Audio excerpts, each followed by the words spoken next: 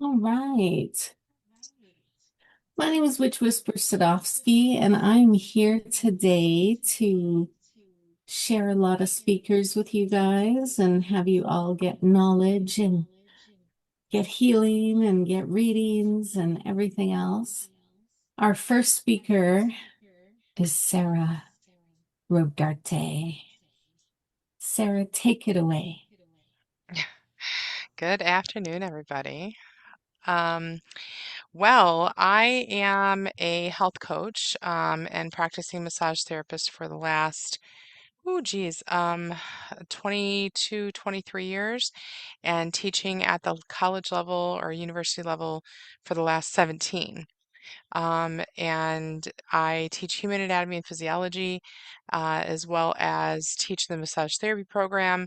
I have a lot of knowledge when it comes to the body. So, what I'm bringing you guys today is information about, just about health coaching, about basically the idea of having like the a healthy lifestyle and why it's so important, especially energetically, if you are a person who is really trying to level up in your spiritual journey because what we put in our body absolutely affects, our energetic level.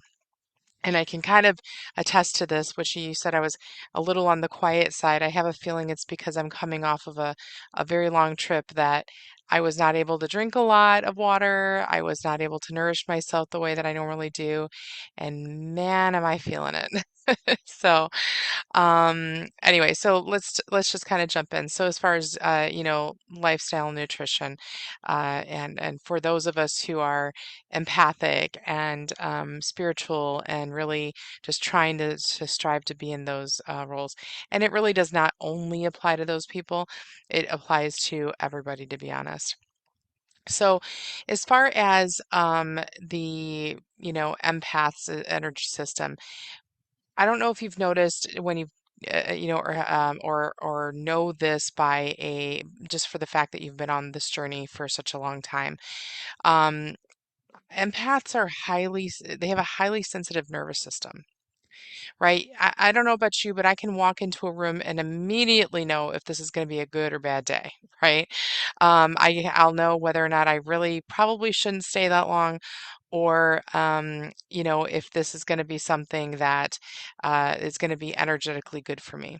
So when it comes down to it, we can also be either, overstimulated around being around a certain number of people or a certain kind of people. Stimulation as far as overstimulation as far as touch goes, or maybe even understimulated, right? If touch is your love language, and you're not getting that touch, you are going to be basically deprived of that. And so rest and nourishment and restoring is absolutely crucial to these people. I can attest to that personally. Um, so energetic overload basically will definitely lead to fatigue, anxiety, and burnout. And it can do that very fast. So if we keep pushing ourselves and we're not attending to our needs, not only through sleep, and good quality sleep at that, but also looking at things like meditation or working, as far as like I was going to say working out, but I'm thinking like is just as something as simple as walking on the daily. This is something that you will absolutely need in order to keep your energy level. And I'm not just talking about enough energy to get through the day. I'm talking about the energetics of being a spiritual being, right? A light worker. Your body is definitely a vessel of intuition. You need to make sure that it's kept clear and supported. And I want to take a step further to say that clear of all impurities. This will include alcohol and any kind of substance. I'm also talking about things like whether or not you're cleaning with bleach in the area. Those things can affect you by all means. So this is something that we should definitely think about. If you guys happen to end up hearing a puppy start to bark, I apologize. I can't control that. I don't know if anybody has those little furry beings next to them or not, and know exactly what I'm talking about. Okay, so looking at nutrition first, sensitive, energetic, energy sensitive beings. Grounding foods are going to be important. So things like root vegetables, healthy fats. What do I mean by healthy fats? Because healthy fats, like, oh, well, isn't vegetable oil a good thing to put into our body? The answer is no. Canola oil, vegetable oil, those types of things are all really they're rancid and they're really bad for our body. They actually cause inflammation in the body. And so, but myself have always thought like, well, isn't vegetable oil just made from vegetables? Like, isn't that an oxymoron? And the answer is no. Again, that stuff is highly processed, and being able to, or using that will definitely cause inflammation in the body. So then you have things like, avocado oil, which you can definitely use on the regular. You also have coconut oil, even ghee or I want to call it lard, but it's not lard. Well, in small portions, definitely an okay idea, but I'm thinking about tallow, beef tallow. So these are all really good things that you can use. But remember, eh, moderation is key. You don't want to overdo it. You don't want to do a lot of oil. Like just switching out, your oil to fry all your food in is not going to put you in the best situation, right? So you need to make sure that you're looking at things like that. And one thing that you can do also is you can use olive oil, but not extra virgin olive oil in cooking. Extra virgin olive oil is supposed to be eaten cold. It's not meant to be cooked with, which is really, by the way, hard to find. Where you don't have extra virgin olive oil mixed into the regular olive oil. So the extra virgin olive oil, you're supposed to be taking the bread, dipping it, we put a little Parmesan cheese, a little pepper, whatever other spices you want to throw in there, and you're supposed to dip it and eat it like that, or in a oil and vinegar salad dressing, that type of a thing. Um, Other ways you can get, some healthy fats are going to be like pumpkin or hemp seeds. You can do things like, I'm trying to think of the other one. I mean, just eating, meat, right? But even the quality of the meat that you put into your body is huge. So grass-fed, grass-finished beef. Does anybody know the difference between regular conventional beef and grass-fed, grass-finished beef? Does anybody know the difference and how those things kind of are processed, perhaps? What do you think? I know I'm the speaker that's going to ask somebody to participate.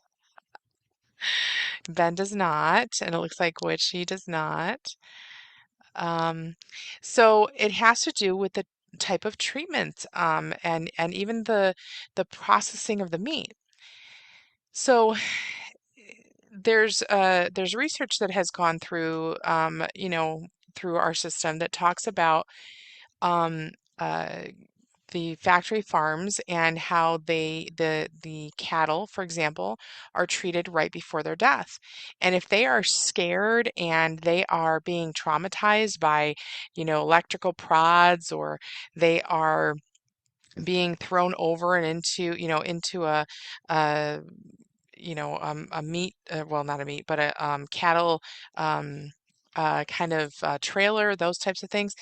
It dumps a lot of adrenaline into their body, and there's all kinds of hormones, stress hormones that will be released, just like our bodies, right? So when the beef is processed, grass fed, meaning that they eat on the pasture, that's what they were meant to do, that's what they should be eating.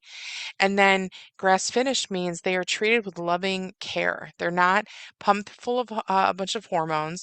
When it comes down to their, being grass fed, a lot of times cattle are given corn, for example, which is highly inflammatory, to fatten them up so that they can weigh more at the processing center, right? And so when you have a grass-fed animal, or at least the beef, this animal is eating exactly what they were meant to eat, okay? And I don't know if everybody remembers the whole, thing about mad cow disease. Mad cow disease. There was a lot of infection in the gut.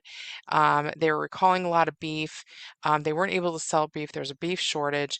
These cows were being fed a bunch of grains, and then they started, pumping them full of antibiotics, which wasn't working. Then somebody said, "Oh, let's just open up their stomach to let the literally a hole in this cow's stomach to let the issue the virus out." When all they needed to do, let's think about this for a second. All they needed to do was feed them grass, and the cows would have gotten rid of it in a second. Isn't that crazy? Like, there's so much about our food system that is not okay. So you have to do your best to make sure that you're getting the best quality, even if it's only 10% of it's organic, right? Because in the United States, that's what they require is 10% of the product needs to be organic in order to be put a label on it as organic. Even if it's 10%, there's 10% less chemical in that product that I don't have to eat. Okay. So I think the idea there is know your farmer, know what you're getting, things like that. And I am not putting this out there to scare anybody because it's like, oh crap. And I'm not telling anybody to go in the refrigerator and start chucking stuff in the trash. Nope, that's not what I'm saying. What I am saying is that you make better choices as you keep moving forward, right? Stop buying the conventional as you keep moving forward. And trust me, is that bill a little higher? Yes, it absolutely is. But let me just tell you this. One thing that I noticed is that as I started buying better quality, I got full quicker, which means you don't go through as much of the food, right? And now it's kind of evening itself out. It's kind of mind blowing, right? So just thinking about that, just to kind of begin with, let me just kind of think about where else I was going. So, the grass-fed, grass-finished beef, pasture eggs, not cage-free, not regular eggs. The best thing to do is get a hold of a farmer. You can see where the chickens are, where they're laying their eggs. You can see them, just clucking around the yard. Best thing for them. They need to eat bugs. They need to eat the bugs, right? That is what's really good for their system. The pasture-raised chickens. I have a friend who was telling me that she had one of her friends said, "Hey, I'm starting to raise chickens. Let me bring, one of my slaughtered chickens because that's what they were meant, they were meant for eating." And they had brought their pasture-raised chicken to share. She said to me, "I could not believe the difference in the flavor." And it was a little itty bitty thing. And she says, nutrient dense. And that's, I think, what's going on here is that when it comes to the higher price for organic, the pasture raised chicken, which trust me, I can't even afford to get the pasture raised chicken, but I would love to, of course. But one day I will get it. Um, then they're so nutrient dense, and that's what's really important as far as eating, why it's so important to eat those types of things. Wild caught salmon, right, versus farmed salmon. Farmed salmon is given all kinds of chemicals and all kinds of different things that really they are not meant to eat. The wild caught Alaskan salmon is the best because they're typically found in really cold waters and their muscles have to be, pumping really strong in order to get them to stay kind of warm enough for that water and to be pumping through, or at least flying through those waters and running from sharks, like what they naturally do in their natural habitat. It's the best thing for them to be. And really, they should be running from bears, right? Because bears are the ones that eat the salmon. So just thinking about that kind of a thing. And by the way, the quality of the eggs from a person's farm fresh pasture raised eggs is next to none when you taste the ones that are from the grocery store. Like when you start switching over, you can taste the nutrients. You feel nourished, and it is something that you do not understand until you really go there, right? It definitely affects our mood. right? And our intuition. So B vitamins, magnesium, and omega 3s really help to support our intuition and our mood. And so just something, just to kind of go there, and you can get with those B vitamins, magnesium, and omega 3s, you can get them from eggs, dark leafy greens, so like spinach. If you don't like spinach, go to kale. If you don't like kale, and I'm not talking about iceberg lettuce, I'm talking about something that has a lot of nutrients in it, right? Some people like the mustard greens and all of those things. Whatever your jam is, you go do it. Um, you can also get the B vitamins, magnesium, and omega 3s from whole grains, salmon. Uh, by the way, the quinoa is way better of a grain than rice, where you're going to have a lot of minerals and nutrients that are located in there, a bunch of protein. And I'll cover protein in here in just a second because protein is extremely important in our body. All right. So then the things you want to avoid, and please, I'm not trying, don't kill the messenger. But at the same time, the reason, I'll go over the reason in just a moment, but the things you want to avoid, processed sugar, right? Caffeine. And part of me is like, you are gonna have to fight me for my coffee in that respect. Alcohol and food that comes out of a box. You know, those things are all going to be things that we really want to stay away from. They cause inflammation in the body, which will cause dysfunction in the body, which the stomach will not be able to absorb the nutrients. The cells will not be able to absorb the nutrients because, everything's kind of muddled up in a bunch of fog. It doesn't know where to go or how to get there, right? And it's drudgy. It feels gross. Where when you go for anti-inflammatory foods, now you've got the energy flowing. Now you've got things that you feel nourished, and you have a situation where now your body's like, okay, you want me to do something energetic? Let's do it, right? And so those are the types of things that we should be thinking about when we're looking at nutrition. So water. We are, what is it, 70 to 80% water. Our bodies are made up of 70 to 80% water. So it's really important to do that, to drink plenty of clean water. And what I mean by clean water is, a lot of our water is treated with chlorine or which there's some reasons for that, and I understand that, but there's a lot of chemicals and hormones from people flushing their, or even drugs from people flushing their prescriptions down the drain, right? And it goes into our groundwater, and now they're finding that there are hormones that are being found in the drinking water. I haven't drank water out of my faucet, and I don't even know how long. I do reverse osmosis water and I add my minerals back in a different way. And there's a new system out there, a newer system that is just too rich for my blood at the moment. And it's just one of those things that eventually I will have where it puts the minerals back in right away and you're drinking the purest water ever. You can do things like use things like lemon balm, tulsi tea, nettle tea, chamomile tea. These are all going to support hydration, help keep you calm, give you some clarity and resilience. And then as far as essential oils, lavender, some people hate it, but lavender oil is really good for helping keep the calm for sure. Any kind of citrus oils, think about like orange and lemon. Those things are actually been found. There was some research where they took orange oil and they went to a classroom full of some rowdy youngins. And I'm talking probably like, probably that junior high age or even maybe a little younger where there's the class is just they're they're spinning plates and they're all on spinning plates and they're just moving around, right? They've took that essential oil to that classroom and diffused it in the air, and everybody came down like 3 notches, where now they were able to focus and now they were able to kind of get their schoolwork done. They weren't running around like they had their head cut off type of a thing. And so there's a lot of research out there about essential oils and why they're so important.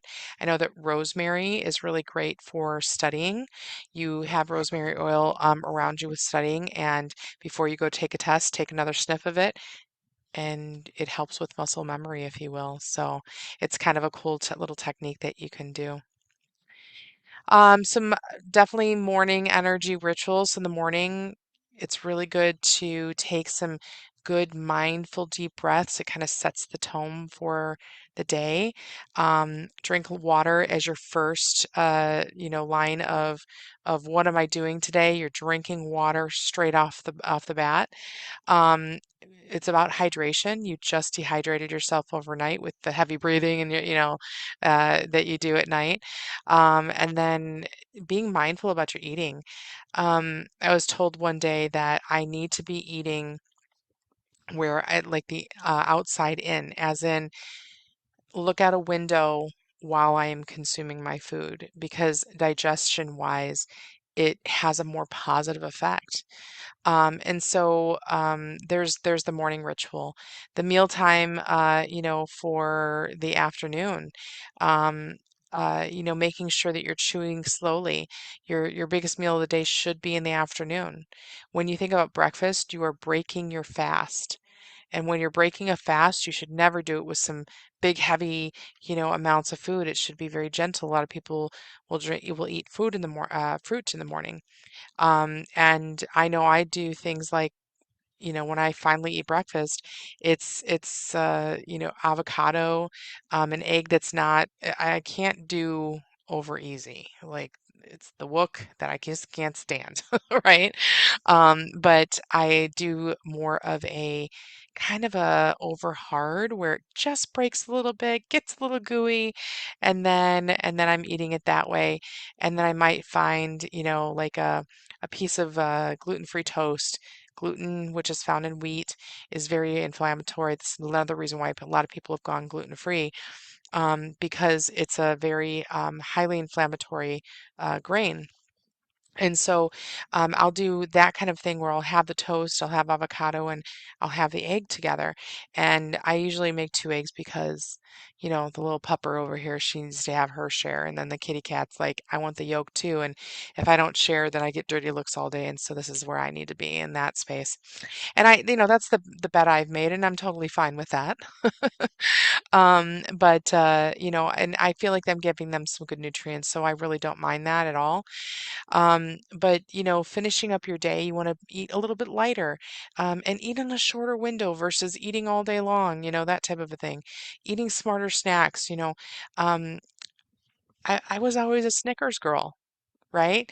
And so I've decided that I'm going to make my own kind of Snickers healthy bar. And I ended up grabbing some pitted dates and smashed them and rolled them out. And then I put some what were the nuts I was? Oh, I used seeds. I used the pumpkin seeds to get my crunch and my little nut side of it, and then I used a date syrup to kind of drizzle over it, threw some coconut in there, mixed it all up in chocolate. And I'm going to tell you right now, like that was the healthiest Snickers bars I've ever eaten, although I forgot the nougat. I think I used, oh, that's what I did. I took tahini, which is sesame seed and olive oil, and I drizzled it on there like a peanut butter, and it tasted like the nougat. So it was like I was getting my brain was like, we're eating a candy bar, and my body was like, but yeah, but we're eating good things. Like you're keeping the things that are naturally sweet versus a bunch of processed sugar. So these are the kinds of things that would be really important to understand and do while you are trying to really nourish your body and be at the point where you're kind of helping yourself um, uh, energetically, right? And so, what I do as a health coach, I'm also a massage therapist. I talked about that at the beginning, but I work with people not only with their bodies physically, but I also help people with health coaching and what qualifies me to do that. Not just teaching, right? Like I've taught about the human body, but what even gives me the ability to teach, at that level?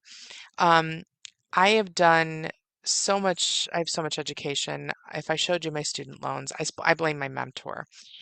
So basically, what it comes down to is that I have a bachelor's degree in health and wellness. I also have a second bachelor's degree in nutrition, and I'm talking more of a holistic nutrition. And then I also have a master's degree in Oriental medicine and acupuncture, which I do not practice, but I have the knowledge and I have the degree, and that's what enables me to teach human anatomy and physiology. And so just from my own personal experience and own personal issues with whether it be myself or family, I've really helped people overcome their illness, as in either manage it to where there are no symptoms or to help them get back to health. And one of the biggest things really is about prevention. um, I'm not trying to take anybody's Taco Bell away from them, but I might talk to you about a better way to do it where you're getting your fix, because I'll tell you right now, I wanted my Snickers fix and I got it, right? I got it in a way that I could do it. Um, and I do all kinds of different things like that with the people that work with me in my, health coaching sessions. So we also can talk about the different types of nutrients, as in, do you need supplementation? So not only fluid, but we talk about the different supplementation that you might need. So I have had to go through and figure out the best brands because personally, I'm dealing with an autoimmune disease that I have under control. It was asked actually over the weekend, you know, you're constantly doing things with food. I don't just go everywhere. I don't, and eat. I can't, I'll try to find something, but if I can't, I'll bring my own food to even like the barbecues that are coming up, right? And they ask me like, when is this all going to be done? And I let them know. I said, when everybody else makes the change, it won't look any different, right? But I will always do this. I will always do a healthier version of whatever it is that I'm trying to eat because I want to enjoy that stuff too. And so I really help people to try to figure out how we get there, right? How do we get to the point where you um, are satisfied and your taste for it is tweaked, if you will, and you are able to get your fix and move forward from there. So it's one of those things that um, for everybody it's different. Some people are like, I can't do without my I don't know, my chips. Well, we're gonna find something. We're gonna find you some kale chips that you may or may not like eventually, type of thing. But I will tell you, growing a garden really helps. I know that the stuff coming out of my garden, I know what's being put on them. I know that it tastes a lot better than the junk that you buy at the store. Um, do I still buy the junk at the store? The answer is yes. But at the same time, I just do what I can with what I have.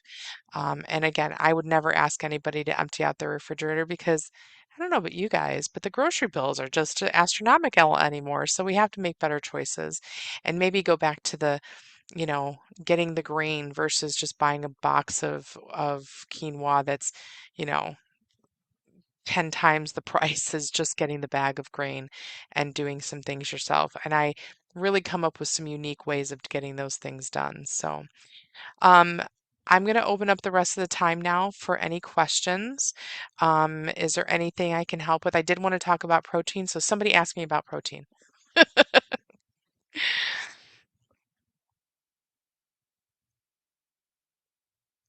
Nobody's asked about protein.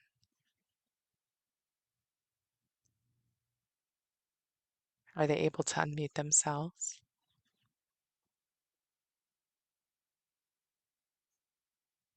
What do most people misunderstand about protein? Okay, well, um, Ben, thank you very much for that question. Now, let me ask you this: is there something in particular that you are thinking about?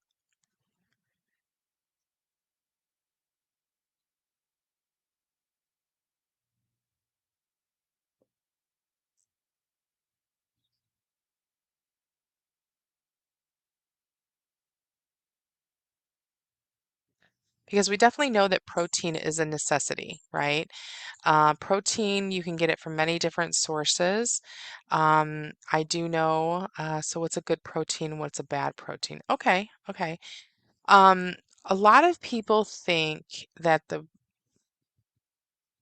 let's see, a bad protein would be, things like those protein powders that are on the shelf. Um, they might think that they're getting some really good protein from those powders, but the problem is that um, they're all kind of uh, it's almost like the nutrients are pounded out of them.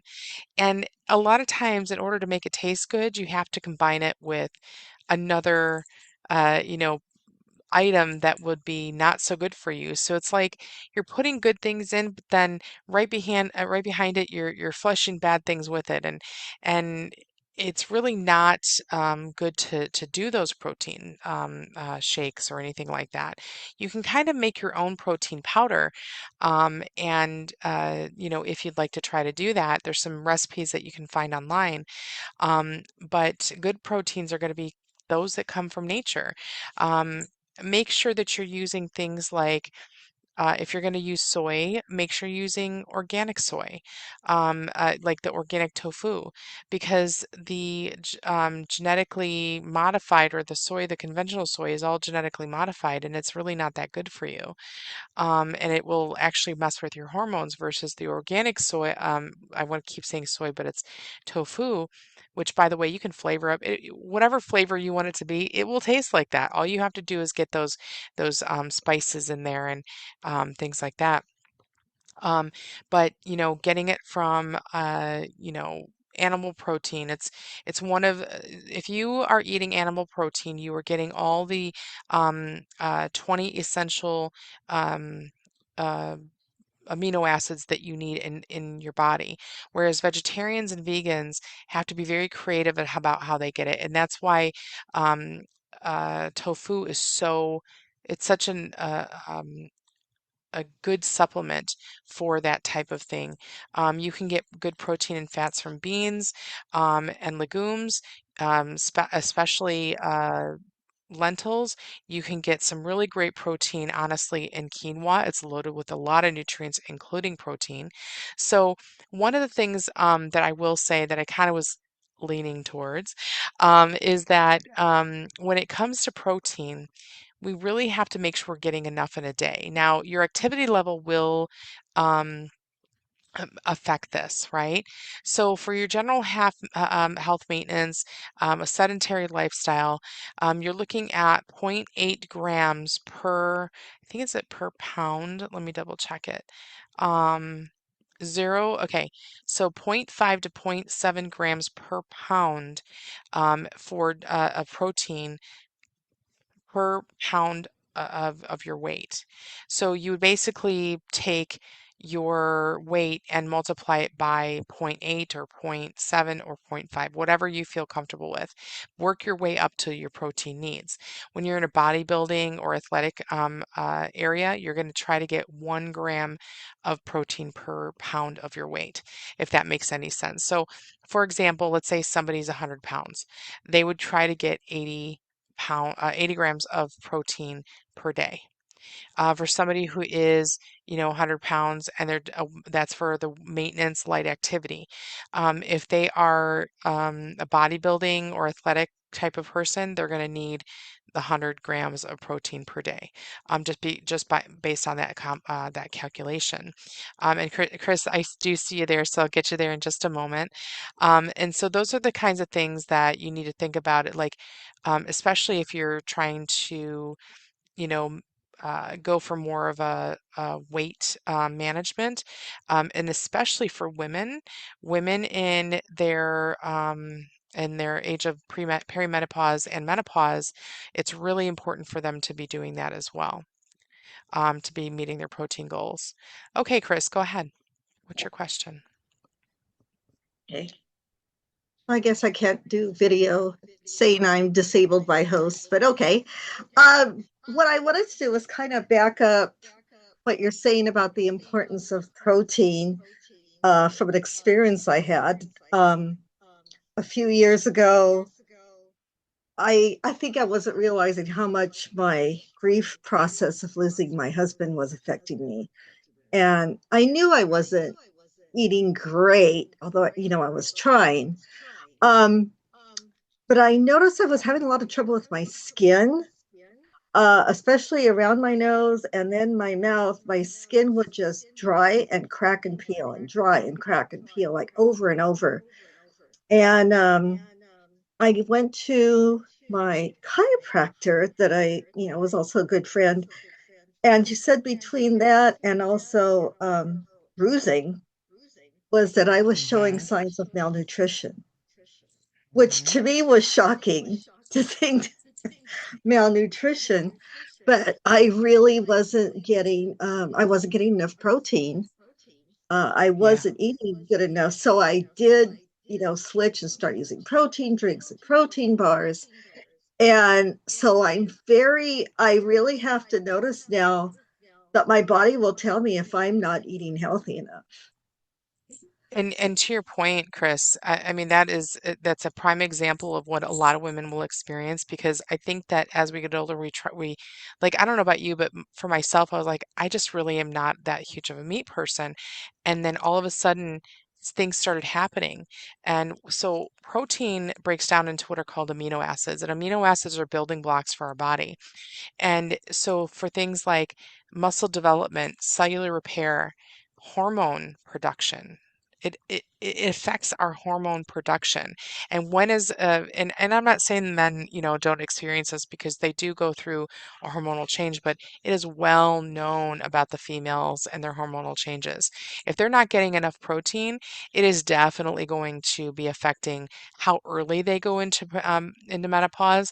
It's going to affect how harsh that menopause on their bodies. Um, they also act as enzymes, that basically will catalyze biomechanical reactions, and they will help to facilitate digestion and energy production. So, proteins are huge. I mean, it's part of the immune system, structural support in our body with the cells and tissues. Again, to your point, the integrity of your hair, your skin, and your nails. And then even assist in oxygen in the blood through basically proteins like hemoglobin. There are so many things that proteins, again, breaking down in enzymes, why they're so important to our body. So it's interesting. Thank you so much for bringing that to the table because in reality, when it comes down to it, the proteins again, to your point on how your skin was cracking and things like that, and your body will send alarm systems, whether you're paying attention or not, right? And so, yeah, I really appreciate you bringing that to the table because it's huge, and especially with and I'm sorry about your husband, but with grief, you forget to eat. You don't have an appetite. There's all kinds of things that happen in those spaces. So, it's really you know it's interesting. It's such a good thing that you went and got help and that somebody was able to help you because that's not always the case.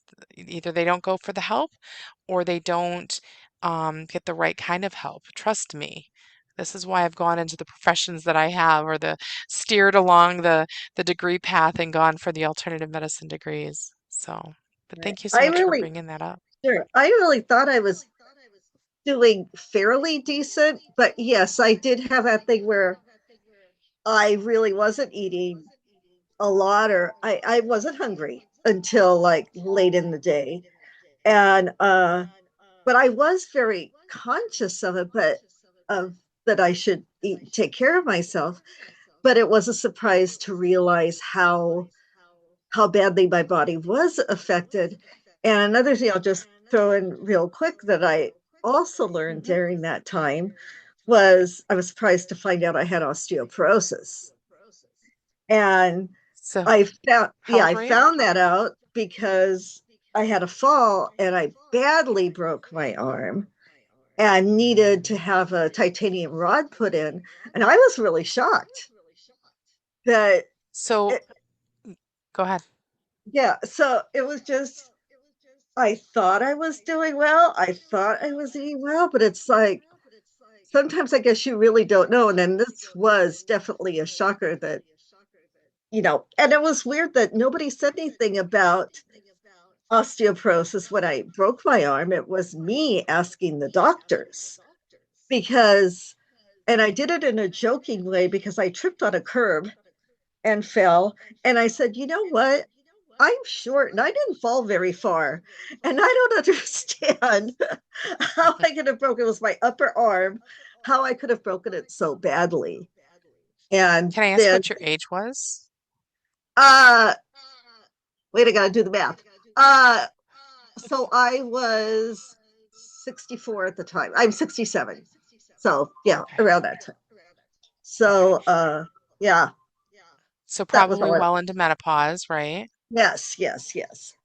Okay, so the reason I ask that is because women, especially in peri, but also they're menopausal and or postmenopausal, osteoporosis is a very, very serious complication of it because our estrogen levels are responsible for a lot of it doesn't sound like it, like we're not taught this, but they're responsible for a lot of our bone health.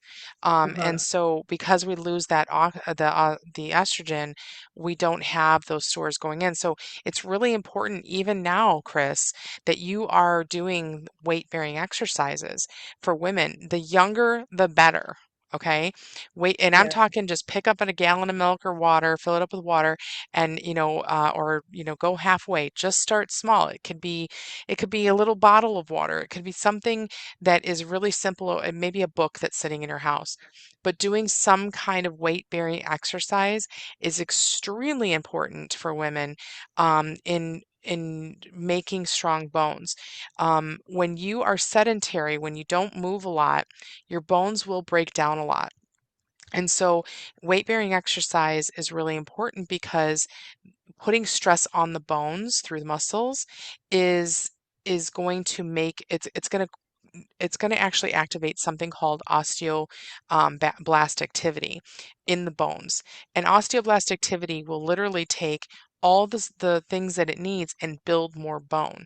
So it's the stressors that you put on your bone that will help build more bone. And this is for anybody. I think that men are starting to experience this a little bit more, especially in the older age. And I'm talking like 70s, 80s, where I used to work on a lady. She grew up on a farm and continued to farm throughout her adult life. And I swear to you, she probably could have put me on the floor if she wanted to because her bones were so strong and it really wasn't about the muscles. It was about how strong her bones were. And she could take pressure like a very young person. Right. And so she was the healthiest, 70-year-old that I had ever met in my life. And it was because she kept doing not only the farm work, but when she finished the farm work, she kept lifting weights. So it's really important, especially in menopausal or perimenopausal women, to do the weight bearing exercise and always start small. Always start small and just keep building up. That's all you got to do. Okay. Thanks for bringing Okay. that up, Chris. I really appreciate that. Okay. Thank you. You're welcome. All right, do you know which one's next here? Was that Aparajita? Is that how you pronounce your name? Aparajita. Aparanchika. Hi there. Hi there. Nice to meet you. How can I help you? My question is about my daughter. She will turn 18, and he had been trying to bring her weight up, but she's all just underweight. She's taking food and giving protein and all that, trying our best, and she'll be going off to college soon, and I'm really worried about this. So tell me about her diet. Tell me about what kinds of foods does she eat? Anything you can tell me. Yeah, so we are from India, so we eat all, like, we do take chicken, and I give her eggs every day. Then she takes a lot of rice. I wouldn't call it a lot because I still feel her portions are not enough, but she doesn't feel hungry that much, but she still tries to bring her weight up. And she's pretty slender. She still looks like a 12-year-old kid, although she's tall, but she's still, her body looks pretty thin and slender. And she Right. also takes the legumes like our dal, like the pulses sometimes, and eggs and all that. And spinach Okay. also, because she had some iron deficiency, but now with iron supplements and the spinach, it's like better now. Okay. Um, I'm thinking about something. There's something in my brain that I'm trying to figure out which filing cabinet it is in my brain about stimulating the appetite. It sounds like it's an appetite thing. Um, my the one thing that when you started off telling me about the food that intake, um, it sounds all very like in my mind very nutritious. The one thing I would do to get more nutrition um, is either do a 50-50 rice to quinoa or do quinoa because you're getting more protein and more nutrients in. And it sounds like there's no diagnoses, correct? Is there anything that No, she's, because we did rule out like we did see a hematology, and she hasn't been diagnosed with anything as such. There was some iron deficiency, and so she's taking the iron tablets. She used to feel little nausea and all that. That has got better with the iron supplements, and yeah, but but it only will make her feel fuller, like they talk about it causing constipation and it might make her feel fuller where her appetite will be affected. So you might try chelated iron instead, where it what's that? won't affect the bowel. It's called chelated iron, Chelated, chelated iron. It's like a readily available form for the body, and it might because it will. Yeah, thank you, Ben. Um, uh, the regular iron can actually I don't know if the word is slow down the digestion, but it makes sense to me to say that because it will make a person more constipated, which will then make them not want to eat because they can't move, whatever is going on Yeah. in the body.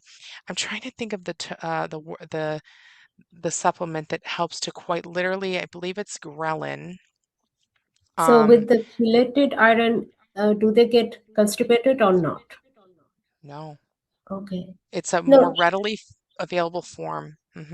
yeah, because that's what I looked for, the iron supplement that I had been giving her. I didn't know about the chelated, but I did find something that is not constipated, and um, touch wood, she's not having constipation, but the only concern right now is the she's not feeling like she doesn't have that much appetite. That's the only concern right now. Yeah, yeah, yeah. Does she feel like she's got a lot of energy or no? Means she used to feel tired a lot earlier, but nowadays that has been taken care of a lot. But uh, I also believe it's kind of runs in my side of my family, because I also kind of had the same situation, like iron deficiency and feeling fatigued and tired. So I don't know Sure. if that is affecting or what, but with that iron tablets, definitely it got better. But the problem that still remains is the underweight. Like it's improving very slowly, but with her turning 18 soon, and with all the coursework and college Of load, course. so that's something. Yeah. And I Oh, was that Rhonda, thank you for throwing that in there. I was actually trying to figure out which supplements are actually good for the ghrelin because to the point that's where I was going with this is that the ghrelin in the stomach is a hormone or basically a hormone that stimulates the appetite. And one thing I want to say is that before we get there, the um the the hypothalamus actually regulates all of the hormones in the body, okay? Which will regulate your thyroid, right? Because they send messages to regulate the thyroid. It regulates the hormones that are being produced in the stomach to either suppress the appetite or to increase the appetite. So to the point to Rhonda's point, ghrelin is the hormone in the stomach that is going to make you hungry, right? And so I was thinking, like in the back of my head, there's like something screaming at me, like this is the supplement that stimulates the appetite. But I can't remember what it is. I'm so sorry. So a supplement to stimulate ghrelin. I know that B vitamins are huge, but before you go there, where I was going with this is that the hypothalamus, which stimulates the anterior pituitary gland, which then sends out all the hormones, is what actually regulates the hormone release in the body. So fish oils like EPA, DHA will help to you're probably like, why are we talking about this? Because this doesn't have anything to do with the appetite. It really does because it will regulate the hormones that are being released in the body, right? And so I would recommend there's a brand called Premier Research Labs, and Okay. they are a very small company based out of Texas. And it's a brand that I trust and I use on the regular. They have a really good EPA DHA supplement that, do your research on the dosage. I think that the dosage on the bottle is probably perfectly fine, especially if she's 18, Okay. that would help her to really stimulate that appetite. And I'm thinking like actually zinc is another one. And so some of the B vitamins, B1, B12, and the zinc, you can find them in pork. Well, you're not eating pork though. Do you eat fish? Yes, we are big fish eaters. Okay, fish, legumes, nuts, whole grains. Again, when I think about whole grain, I just immediately go to quinoa because it is loaded with nutrients where rice is not, right? Okay. And I used to be a big rice eater. Okay, like I was like, all right, if I can't have wheat, I'm going to rice. The rice, if she's like, I don't know what to do with this, like that type of thing, you want to make sure she's going switching to the quinoa, right? Mm, Eggs, the chicken, obviously. Pumpkin seeds are huge. Pumpkin seeds are okay. huge, and they're really loaded with a lot of zinc too. So those kinds of things, but those omega-3, the fatty acids are going to be huge for regulating all the hormones in the body, which will then do that. But specifically to regulate pardon me, the ghrelin. Um, Okay. Let me just double check here. Because I have a feeling it's going to pop up if I just type it in here. Let me see here. Let's see here. Um, doo-doo-doo. It's the hunger hormone. Because most of us are trying to suppress it. We want to up that baby for her. Yes. So, um, honestly, I have a feeling that the chelated iron is going to help her the most. Obviously, optimizing balanced meals. Um, if I were you, I would do research on a natural ghrelin, Ghrelin, Okay. uh, is the hormone, um, a natural ghrelin stimulating supplement. Um, I'm not seeing where, does she have a lot of stress? Yeah, kind of for college and all that. She takes a lot of stress with college applications and yeah, and with schoolwork because she is into at least three AP classes and with high performance and all that is there. You and I, if you want, I mean, part of my offer is that you can spend an hour with me and we can really do a lot of research and get more specifics down. That's if you want to sign up for my free offer, that we can do that so we Mhm. can really dive in and because I know I'm running out of time here. Yeah, So, yeah, yeah. I understand. yeah, Thank you so yeah, much. yeah, Thank you you're very welcome. much. So please do me a favor and contact me and get Yes. that and set that up with me, okay? Okay. Thank you so much. Thank you. You're welcome. Thank you so much for the question. I really appreciate it. Mhm. Anything else I can help with? No, Well, that's all good. oh, sorry. Go ahead. I just In put which, your offer into chat for everybody. wonderful. So if they need to get a hold of you, they can just click on your website and contact you through your contact form. Perfect. Perfect. Perfect. Yeah. Yeah. Go ahead and go in there. Still a little under construction, but it's definitely live and getting there. It's going to talk a lot about massage, but there is the coaching stuff in there. And that link, actually, if I'm not mistaken, Witchy, that link just takes you directly to the site. That's what you gave me. And just email me. Oh, no. Well, there's been a lot going on, so it Well, might be. It's you totally fine. gave me the email and then you gave me the spring summit code, and that's all I have. So Yes, it's all good. So if yeah. you just go through there, contact me through my website and let me know that you're from the summit, I'll remember you. And you want to go ahead and book that free hour with me. We can definitely get a session going to have that conversation and figure that out for us, okay? Thank you. You're welcome.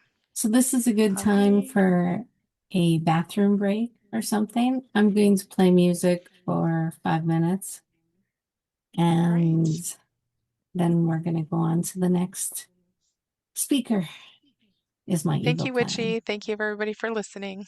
Thank you so much for presenting, Sarah. I really appreciate it. You did You awesome. are you are welcome. Thank you. Okay. Let's see. Oh, here's a good one.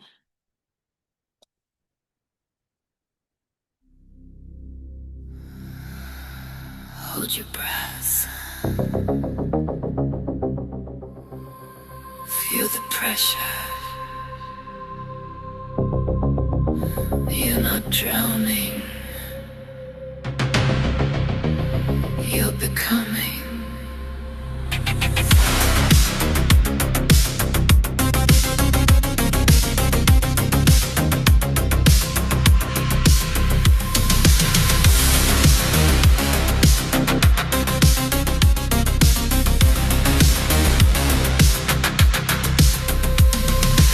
Some days it hits like a tidal wave.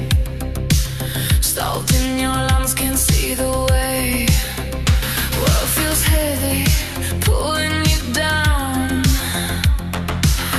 Voices like anchors start to drown. Dark blue silence in your chest. Cold currents pitch you to the test. But even the deep has rising light. Even the storm runs out of fight. On the weight says you can survive. That's when you kick and come alive. Swim, swim, that's how you win, win. Kick through the chaos you're drowning in. Don't give up, you can make it. All that you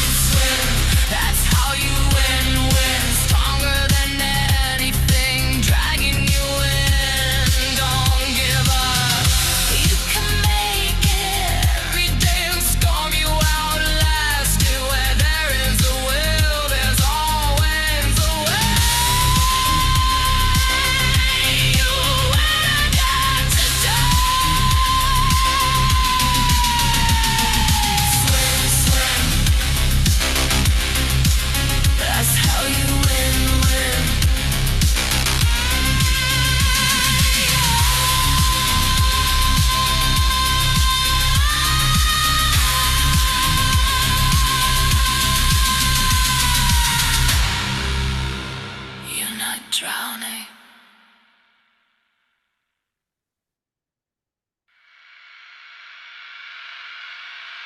You're rising.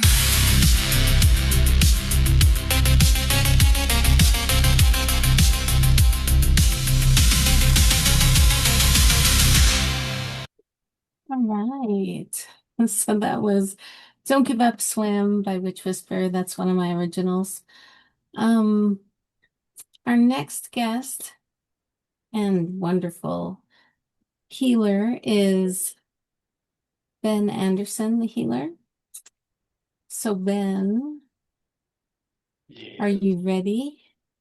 I am. Can you hear me well? I can hear you well. Feel free to take it Good, good. away.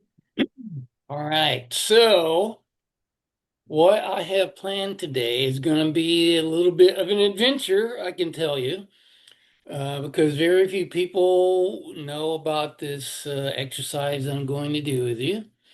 I'm a little been surprised for years that it isn't something that's well known or used very much, but I discovered it during the 2 years that I worked with a shaman from Mexico who was very much into Carlos Castaneda type of work.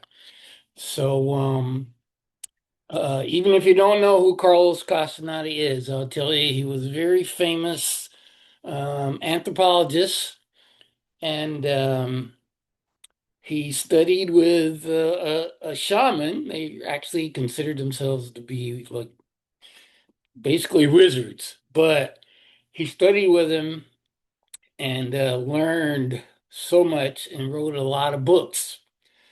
And I always thought when I read these books, because they were really wild, that it was very interesting, these books. I thought they were, I don't know, I didn't think they were real. And then I met people that met the people that were in the books. So I learned that what he was writing about it wasn't all made up. It was actually real. So the person that he learned from is very well known now. Don Juan was his name, but there was a whole community of people that Don Juan instructed and taught among all those shamans. And one of them was a woman who put this exercise in her book. It's called recapitulation. Now, in the world of shamanism, it isn't necessarily a belief. It's a way of being, a way of acting in the world. And most shamans see the world as something to figure out how to empower yourself around. It's about energy and about power.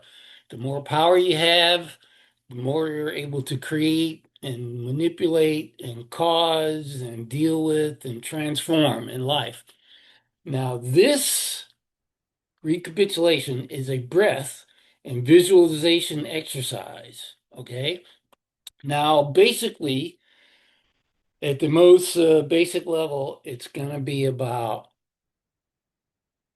choosing some kind of situation or circumstance or event that happened for you, especially something that you have an emotional charge on, especially if it's something that you've been upset about for a long time. It could be years.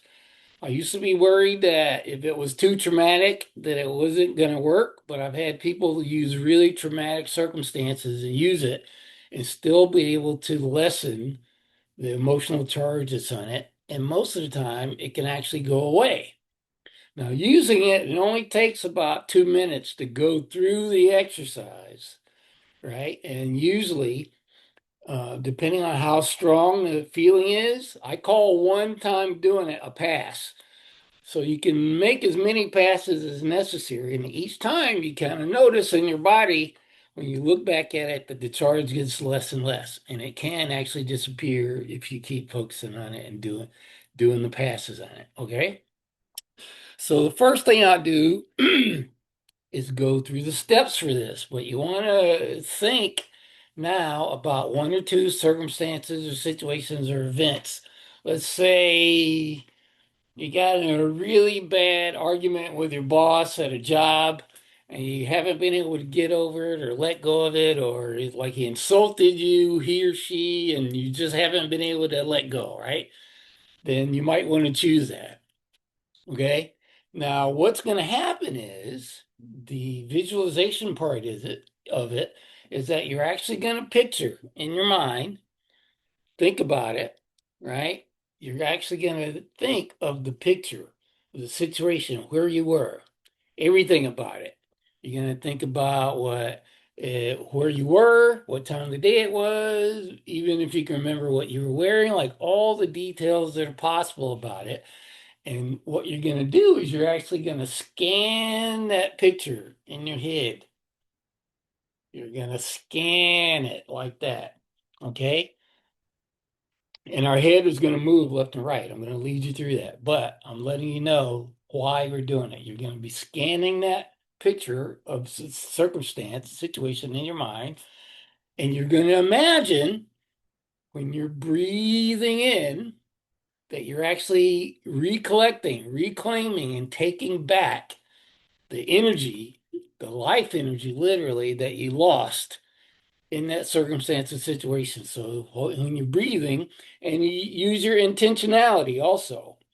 Most healers know that uh, at least 50 to 90% of healing work is based on your intention and your imagination. So that's why this is empowering for you. It's your energy and your intention and your imagination, right? So you're going to be breathing in and breathing back, taking your energy back. And then you're going to be breathing out and giving back to the void, giving back to the universe, giving back to all that is, whatever it is, everything that you feel, the negativity, the upset, the argument, whatever it is that's negative, you're actually going to give it back to the universe. In the shaman world, especially in the Carlos Castaneda world, they use an example of thinking of the universe as a being. You know, somebody might think of it religiously, but spiritually, you can look at it any way you want, just like there are different names for the universe or God or this or that. But the concept is that what the universe wants is your experience. And we hold on to our upset because that's just what we've been taught. That's what we've been used to without knowing that the universe wants the experience. So in this exercise, that's what you're giving it. You're giving it back your experience, your upset, that emotional charge. And it will take it and it will leave you back in your power and centered and grounded by doing that. Okay? Um, let's see now. All right, so the first piece of this is you're going to want to use diaphragmatic breathing, right? Because there's going to be breath involved. It's not really complicated, but there are different parts to it. And the first one is this breathing. And so, right now, if you can, I won't be able to see you unless you want to. If you want to be seen, let me know later. But right now, just uh, take a few breaths, making sure that you're using your stomach and letting your stomach expand when you breathe in instead of just trying to breathe from your chest, because you'll be able to take more oxygen in by breathing in and using the diaphragmatic breathing first to letting the stomach fill up first and then your chest, right? Because the more air you can get in, the longer you can take when you're doing these passes. So you're starting that way, just taking the breath in. Can you guys see me? Do I need to do something so that We can I'm see you. okay? All right. Yeah. So, breathing is first. All right.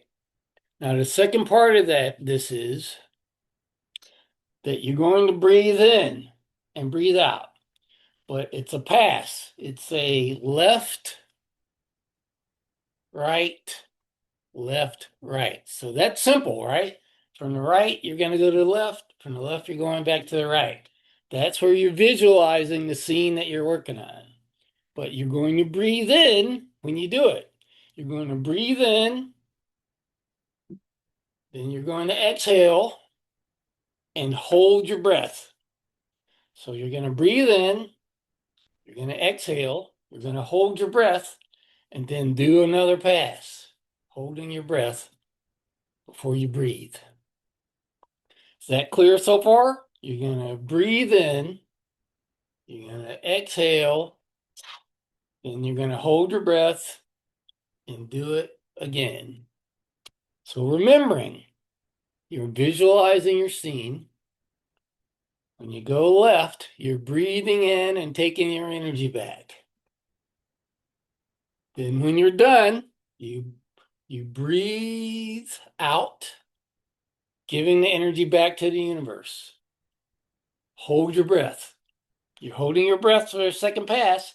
And once again, you're imagining taking your energy back and imagining giving all that negative, horrible crap back to the universe. So, is that clear? Is there anybody that doesn't get that part so far? So you're breathing in, taking your energy back, breathing out, giving it back to the universe. You're holding your breath. You do it again. Imagine taking your energy back and then push the negative energy out. All right. Got it. All right. So that's it. That's easy so far. Great.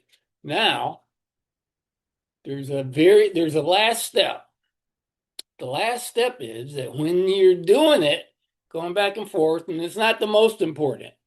You don't have to focus on this part as much as making sure you're doing the passes and breathing correctly and breathing into your diaphragm and give you as much air so you can take as long as you can when you're doing the passes and visualizing, okay? The very last part is imagine, and I will remind you this while you're doing it because I'm going to talk you through it when you're doing it. And everyone's breath isn't going to be the same. So you can just make sure you do it at your own pace. I don't want you to pass out holding your breath or something like that, right? So when you're doing it, what you want to do is imagine, just pretend that there are these luminous fibers like tentacles, white luminous fibers right in the center of your body. When the shaman could see people and watch them doing this exercise, they could actually see in their field these luminous tentacles where the energy was coming in and going out. So when you're doing it and you're taking energy back and sending it out, imagining it coming into the center part of your body and activating these luminous tentacles right in the middle. Are you still with me? Okay. So once again, what you're going to do, and it will be best if you close your eyes to visualize it. And like I said, I'll talk you through it when we do it. So remember, you're going to visualize your scene and sweep it, almost like you're going from left to right, seeing the entire scene as you're breathing in and taking your energy back. Then you're going to breathe out and let go of, and I mean, literally, if you feel it, whatever the upset was, whatever the emotion is, imagine really pushing it out, letting it go and giving it back, right? Then hold your breath for the second pass, where you do the same thing, taking your energy back, but you're holding your breath, and then you're giving it the negative energy out, holding your breath, and then just come back to center and catch your breath and get centered and check back. All right. So, my question is, if you're willing to respond, does everyone have something that they are present to that they think they can work on? Okay, everybody I can see says yes. Everyone I can't see, I hope you can. Feel free to put a message in here if I get a chance to look down to see. Great. All right. So we'll do a practice round here. And just to do the movement first, okay, before we get too serious about it and I just lead you through it. So we're going to do this part just so we can get the physical movement down. And it'll get easier as you go through it, and it goes pretty quick. So you'll have an opportunity to go through a bunch of passes by the time we're done, and I give you other information and stuff like that. All right. So now the way I'll do it is I'll say, turn your head to the right, exhale, so that you can breathe on your first move, so that we're all doing it together. Okay. And I'll talk you through it. So turn your head to the right, exhale. Now breathe in to the left as you're visualizing it, taking your energy back. You're taking your energy back. And when you're out of breath, turn back to the right as you breathe out and give all that negative stuff back to the universe. Give it back to them. Then hold your breath and pass to the left again as you're turning. Imagine bringing all your energy back through those luminous fibers in the center of your body. And then you're going to go back to the right, releasing, letting go, and pushing out all the negative stuff. And then when you're done, just come back to the center and get your breath and sit there. So that was a little fast. So it looked like people were going kind of fast, so that's the way I went. But you want to take your time, because by the time I get to the end, I'll give you a chance if you're a little behind to catch up, because everyone's going to be going at their own pace. But I will talk you through it just like that. So now we'll do it for real. That was a nice little practice.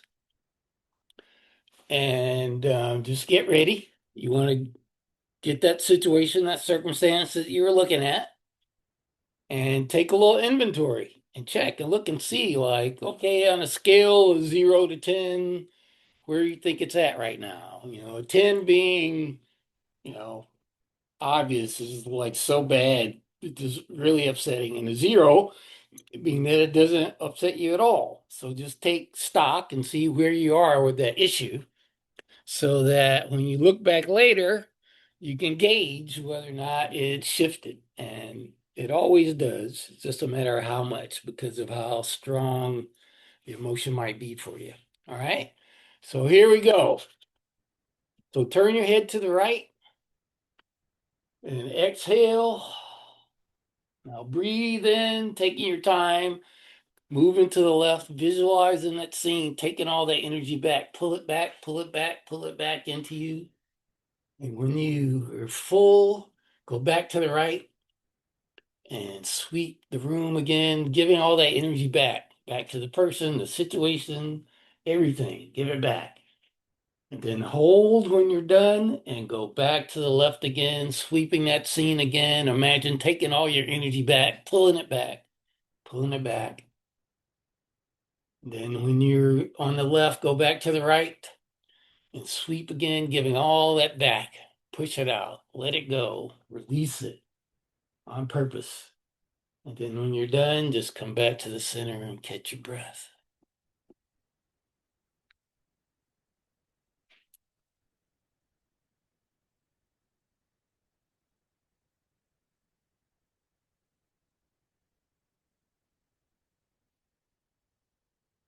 I'll give you a moment just to look and see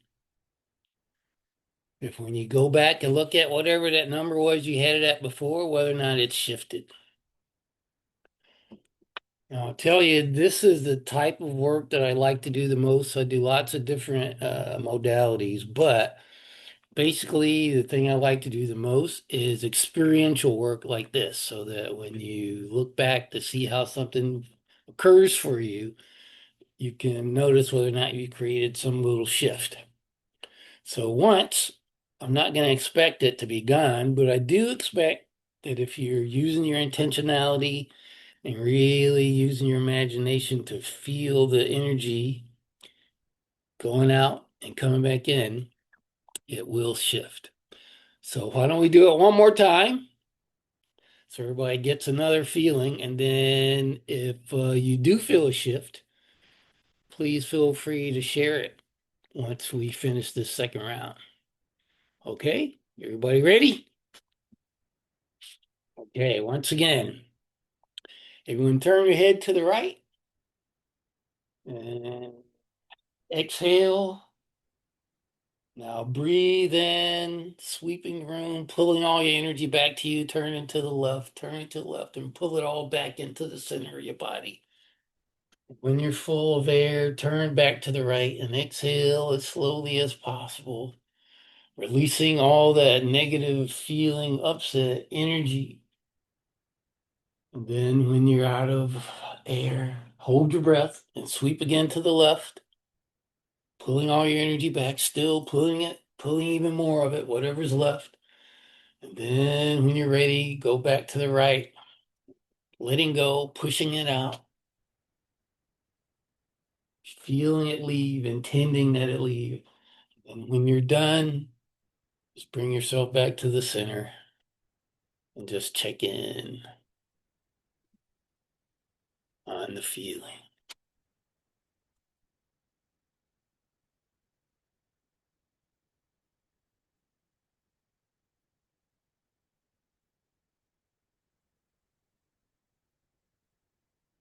So, you can tell Witchy can feel it. Is there anybody else that could tell that there's a little bit of a shift in the emotional charge? Yeah, yeah. Okay. Excellent, excellent.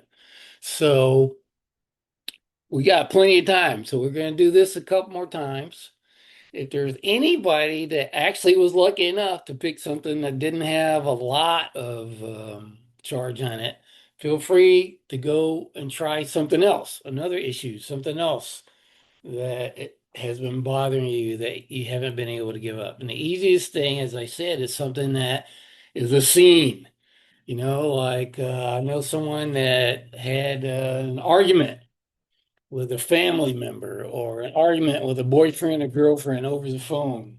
And so they think about being in the middle of that phone conversation and what it felt like when they were having that conversation and upset. And that's what they picture. They picture themselves in that room having that conversation and what it felt like.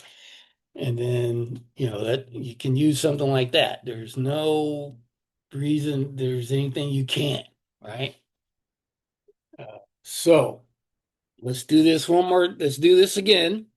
I don't say this is going to be the last time we do it because there's no limit.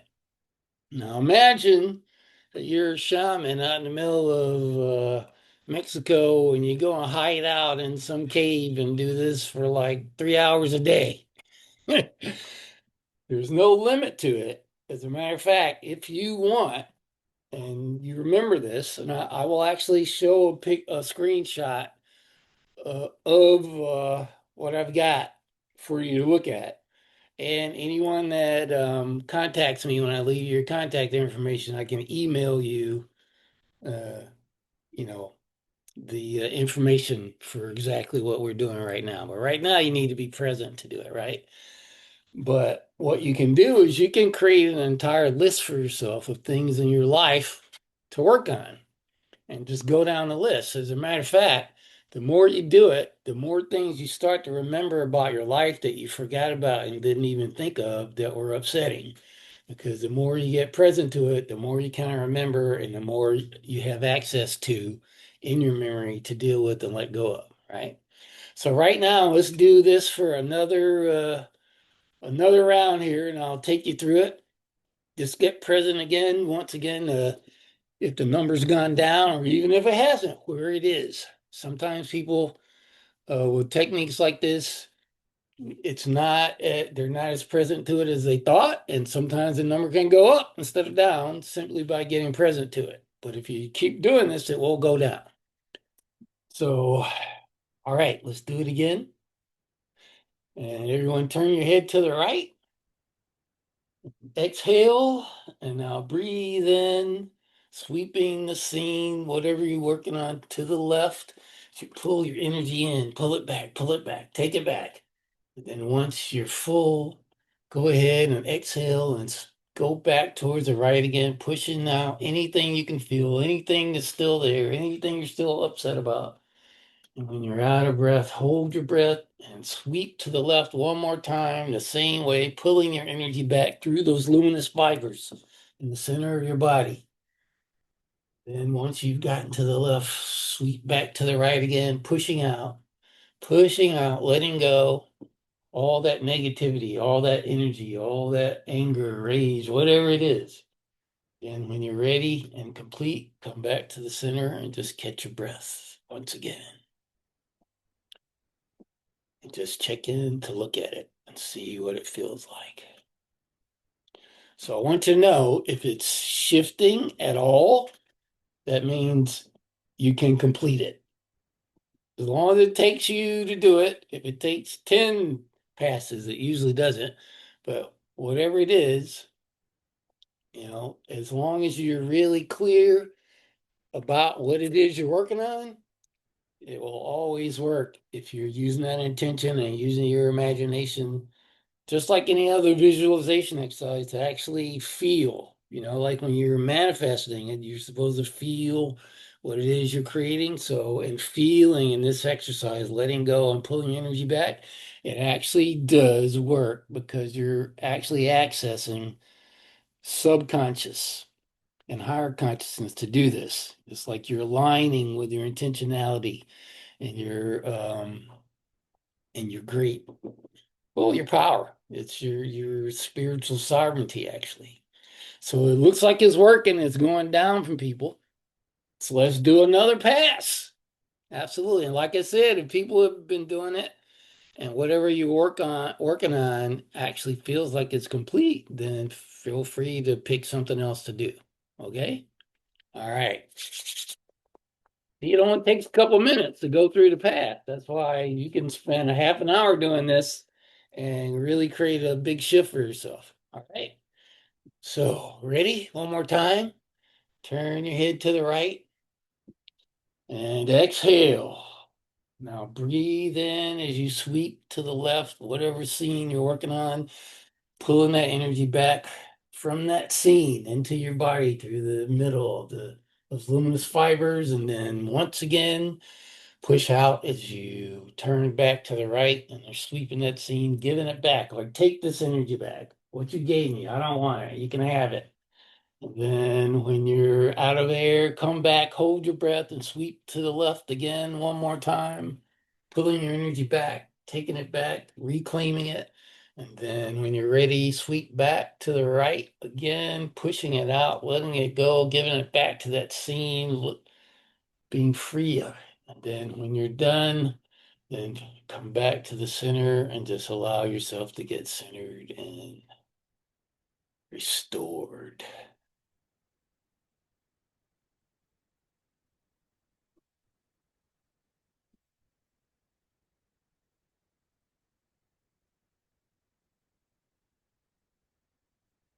So I know if you're doing it, then when you look, it is going to shift. So I kind of expect that. If it doesn't, I'm sorry. I'm sorry. It's never not worked. There's only been one person in 30 years that I saw that it didn't work for, and that was a couple weeks ago because she wasn't actually following the instructions. She was picturing it, but she wasn't using her intentionality, her imagination as if she was actually letting go of it. Because that's the connection to self-healing and working with other people and types of healing work is to have that intention attached.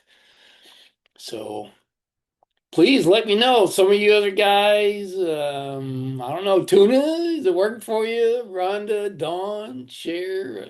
I'd like to know if it's working for you, or if you have any questions, you can certainly ask a question. You can ask it live, or you can put it in the chat if you want. And I think right now what I will do is I'm going to share, I think. I'll share so you can take a screenshot now. We'll do more, Witchy, because you're down at 3. That means you're close. We got plenty of time. We're only halfway through, so we got plenty of time for whatever people are working on to complete, so they can have the experience of using that to actually complete something, right? What am I going to share? I'm going to share that. Let's see. Share.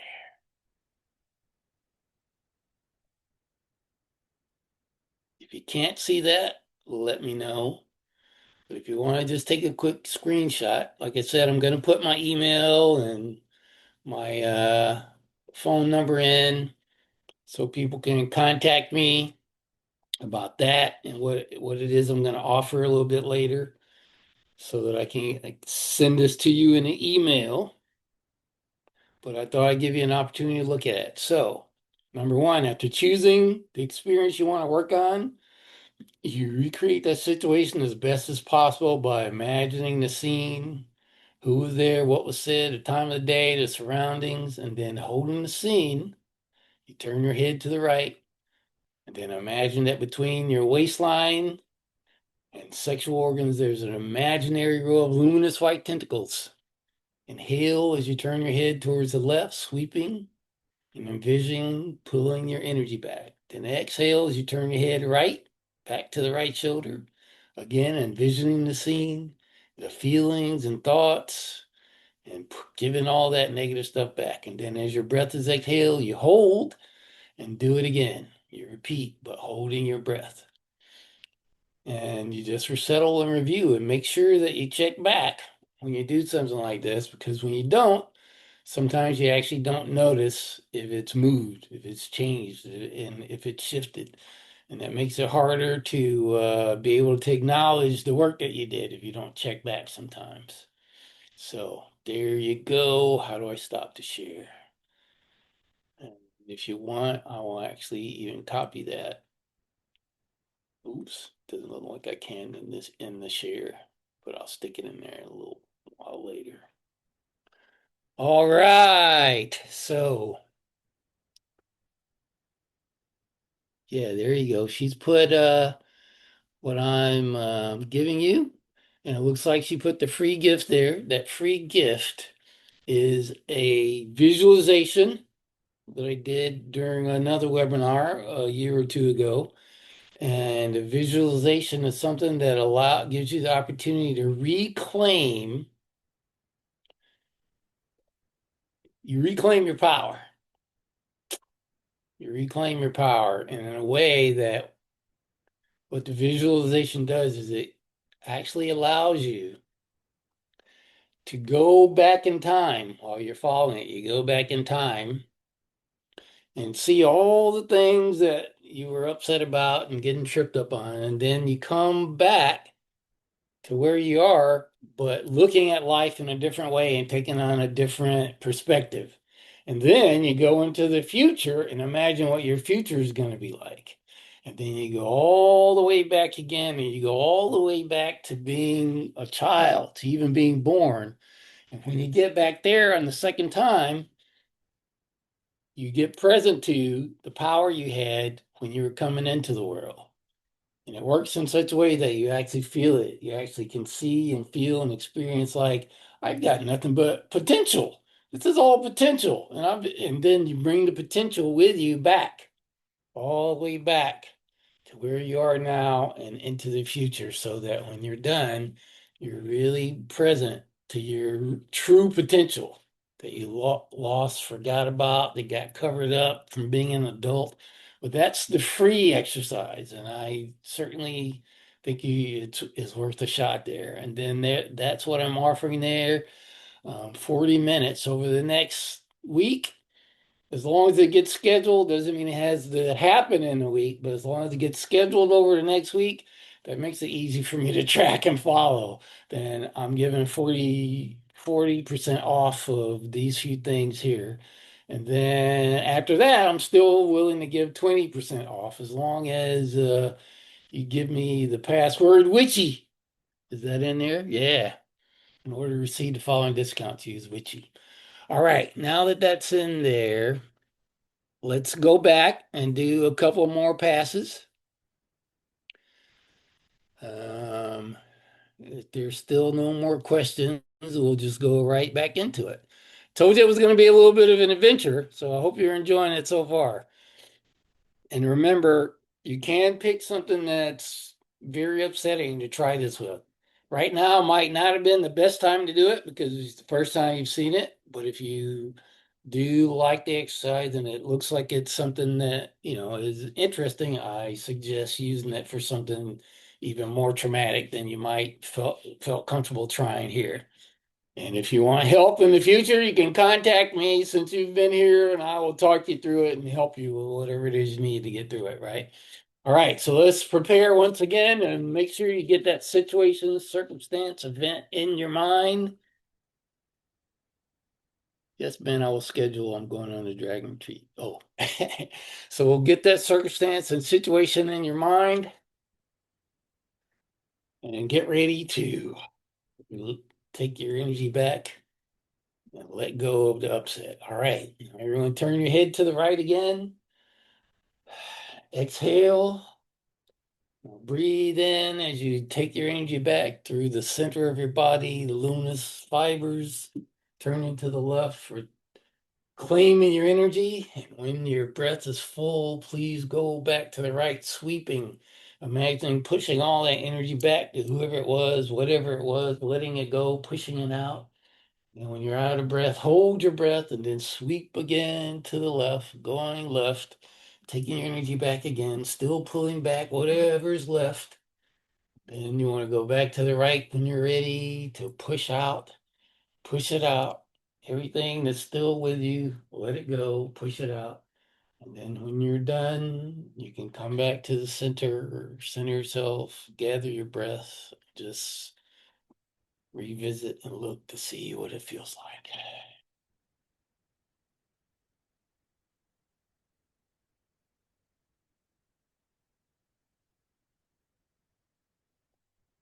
We still got plenty of time. Is there anybody that wants to share anything? I know people may not have a question, but there anyone that wants to share anything?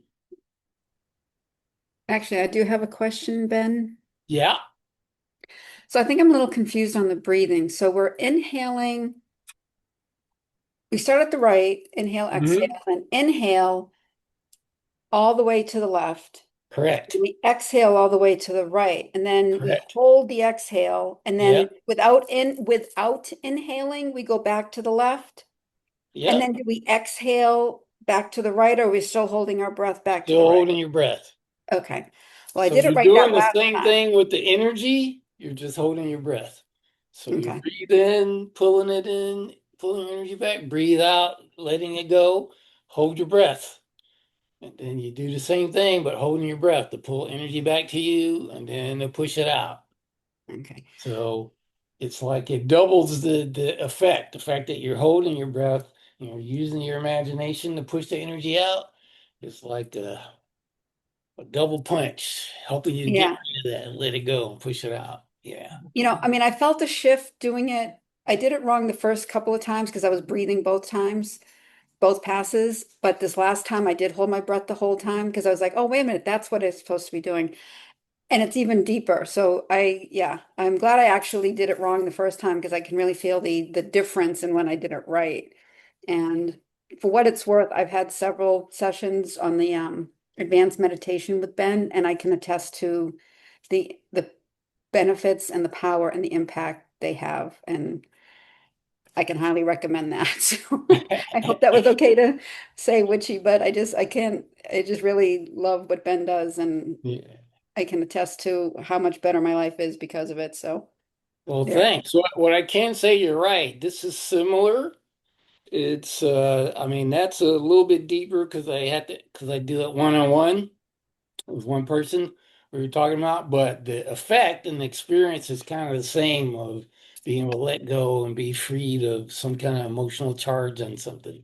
So that's why I teach this one, is because it's the same in the same kind of realm as that, and it can work that same way. So thanks. Anybody else have something to share?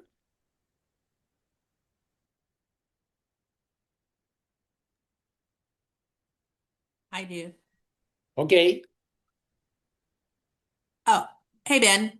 I do. Hey. I just want to say I've had sessions with Ben too, and I can just exactly mirror um what Maria just said, and it is a phenomenal gift, and what he does can change your entire life. It's transformative, and you just have to be open to it and concentrate and do what he says, and you will be feeling like you just had a miracle of some sort, and you're opening up your all of your energy and all of your um, whatever symptoms you may have held you back to knock those things down and bring back the power that is you. So thank you, Ben, so much. Absolutely, absolutely. The thing that they're mentioning is on my website. I'll put the website there just for the heck of it. On my website, I call it an advanced meditation technique. And it's a technique that actually it's a higher consciousness technique that is used to transform and shift your subconscious because the subconscious mind operates affecting your conscious mind with pictures. And the way that technique works that they're talking about is it transforms and shifts the subconscious in such a way that all the negative things that are building up and creating the pictures in your mind that give you upset, it kind of gets shifted and you kind of get left with what's so, as opposed to whatever illusion or upset your mind was stuck on. You start seeing more of the truth, like just like this is lifting during this exercise. It happens because you're kind of giving up and letting go of what your emotional experience is, which isn't, it's true that that's your experience, but the experience itself is not necessarily accurately truth, right? So that's the kind of things I like to work with the most. So Witchy said she's down near zero. Did anybody else's get down to zero? Maria's did. Excellent, excellent. All right. So we still got more time. And I put most of the information in there. If there's anybody that is going to need the information repeated again, just let us know, and me and Witchy will put it back in there. But for now, we got a little bit more time, and we'll probably try to use up the next 8 to 10 minutes, so you can have a 10-minute break before the next person. But for now, why don't we keep doing the exercise? You can't tell that I enjoy doing this, can you? Anyway. Yes, I'm very excited to share it. So let's do this again. And if you did finish whatever you're working on, feel free to think of something else that you can apply it to. I mean, if there's anybody here that has nothing to apply it to and to work on, then I need you to contact me because I need to meet somebody that has got nothing to work on. All right. Anyway, so let's do it again. So everybody turn your head to the right and exhale. And then breathe in, taking that power back and breathing the energy that you've expended back into your midsection through those luminous fibers. Your full sweep back to the right, pushing out, letting go. Anything that's still left, any of those feelings that are the upset, the anger, whatever's there. And then when you're out of breath, sweep back to the left again. And imagine taking your energy back, pulling it back. As you're holding your breath, pull it back. Then, when you're ready, go back to the right again, pushing energy out, pushing hatred, upset, anger, rage, frustration, whatever it is. Push it out, get rid of it. And then, when you're ready, just come back to the center.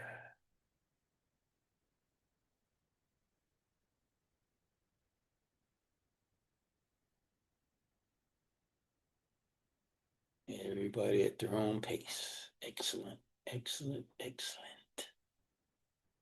So, we'll do maybe one or two to finish up in the next 5 minutes.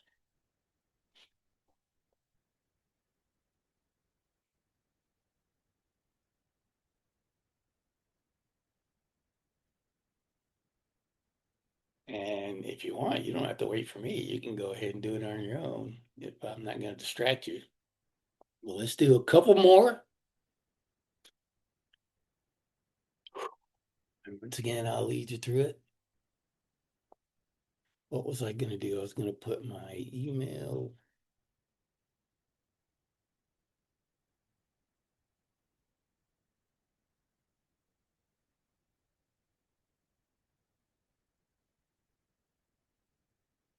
My phone number to contact me.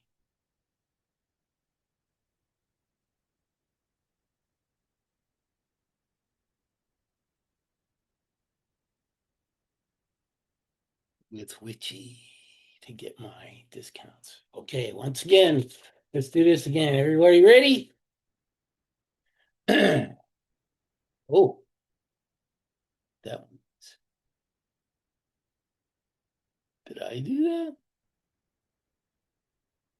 Oh, that's the pure potentiality, right?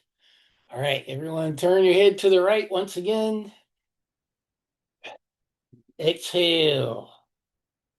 Breathe in, taking your energy back again. As you sweep to the left, visualizing the scene and the energy going into your midsection. And then sweep back to the right as you exhale, giving it back, letting go of anything that's left, as much as you can push out. Then when you're out of breath, hold your breath and then sweep again to the left.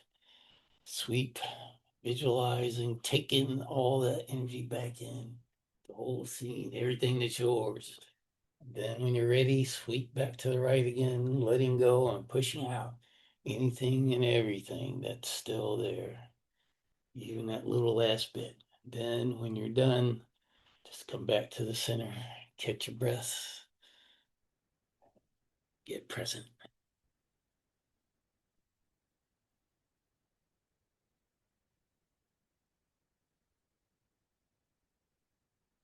Hope the rest of you guys are doing it and enjoying it. I can't tell because you're not on camera, but I trust that you are. And we'll do one more pass before we say goodbye. So, one more time, one last time, everyone, turn your head to the right. Exhale. Breathe in, sweeping to the left, pulling all your energy back, everything that you let go of and lost, reclaiming it. Then when you are done, go back to the right, exhaling and pushing anything negative, upsetting, disempowering back out, giving it to the universe.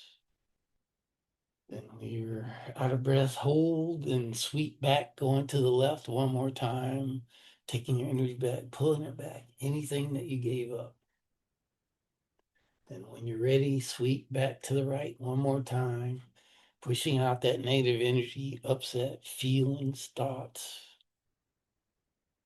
And then when you're done, bring yourself back to the center, catch your breath, and just look back and take note of whatever it was that you were working on. And I dare I say, everyone should, at the very least, feel a little bit better and less emotionally charged about anything that they were using this for and applied it to. And thank you for participating. Thank you, Ben. You were awesome. Such a good job. Absolutely. And, all this information is going to stay there for a little while. So, Oh, yeah, for at least 10 minutes. So thanks for participating. Thank you for listening and asking your questions, and I will see you guys later. All right. I guess I'm going to play you guys some music for 10 minutes. So feel free to take a 10-minute bathroom break if you need to, or even get some food. And yeah, make sure you get Ben's info and contact him because he's just awesome at what he does. And I'm going to share.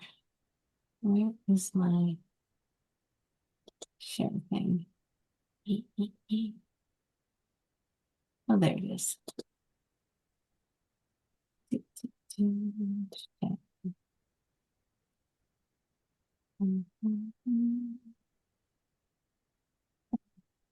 This song I created when the Epstein files were released. It's called You Don't Control My Pleasure.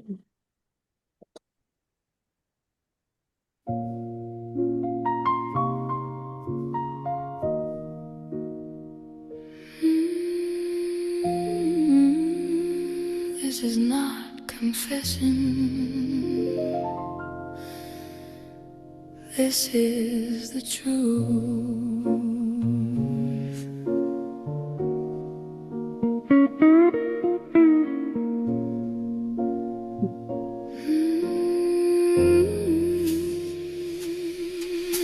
was small in a world too loud.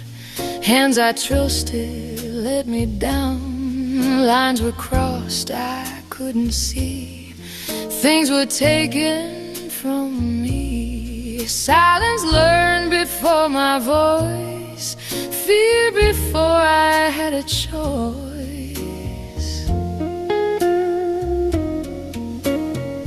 They wrapped lies in authority, called control a kind of love. But hear me now, hear me clear.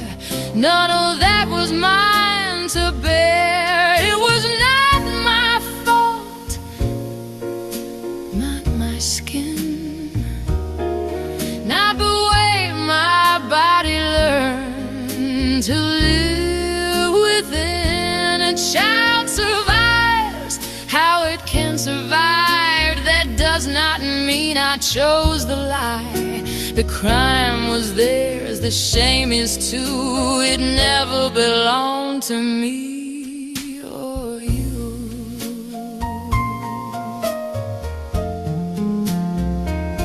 It wasn't once, it wasn't one. Different faces, same damn harm. Same small body, same closed door. Same protection never formed. I keep asking what I did, but I was just a kid. I didn't call them, didn't choose, didn't give some hidden cue. I needed safety, I needed care. What I got was absence there. It was not my fault, not my skin, not the way my body learned to live within. When guardians failed, predators came through. That is on them, that is not on you. My body spoke without a voice. Reflex is not the same as choice. Response is not consent.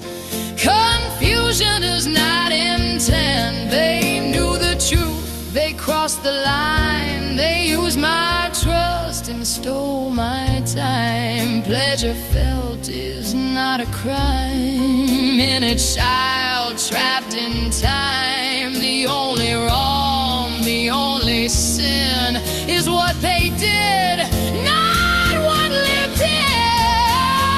It was not my fault, not my breath, not my biology, not my flesh. I stayed alive. The only way I knew survival is not guilt. It is true. They do not get my pleasure now. They do not get my joy somehow. They do not follow me through life.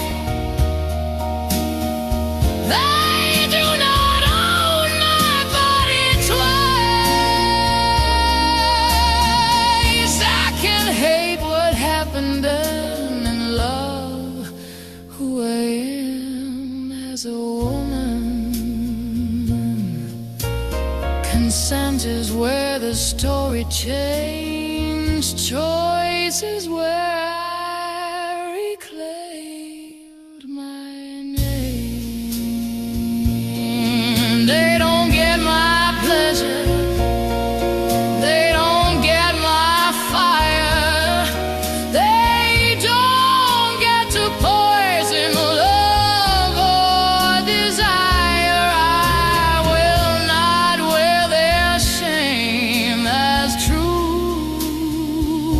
I am an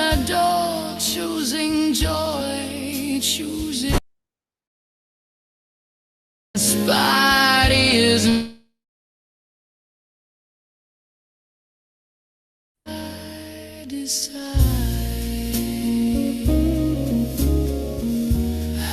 was harmed, I was failed, but I was never guilty.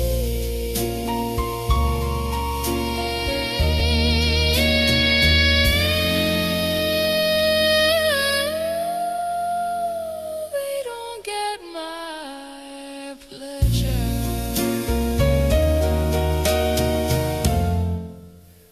They don't get my pleasure.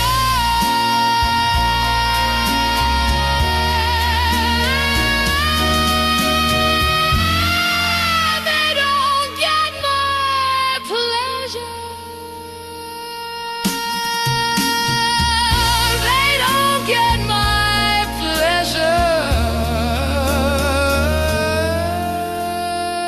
They don't get my pleasure.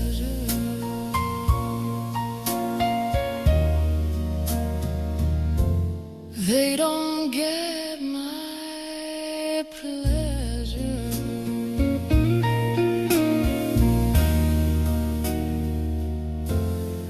They don't get my pleasure. They don't get my pleasure.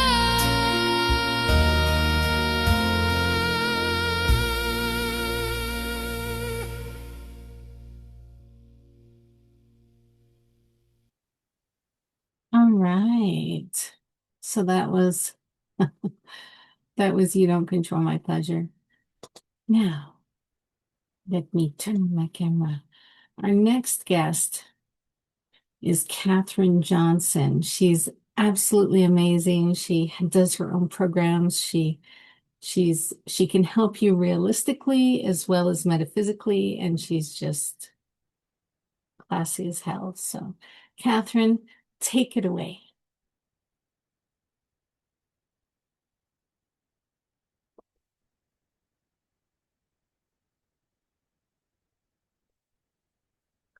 The suffering, the heartache, the chaos, the loss.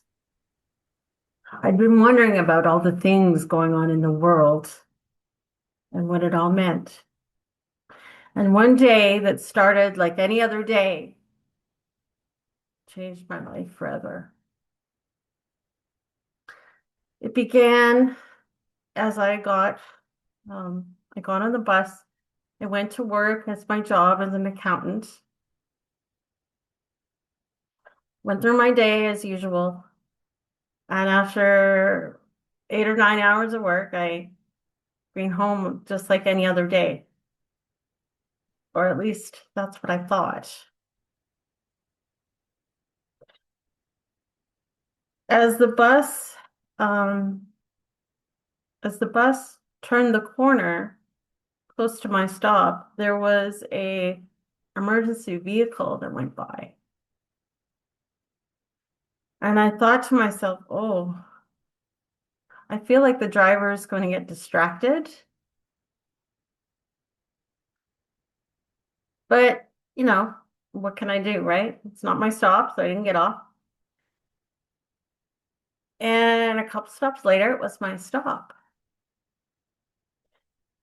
And just like any other day, I got off the bus, one step, then the second step, and the third step. Now, what you should know is that I walk on crutches. So I have a disability. I walk on crutches. So it takes me just a couple seconds more to get down on solid ground before I'm clear of any stairs.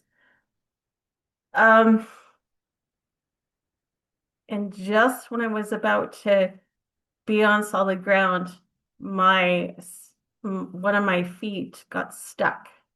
The driver closed the door on my foot. My foot was stuck and I instantly fell to the ground. Bang. Now I wasn't hurt, but I very quickly realized I couldn't move. And I started screaming for help. And of course, the bus driver is on the inside of the glass and I'm on the outside of the glass.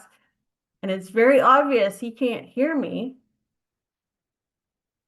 And the bus driver started to roll away into rush hour traffic in downtown Vancouver. And this was all happening within seconds, but it felt like a lot longer than that. And I thought, oh my God, there's literally nothing I can do except for one thing, and that was pray. And I said, God, please help me, because today's not my day. It's just not my day. And out of nowhere came this young man who started to bang on the door of the bus.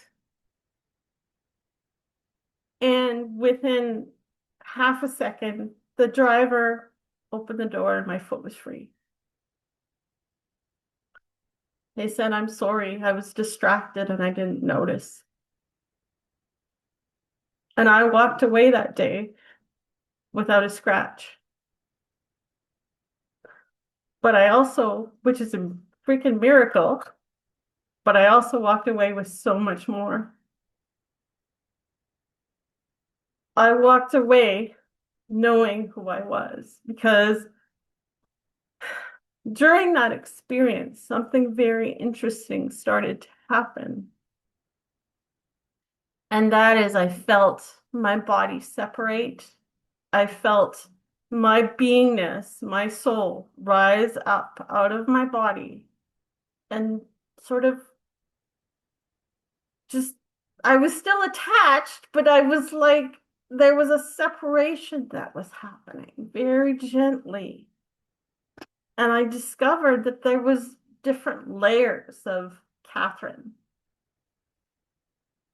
And the physical me in this body with these crutches was panicking like you wouldn't believe. And the spiritual me was calm as can be. I knew I was protected. I just also didn't feel like it was my time to go. And I thank God every day that I'm here to tell this story and inspire people and help them through their obstacles. And that day I realized that we are always protected, that everything happens for a reason. And there is so much more to who we are and what is going on in the world and the intelligence that goes into all the things that are happening that you can't even imagine. I would need a week's worth of summits to explain this to you. But today we're going to dive in a little bit about that. I'm going to help you remember who you are. The world is a little bit crazy right now, and I know that that's hard on some people, hard on a lot of you, I imagine. And we're going to talk about how to neutralize that. Not so you become unfeeling and numb, that's not the idea, but how to look at something objectively so that you're not controlled by it and you can make decisions based on what's in your heart, based on what is appropriate and for the highest and best of the people around you. And I'm going to talk a little bit about how you can become a partner for the healing that the planet needs right now. But before I do that, I want to tell you a little bit about myself. As Witchy said, my name is Catherine Johnson, and I'm a transformational teacher, spiritual guide, and I also channel. So a lot of what's coming through today is channeled. It's spur of the moment. I have a general idea what we're going to talk about today, but I have a team of people helping me from spirit. And as Witchy said, I help people awaken to their truth I help them remember who they are. And I help them dissolve the illusion that we're living in. We're taught so many things about obstacles and about the world and about what's possible for us. And you can believe that if you want to. But as I've said, I believe there's so much more. Obstacles are here for growth and learning. They're not things, they're not stop signs. They're here for our evolution. And we're in a time where this world, this beautiful world, is evolving faster and more powerfully than I've ever seen in my 50 plus years on this planet. So I don't know about you, but I'm excited to be alive. Yeah, it's scary. Yeah, it's new. Yeah, it's unexpected. We don't know what we're gonna hear on the news the next day, and maybe you're not even listening because it's too scary. But it's really powerful time to be alive, and I'm really, really happy that I'm here with all of you today so we can talk about it. It's exciting. It doesn't scare me because, as I've said, I know that I'm protected. So that's a little bit about me. Today, that's what we're going to talk about for about half an hour. And after that, I'm going to, there'll be time for Q&A, and that will be followed by an ancestral clearing, which is an energetic clearing practice that can help neutralize things so that, again, we can make decisions from a place of our truth and what our heart is telling us, what our higher self is telling us, instead of from fear or what we have been pre-programmed to believe. And so this time is a time for you to actively participate. It's not necessary. If you choose not to, that's fine. You won't be affected by the energy, but I invite anybody who wants to come forward to put their hand up when the time comes. And then please stay to the end if you can, because I will have an offer for you. That's going to be exciting. So without further ado, I'd like to talk to you about this philosophy that I have about how everything happens to serve us. We are spiritual beings first. And a lot of you may have heard that. What does it mean to be a spiritual being? I believe that it means a lot more than just floating on clouds and doing spiritual magic. It means we are on a journey that is guided by a divine intelligence. There are no mistakes. There are no mistakes. As crazy as this world is, there are no mistakes. And our experience of it, whether painful or joyful or somewhere in between, is the exact experience we are meant to have at that time. Why? Why is that? God is supposed to be all loving. That's what is in many teachings. God is all loving. How come there's so much pain? Well, the pain is because of our attachment to our experience. And we need to experience the not self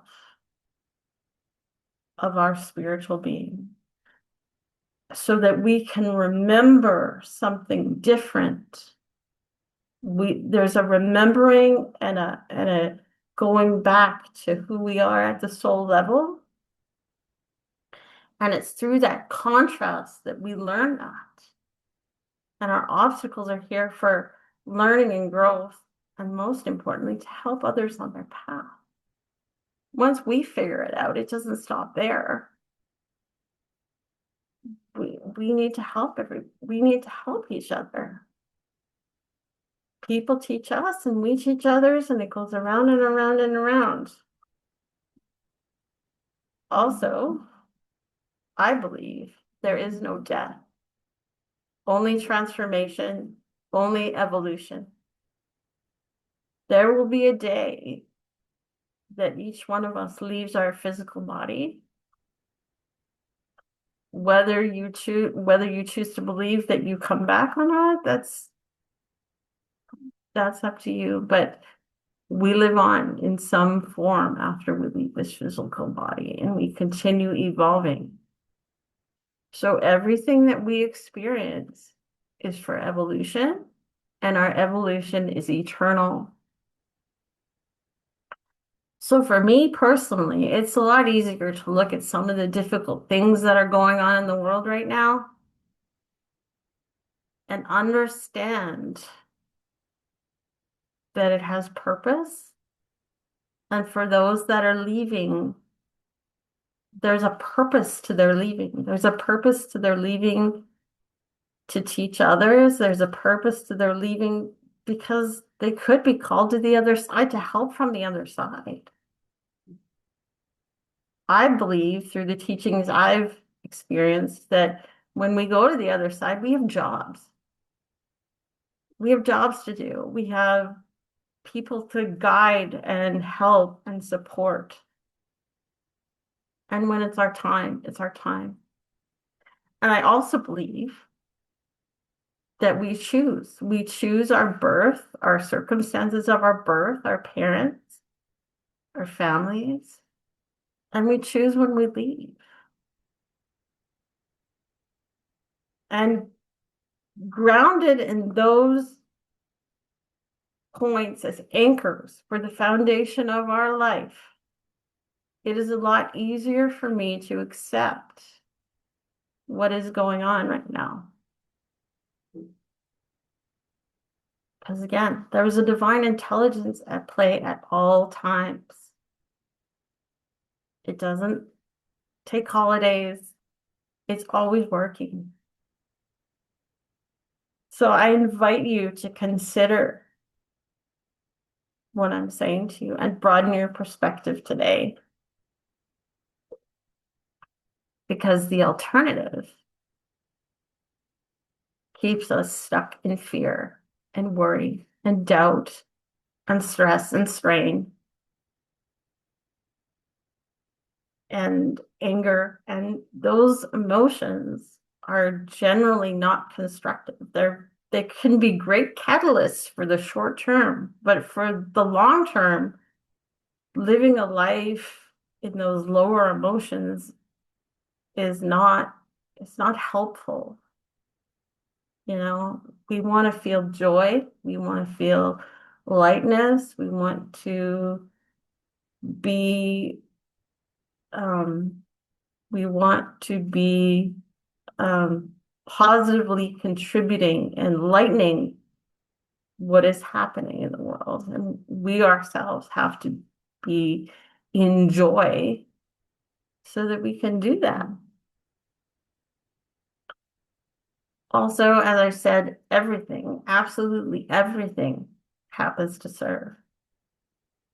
Now, if you're anything like me, you've had several things happen in your life that you don't like. And some of them are big things that you can think, what in the world? How did I agree to this? Oh my goodness. There's no way I agreed to this. This is nuts. How can this is awful. This thing, I just lost my job, or somebody died, or my house flooded. I mean, what in the world? Why is this happening? Well, again, broaden your perspective. Given the principle that everything happens to serve because we have an infinite intelligence that is good and loving, Ask yourself the next time it hits the fan, what is this teaching me? What is this teaching me about who I really am?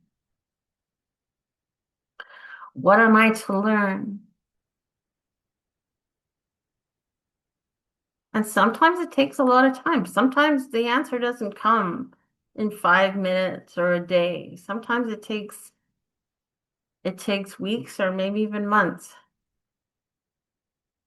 But I'll tell you, that day when I got my foot stuck in the bus door, I sure the heck had no idea it would be part of a presentation I would give 15 years later. Had no clue that I needed that experience so that 15 years later I could sit in front of you. How freaking cool is that? Not to mention my clients and all just my general outlook on life that I've had for the last 15 years. I mean, I got a miracle that day. I got a miracle. I got a glimpse into the other side of life. I got to know that I was supported so much beyond anything I physically felt ever. And I will never forget that calmness that I felt when I understood who I really was. It was amazing. And to know that my prayers were literally answered and I have a job to do in this world that has to do with teaching others. And I'm just so grateful to be on the path of doing that. And I mean, I could have easily died. So every day I wake up and I'm grateful to be here, regardless of what's going on in the news or my life or my family or my bank account. Because I know that I'm supposed to be here. So let's make the best of it, right? Let's make the best of it. Now I invite you to consider a third point, which is that this world, the desk that you're sitting at,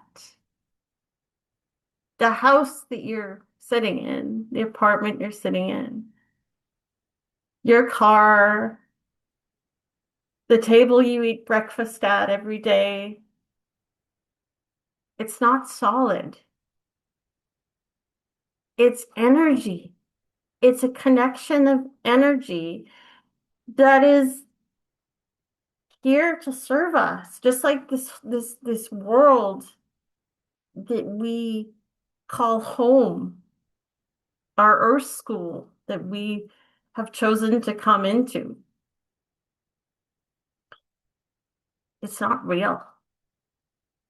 It is a play.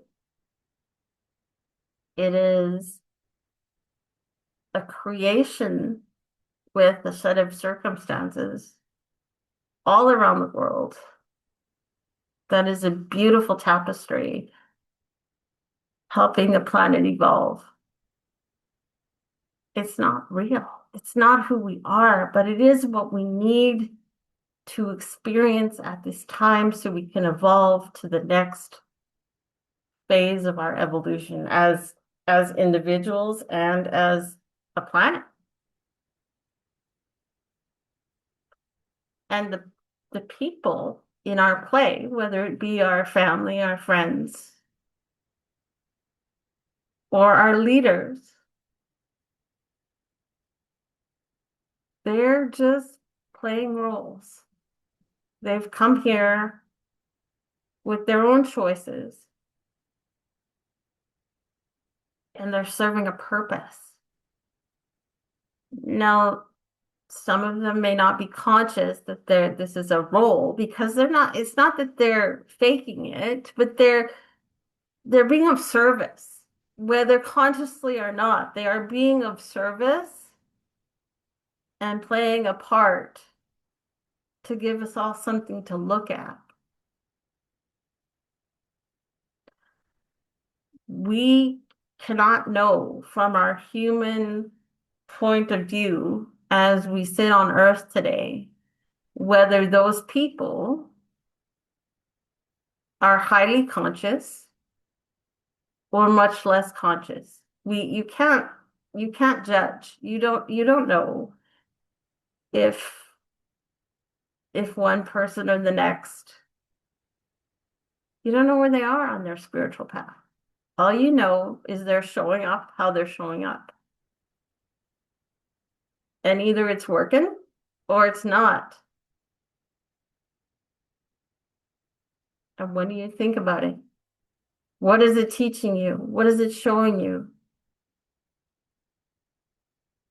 This world is changing at a pace that is so incredibly powerful. Systems are dissolving and structures are cracking.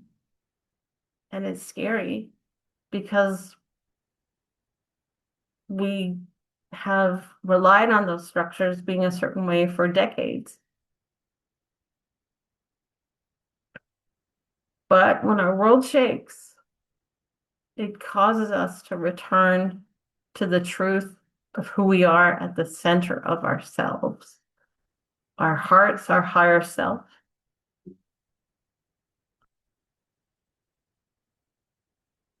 And with the knowingness that we're all going to be okay no matter what, as I've learned, as I lied on the ground,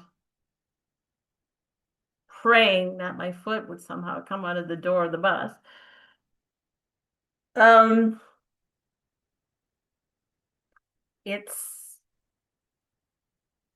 it's time to change. And change is scary, but it's okay. We're going to be okay. Because again, this divine intelligence is operating on levels that are just so, it's more complex than the human mind can express. I mean, think of the intelligence that brought us all here today. Not only is there that, but there's intelligence is operating in all the microcosms all over the world. And if somebody does something on one side, on one corner of the world, we feel it. Because as a collective on the planet right now, we're all connected. So it matters how we show up. It matters that we show up in truth, our truth, wherever that is for us at the time. And I'm here to invite you to embrace the wake-up call, embrace the change, understand that it's all serving us and it's all necessary. Keeping things, not rocking the boat, as they say. And by the way, this is something I don't like to do typically, is personally rock the boat. I'm not a boat rocker person. But, not rocking the boat right now doesn't serve us, because guess what? We're starting to realize that systems that we've relied on aren't working, right? If we are here on the planet to evolve, that's why we've come here. We've transmuted from spiritual beings into human form for lessons. We're here to grow, and you can't grow unless the boat rocks. So embrace it, embrace it, embrace it, embrace it, and always remember that you're here to evolve. We chose this. And you can choose to be empowered by the things that are scaring you, or be, you know, stick with the illusion. You can choose. We all get to choose.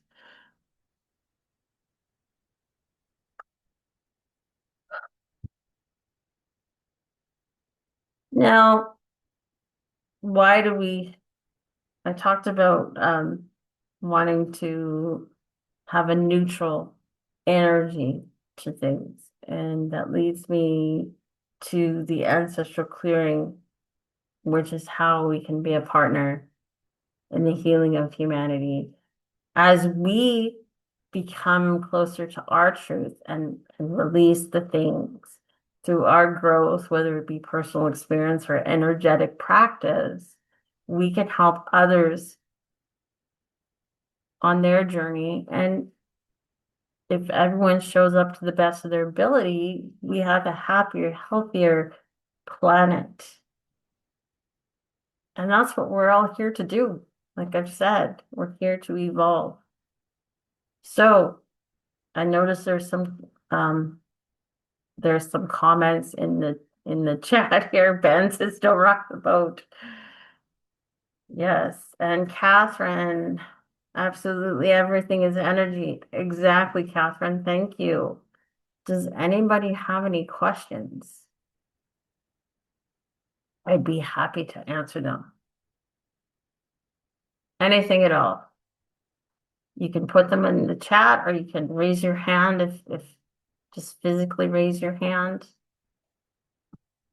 I will Catherine? say something. I totally believe that we are living in an illusion, the false matrix. And I know that sounds crazy to some people, but it's just like the movie. I mean, I'm sorry, but it's true. I do believe that, but I do believe also that our soul knows exactly what we need. And sometimes due to all the disinformation and the way we've been raised have kind of clouded our light and our energy. And it's really getting back to that. And I know with you, because I've worked with you, what you do works. I believe in ancestral lineage, and I do believe in that each person is God's source energy, because we're all created in God's image, and only wants the best for us. Now, I also do believe that there's that we are, as humans, we're just learning that this is all happened to us without our knowledge, things that are happening, and that the world is not an easy place to digest your feelings or your nervous system or anything right now. And everything that you do helps. And so I just want to tell you how much I appreciate you and what you do.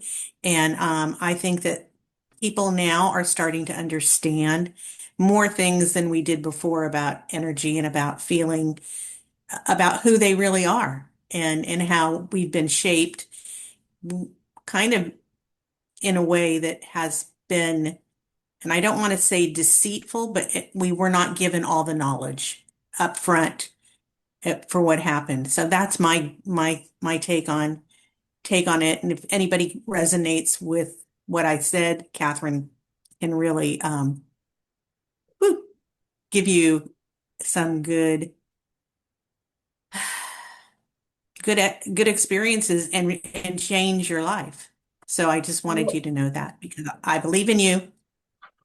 Thanks, Rev Catherine. Appreciate it. And thank you, Maria. She says, I strongly relate to what you're saying. Appreciate that. Glad it resonates. Any other questions, comments?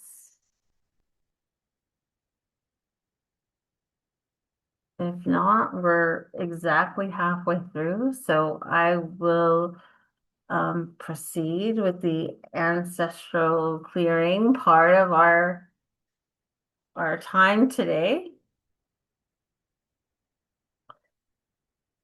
Now, as I said, ancestral clearing is an energetic practice. And it's called ancestral clearing because it often involves releasing layers of it's it's referred to by some as a charge. Events happen and they're neutral, right?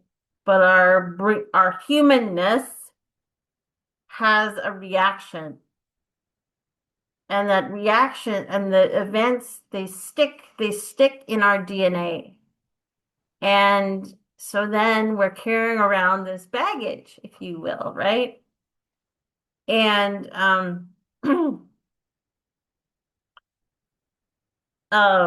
so what ancestral clearing does is it neutralizes that.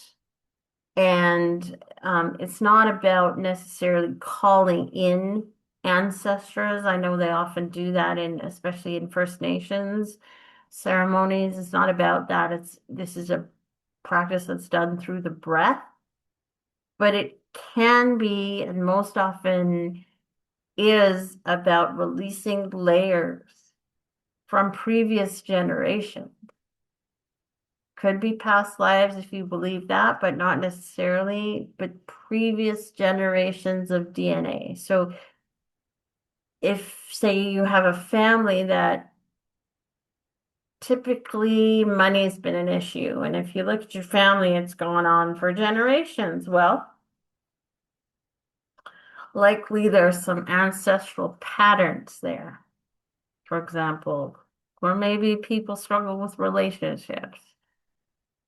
Or maybe you notice you always seem to attract the same kind of partner that really doesn't work for you, right? All those kinds of things. So that it's a frequency. So what this practice does is clear the charge. So I am going to I'm going to do a general clearing for the group. And Witchy, I think Catherine's on Spotlight. No, I see you. Okay, I see Catherine in the I center of can my I screen. can pin you though, if you want. Oh, okay, that would be good. So I'm gonna start with a general clearing for the group, just to get everybody centered. And maybe just pick something that's bothering you and locate where that is in your body. Just find where it is. Maybe your shoulders are tight or your stomach hurts or whatever it is. Just find it and just sort of breathe into it to acknowledge it, okay? So here we go. And I'm going to do this silently because it just works faster if I work silently.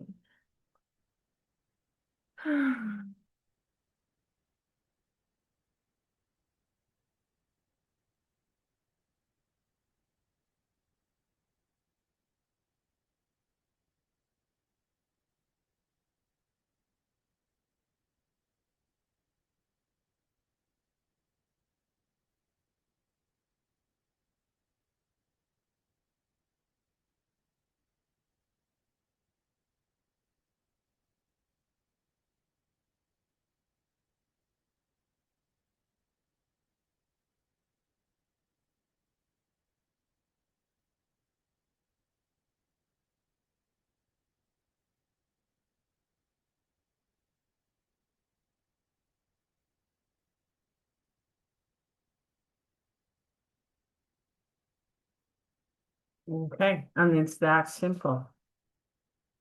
So who would like to share their experience? You can either raise your physical hand or I believe the raise hand button is working under the react button.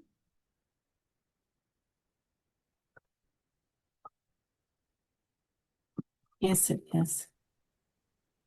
put you all to sleep.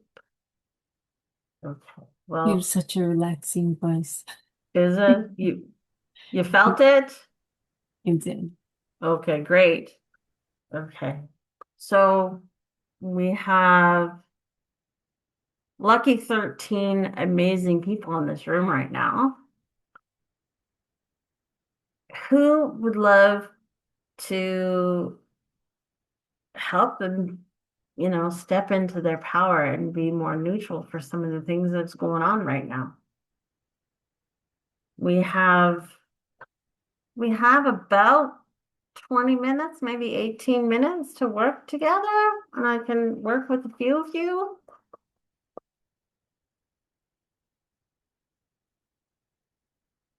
Maria. Hi, I'm having Wonderful.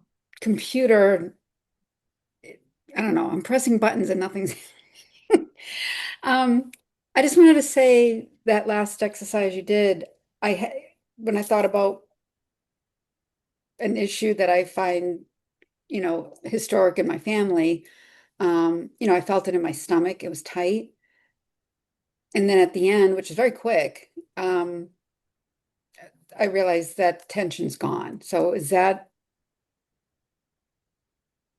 I mean, so I guess I felt it. I don't know what you did, but I feel again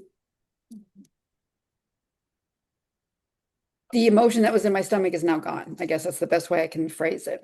Wonderful. Wonderful. And Ben, we've done some work together and he says, yes, Maria, that's it. And you're absolutely right, Ben. It's that simple. I, unlike our friend Ben here, I don't consider myself a healer. I consider myself a facilitator or practitioner. And my role is to help my clients and my people be in a frame of a space to receive the healing that is always present because infinite intelligence is always with us. That's my job. And it can be so quick. Get ourselves out of the way and we just let go, right? So thanks, Maria. That's wonderful. Well, thank you. I feel better Oh, now. thanks, Ben. Thanks, Ben.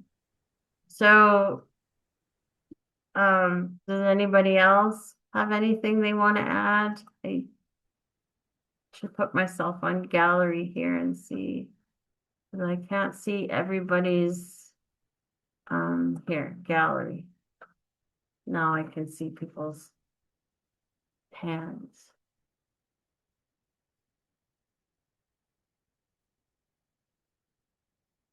I Catherine? just put in the chat, it's amazing how that works when we let ourselves get out of the way.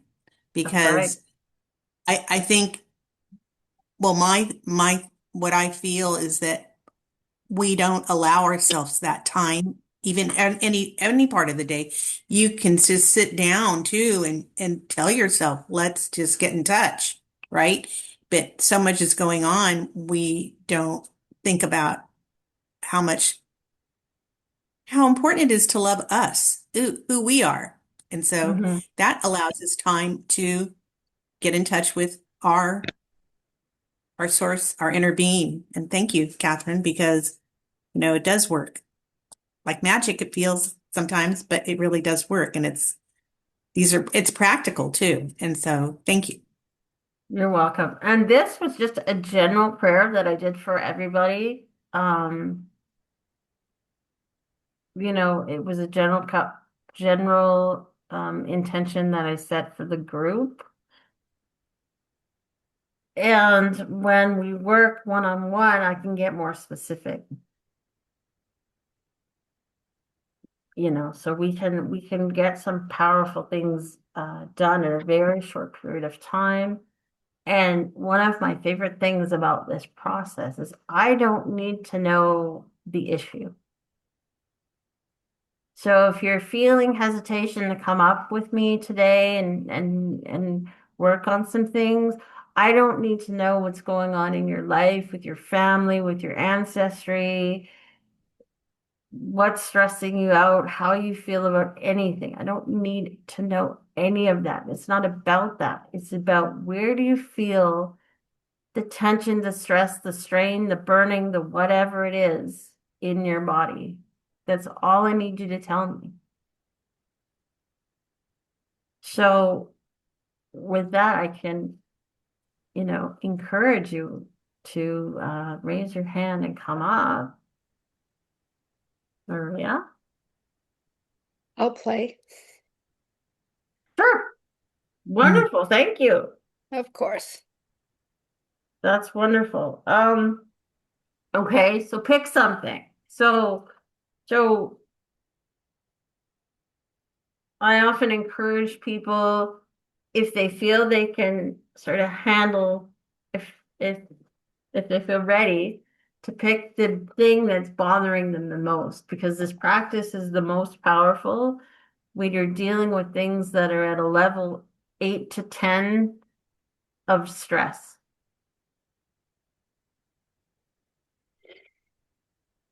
No. Well, right now I'm trying to get my taxes done, so but that's not an ongoing. Um, it's a symptom of the bigger issue for me, I think, around all this is overwhelm and not Mhm. being able to keep up with things I need to do, things I want to do. And I was very much raised with the mindset you got to do your chores before you can play. So, and I just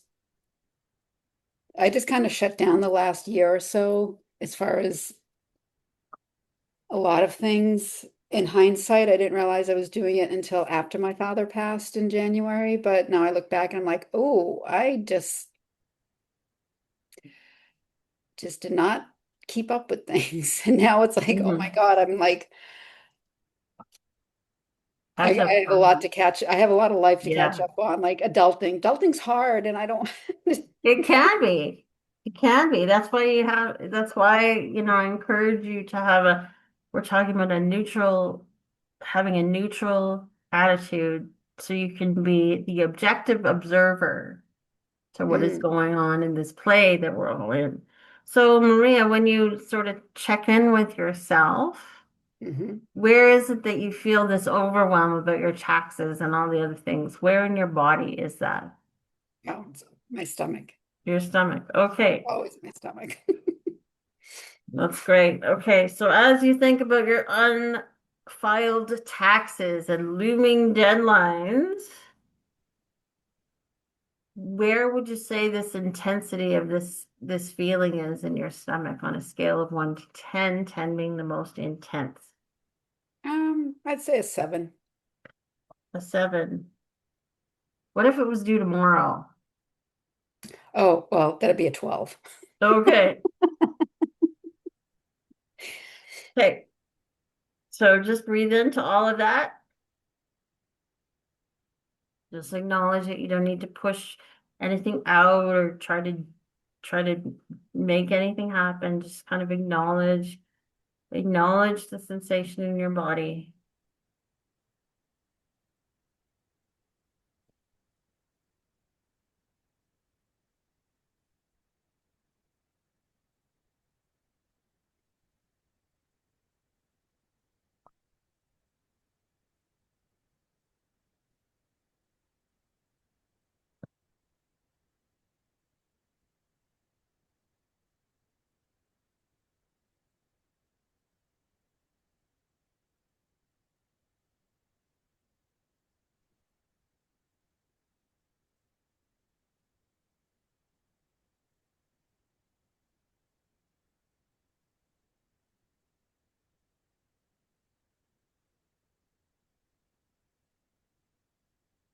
Is a sensation in your stomach bigger, smaller, or different? A bit bigger. It's bigger. So is it expanding? Yes. Okay. Is it more intense? No, We same amount started of at pressure. It's just sort of expanding. it's expanding. Okay, we started at a 12. So where Oh, would you say it is now?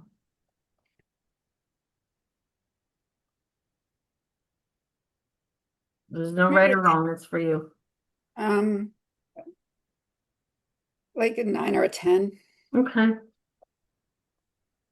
Okay, just keep breathing into that.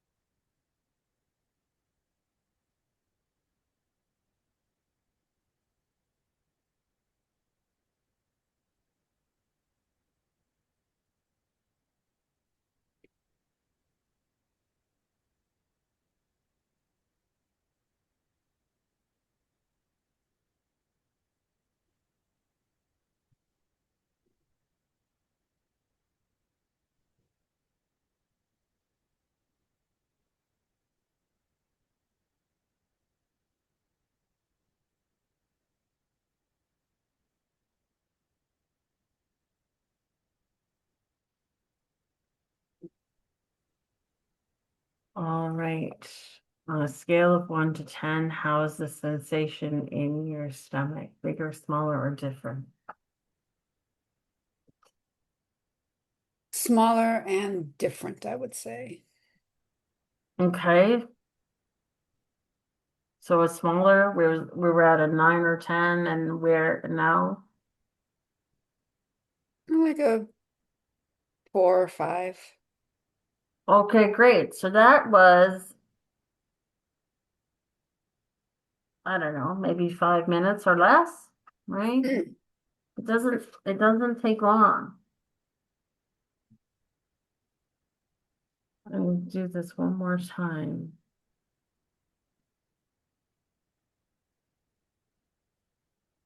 And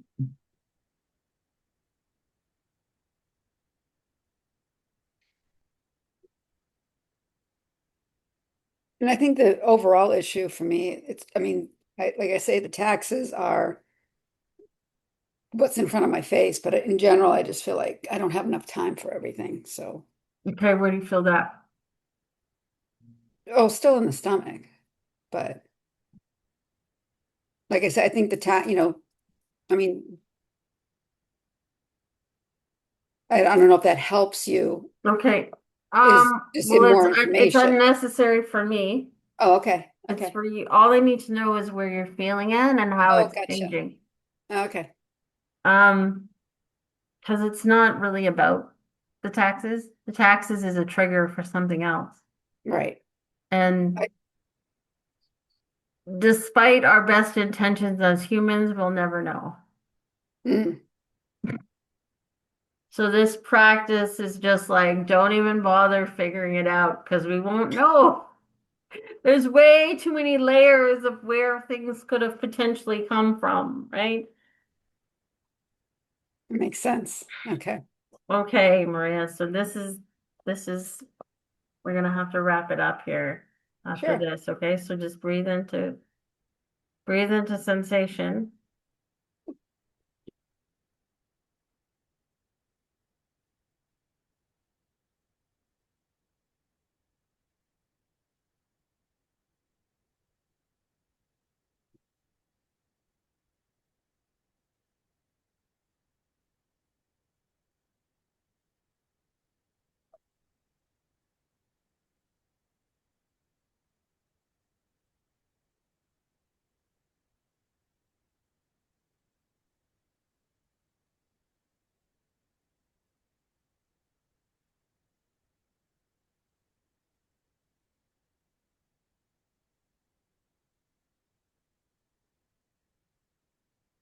Okay, Maria. So on a scale On a scale of 1 to 10, is the sensation in your stomach bigger, smaller, or different?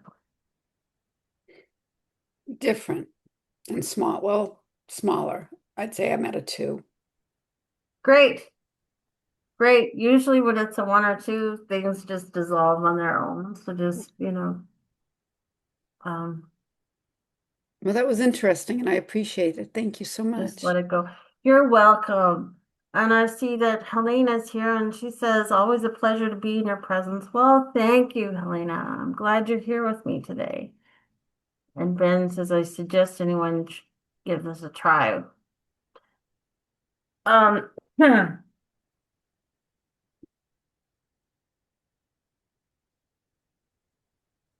we've got 8 minutes.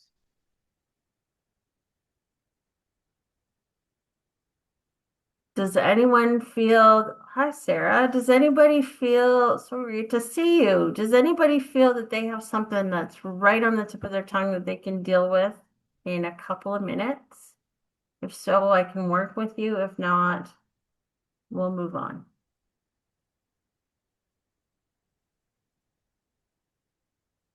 No? Okay. So I wanted to give you a quick grounding exercise to leave you empowered and ready to step forward into the rest of the summit.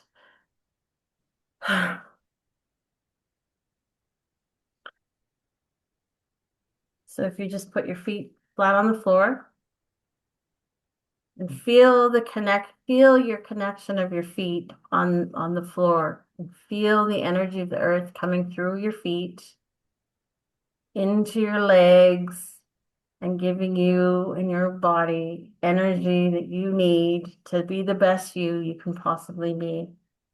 Going up your legs, into your hips, into your torso, and your arms and hands. And how alive are we and lucky to be where we are on this earth at this time. Up into your torso and into your throat, helping you speak your words clearly and truthfully,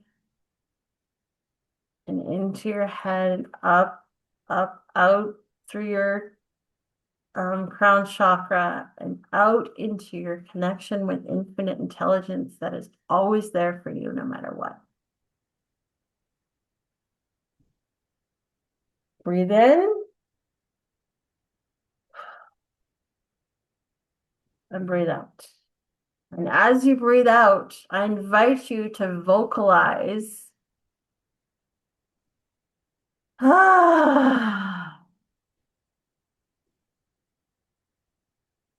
Because we are powerful, incredible spiritual beings that are here for a purpose. You wouldn't be here today unless you were called.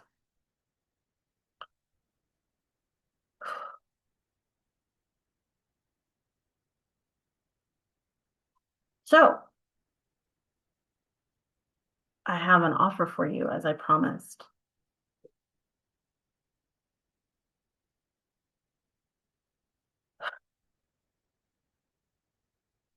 I have for you a powerful guide called The Joy of Obstacles, and that helps you get the most out of your obstacles and be your empowered self as we go through our lives.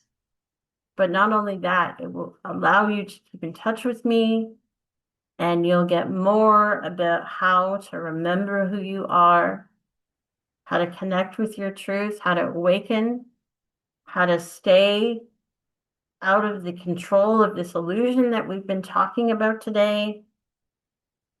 And it'll get you on my mailing list for you to watch for my emails that are coming in the next couple of months about my new program.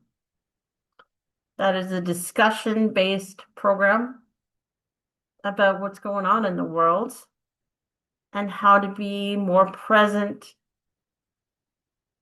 how to be more objective about what's going on in the world and more present in our lives and not controlled by this chaos. So I invite you to click the link which is dropped in the chat and get your free download.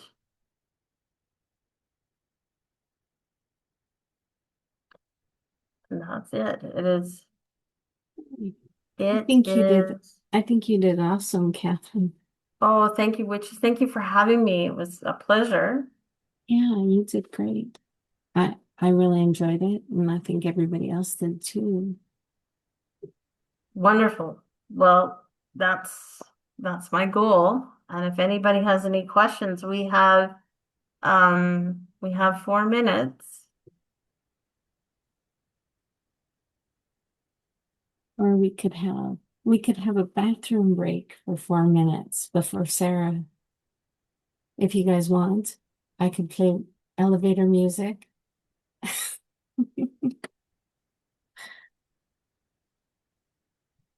Okay, well, there doesn't seem to be any questions. All right, I'll just play some music.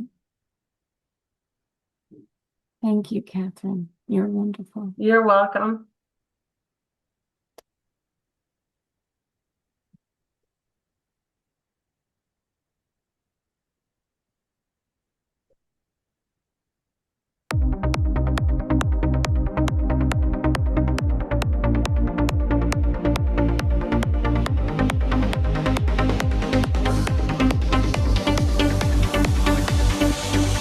From darkness to light, we turn in the night.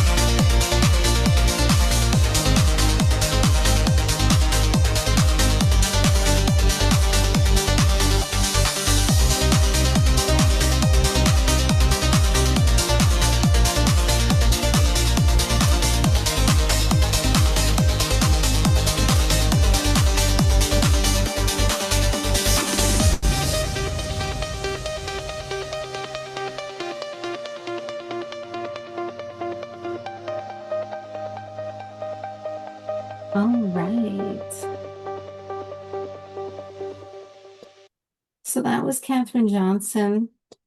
Next up, we have Sarah Coolidge, who's like a master of language. She's just incredible. She teaches so many good things in dealing with other people and what can be done. And Sarah, just come on up and take it away Oh, because you're thanks, awesome. G. I'm curious, will you tell us about that music we were just listening to? Oh, okay. That music was Mm-hmm. What was it? created for Dylan's class. Actually, Dylan's uh oh God, I'm having a brain fart. Dylan's coming up to teach human design or to teach a bit Mhm. about human design after you. And the class that he's in, I'm in as well. And one day he said, "Can we make a song?" And I was like, "Yeah, that's a Yeah, great okay. idea." And So so it's we your did. music, right?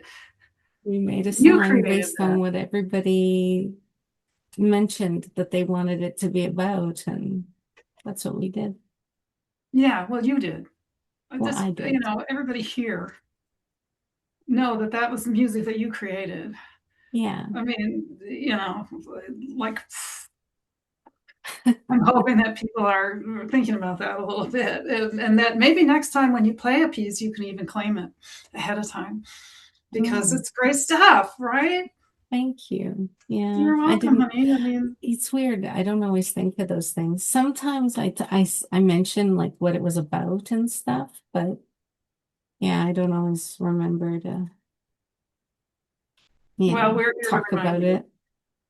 Yeah, that's why there's a bunch of people here that know you and love you, and we want to remind you to claim your glory when it's in the room Well, and it's thank happening. you.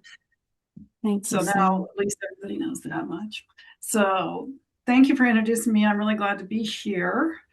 And I'm gonna do a couple things like spotlight myself so that on the recording that should be working. It's And working. I'm going to be sharing screens as well, which I think I can do because you gave me co-host. And I have a few slides, but before I dive into that, I want to kind of go back to what Catherine was doing just a second ago because she had us do a grounding exercise. And it was something like just, feel your feet on the ground and maybe take a little deeper breath than you normally do. Let your shoulders come down. And then we're going to take a big old breath and we're going to breathe it out in a specific way that she had you do, which is we want to keep our chin sort of level. We want to open our mouth, maybe have a little bit of a smile. And we want to push it out like a sigh, but also give it that sound and keep it even, meaning we don't let it drop at the end the way a sigh kind of does, where people hear a sigh and they know there's something up with you, right? And this is a different kind of energy. So I'll do it one time, maybe you do it with me, and then we'll do it one more time all together if you need a little kind of hint on how it goes. So it's something like shoulders down, kind of a smile, and just I'm keeping it as even as I can. And what's happening there, besides it just feels good, is we're shaking our vagus nerve a little bit. And that helps to tell our bodies that we're safe and that we can be in parasympathetic, which is the non-fight or flight. It's the opposite. And that's what Catherine had you do. And I think we should just do it one more time because that's what we're all about here is feeling really good in our bodies and feeling really good. And right here, right now, life is safe. Life is good. We're doing cool stuff. So one more time, just inhale and then out with this to give your body that message. So thanks for playing with me. And the other thing that I heard Catherine say at the very end there, she was talking a little bit about how you can get the most out of your obstacles.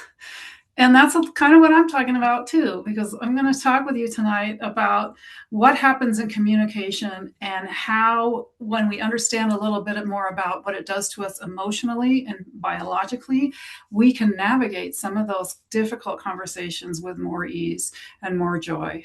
And I'm going to go through some slides with you to explain a little bit about what I mean. And then we're going to open it up so that you can talk about maybe a conversation that you're remembering right now where it didn't go so well, or you wish you'd said something different later, or you walked away feeling like I never really said what I was trying to say, and darn, am I ever going to get that message out? Any of those kinds of things that you might be remembering, we'll have a chance to chat about them towards the end so that you can ask, and hopefully that some of the information I give you in between is going to help with that, and then some personalized support at the end to really talk about your thing, whatever that might be.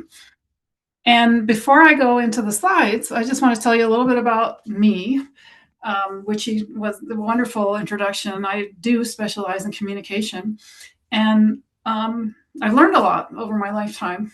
And I had an interesting beginning to life, which was having a mother who was highly educated in the English language, was the grown-up child of an English professor at Brown University, big university, famous. And she also was an English major. So there was a lot of focus on language in my house, how to pronounce things properly, how to use the word properly, spelling, all that stuff. It was just like in our lives. And my dad had brain damage during the time that they were actually sort of on their honeymoon. He had an aneurysm. Part of his brain basically blew up. And what that meant in his recovery is that he had something called aphasia, which is basically difficulties communicating. And there's kind of different forms of it. For my dad, it meant that he would get frustrated because he would say table when he meant chair or something else. He'd have a hard time getting the words out at all. And he would be triggered really quickly into big frustration and kind of scary to be around as a little kid.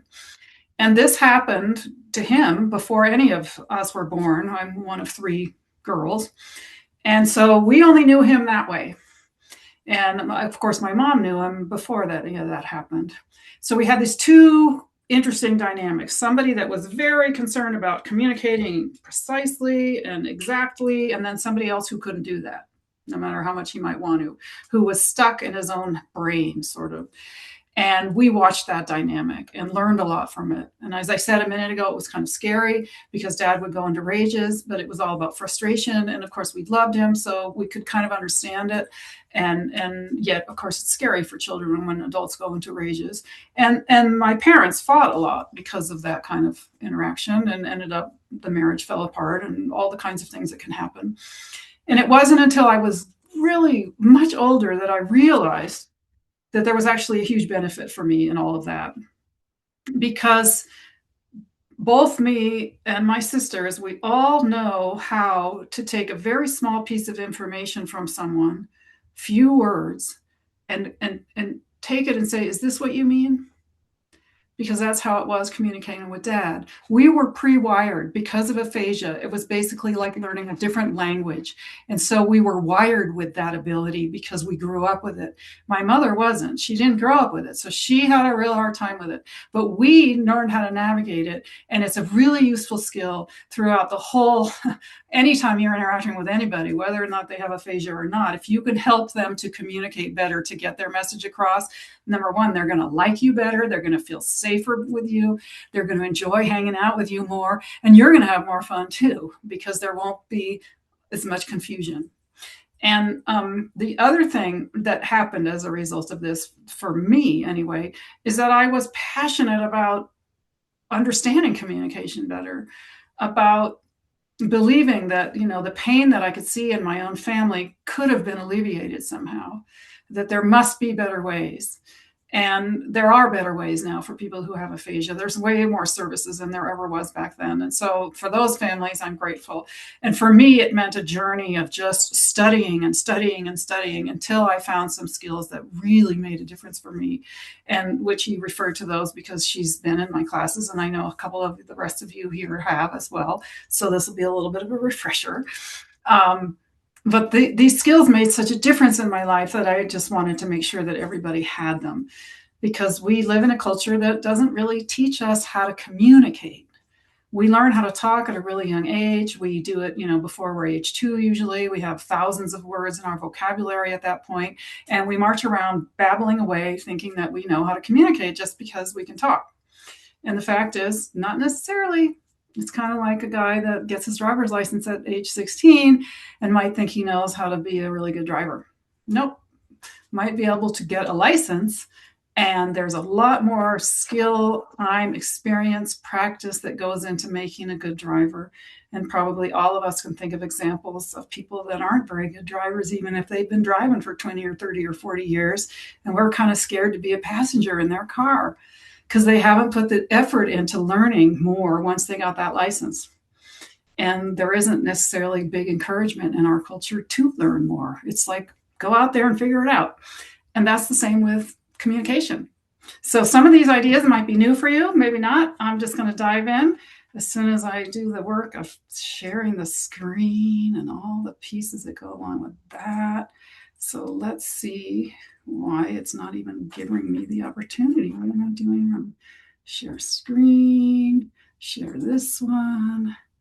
Let's see what it does. It's not doing what I want. That's what I hate. There's some weird thing that's going on now with Zoom. So I'm going to try one more thing, and then I may give up on sharing screen because I don't want to make you watch me struggle. Let me just try one more thing here.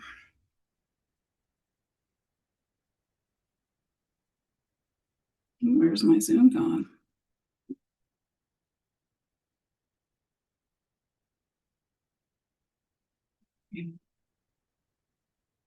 Share screen. Screen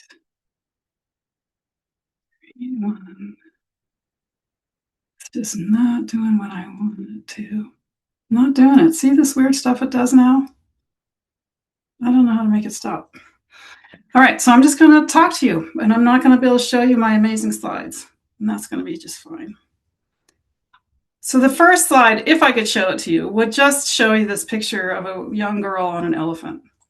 And the reason that I share that slide is I want to give you this concept of when you see this. I mean, it's like a 4-year-old girl. She's not very big, and she's sitting on the back of an elephant. She's got her feet on his ears.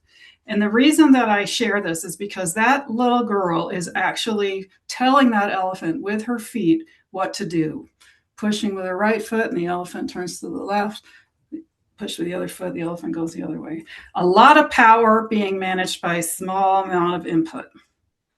And kind of dangerous too, because if that elephant gets excited and freaked out and whatever, it's, she's at risk. She certainly could be in big danger just by getting thrown off. And who knows what happens if the elephant starts rearing and trampling and doing all the other things that a scared, angry, worried elephant might do.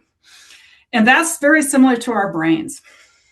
So whether you don't know it or not, you are a biological being. You live in this body, and you're having a spiritual experience as a human being, and you have this human body, which has a brain and a mind. And the brain is very similar to that elephant. And that's why I show this picture, because that little girl is kind of like our frontal lobe, this part of our brain, which is the most recently developed of the brain, meaning in human history, this is what made us humans when this became developed up here in front. And it's got about 400,000 neurons. Back here is what they call the reptilian brain a lot of the time. That's ancient reptilian. It's been around since there were reptiles and fish, and that's all there was. So that part of our brain is really, really powerful and really, really old, really, really primitive. And it's got about 3 million neurons. When this gets activated, this shuts down. This cannot control this. It's the other way around. And that's like the elephant rearing, the little girl no longer can control anything. And the reason I want you to be aware of that is because we all have it. And no matter how educated, how much meditation, how much we do to raise ourselves beyond the minimal of life, which is, do I have enough food? Do I have enough shelter? Can I stay alive? That's, the basics. The more we develop beyond that, we still have this biology that we have to live in. I mean, we live in it. And it's not something that we can control many aspects of, really most of it. And so if you have somebody on the street firing a gun a block away, you're going to maybe get startled and scared. And it doesn't matter how calm and peaceful you were the second before, that brainstem gets activated and you're scared. Your biology shifts just like that, and you can't make it stop. But what you can do are things like what we just did with Catherine a minute ago, a nice breath that helps to get that vagus nerve, which runs all the way down the whole body, awake and saying, we're safe, we're safe, we're safe. Because if we don't get out of fight or flight, we stay in it, and we want to get out of it. So that's why I show you that elephant, because the thing is that language has a lot to do with how we get triggered. So first thing is that I want you to think about, you live in this biological body. Your body is actually always working to try to protect you. That's its job. That's its function. And your brain is just part of your body when it comes to that. So your mind kind of lives in your brain, although not completely. I don't know where it really lives, but we tend to be taught that in our culture anyway, that if you don't have a brain, you might as well not be here. And it's connected, and your brain is just a piece of biology. All of it is always working to protect you, and you can't change that. And you probably don't really want to change that. You can just learn about it.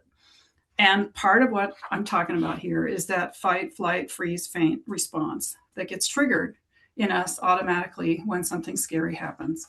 It can be something physically scary, or it can just be language.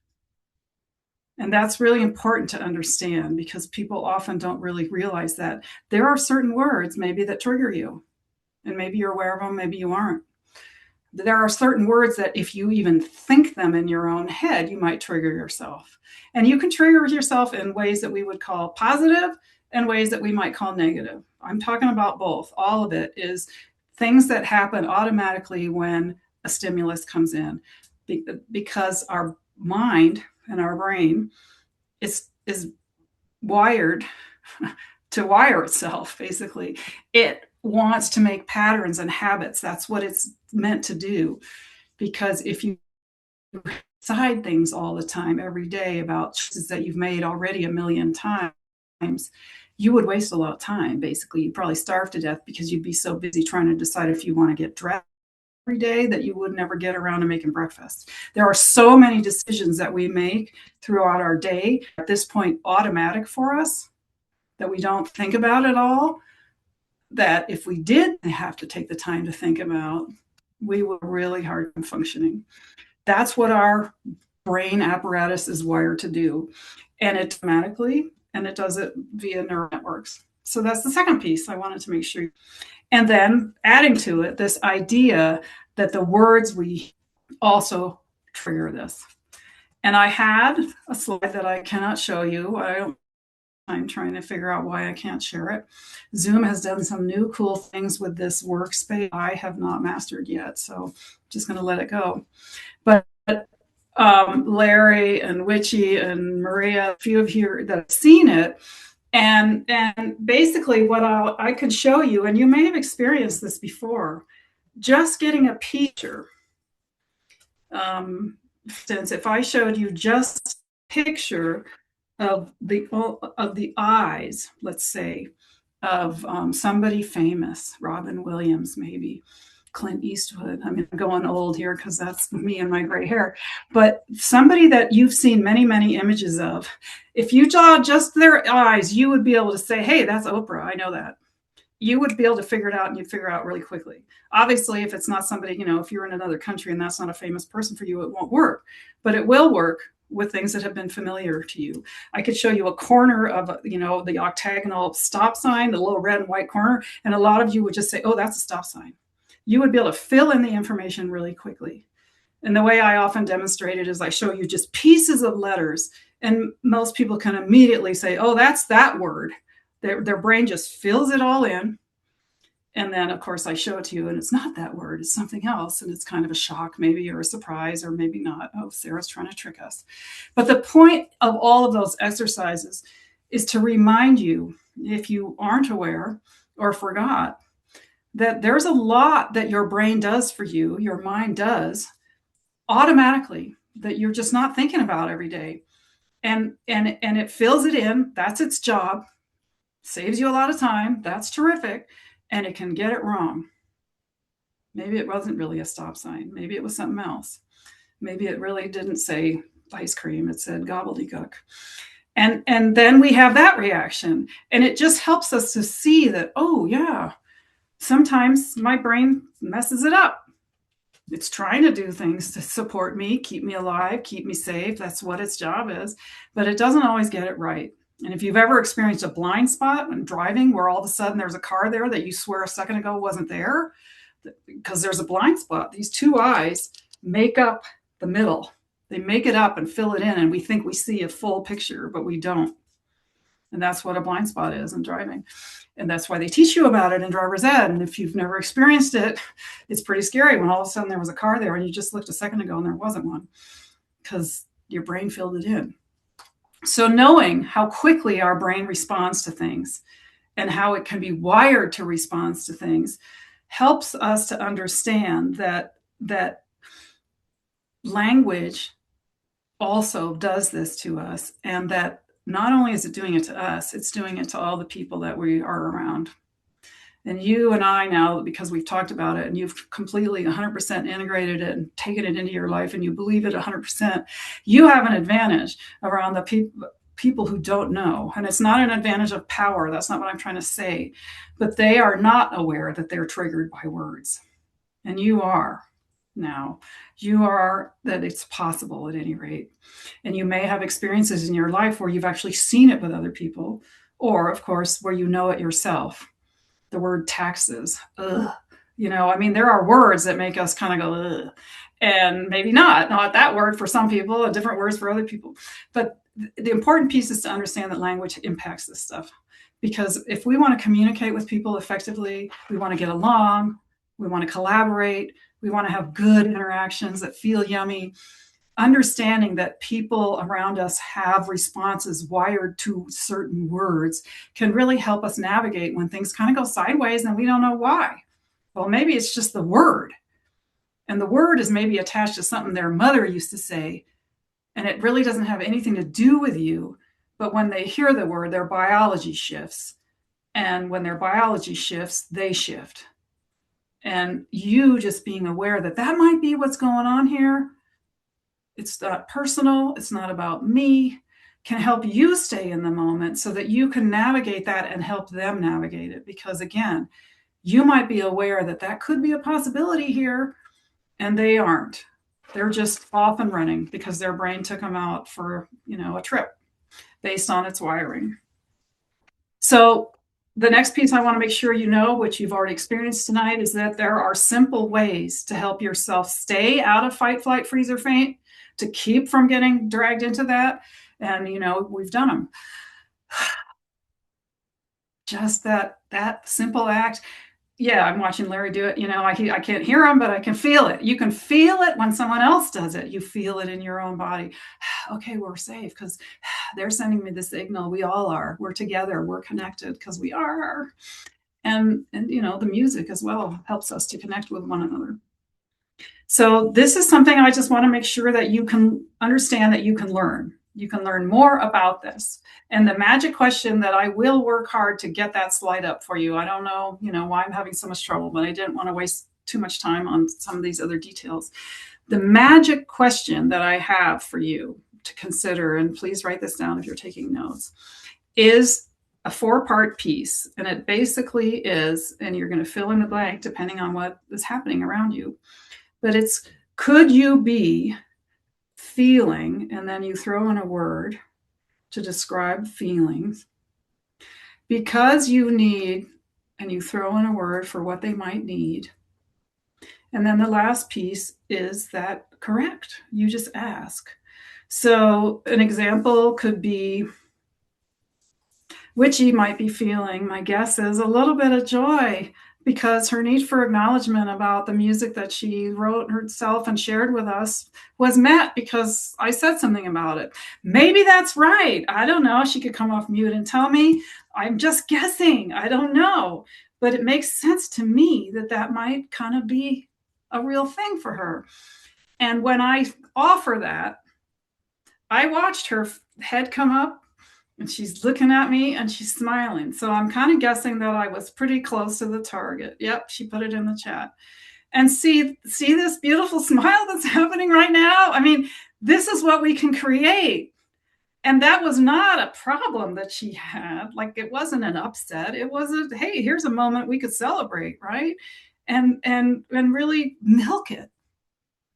And when we help each other milk good things, and when we help each other feel the things that they're feeling, but they're not able to articulate, and instead they're, honking at us or yelling or doing whatever they do when there's an upset, we help them to see that they're not alone.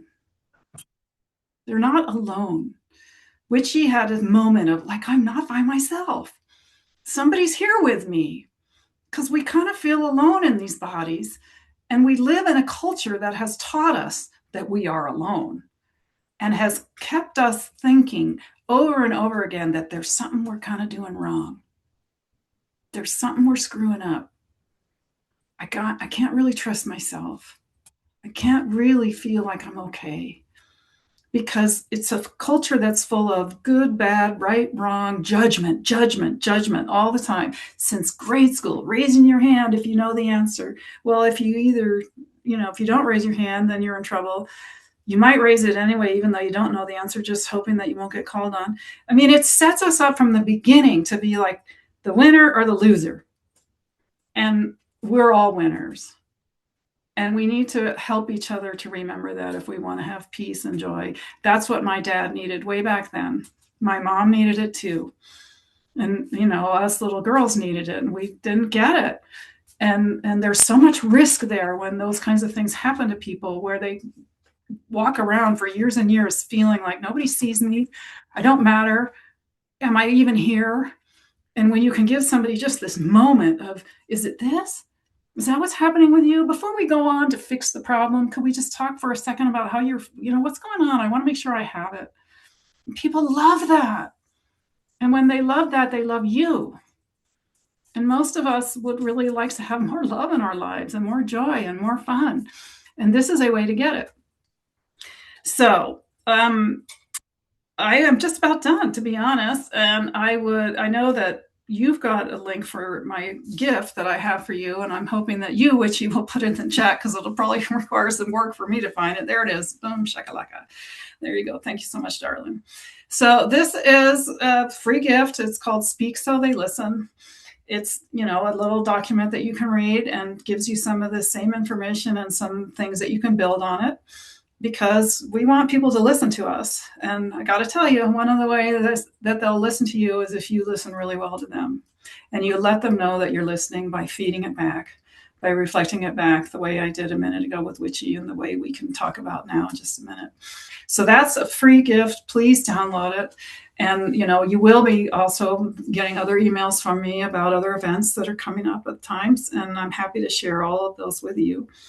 What I would like to do now is, again, ask you to remember, if any of you, did get sparked a minute ago about, there was that thing that just happened today or yesterday, or even something that's pretty, been a while. If you've got some kind of moment or situation where you notice yourself getting triggered, or maybe where you notice someone else that you would like to talk about and play with a little bit about, how could you have said it differently? How could you go back and clean it up now? Which is probably the most powerful thing in the world in my mind, because I can tell you, I got a brainstem still.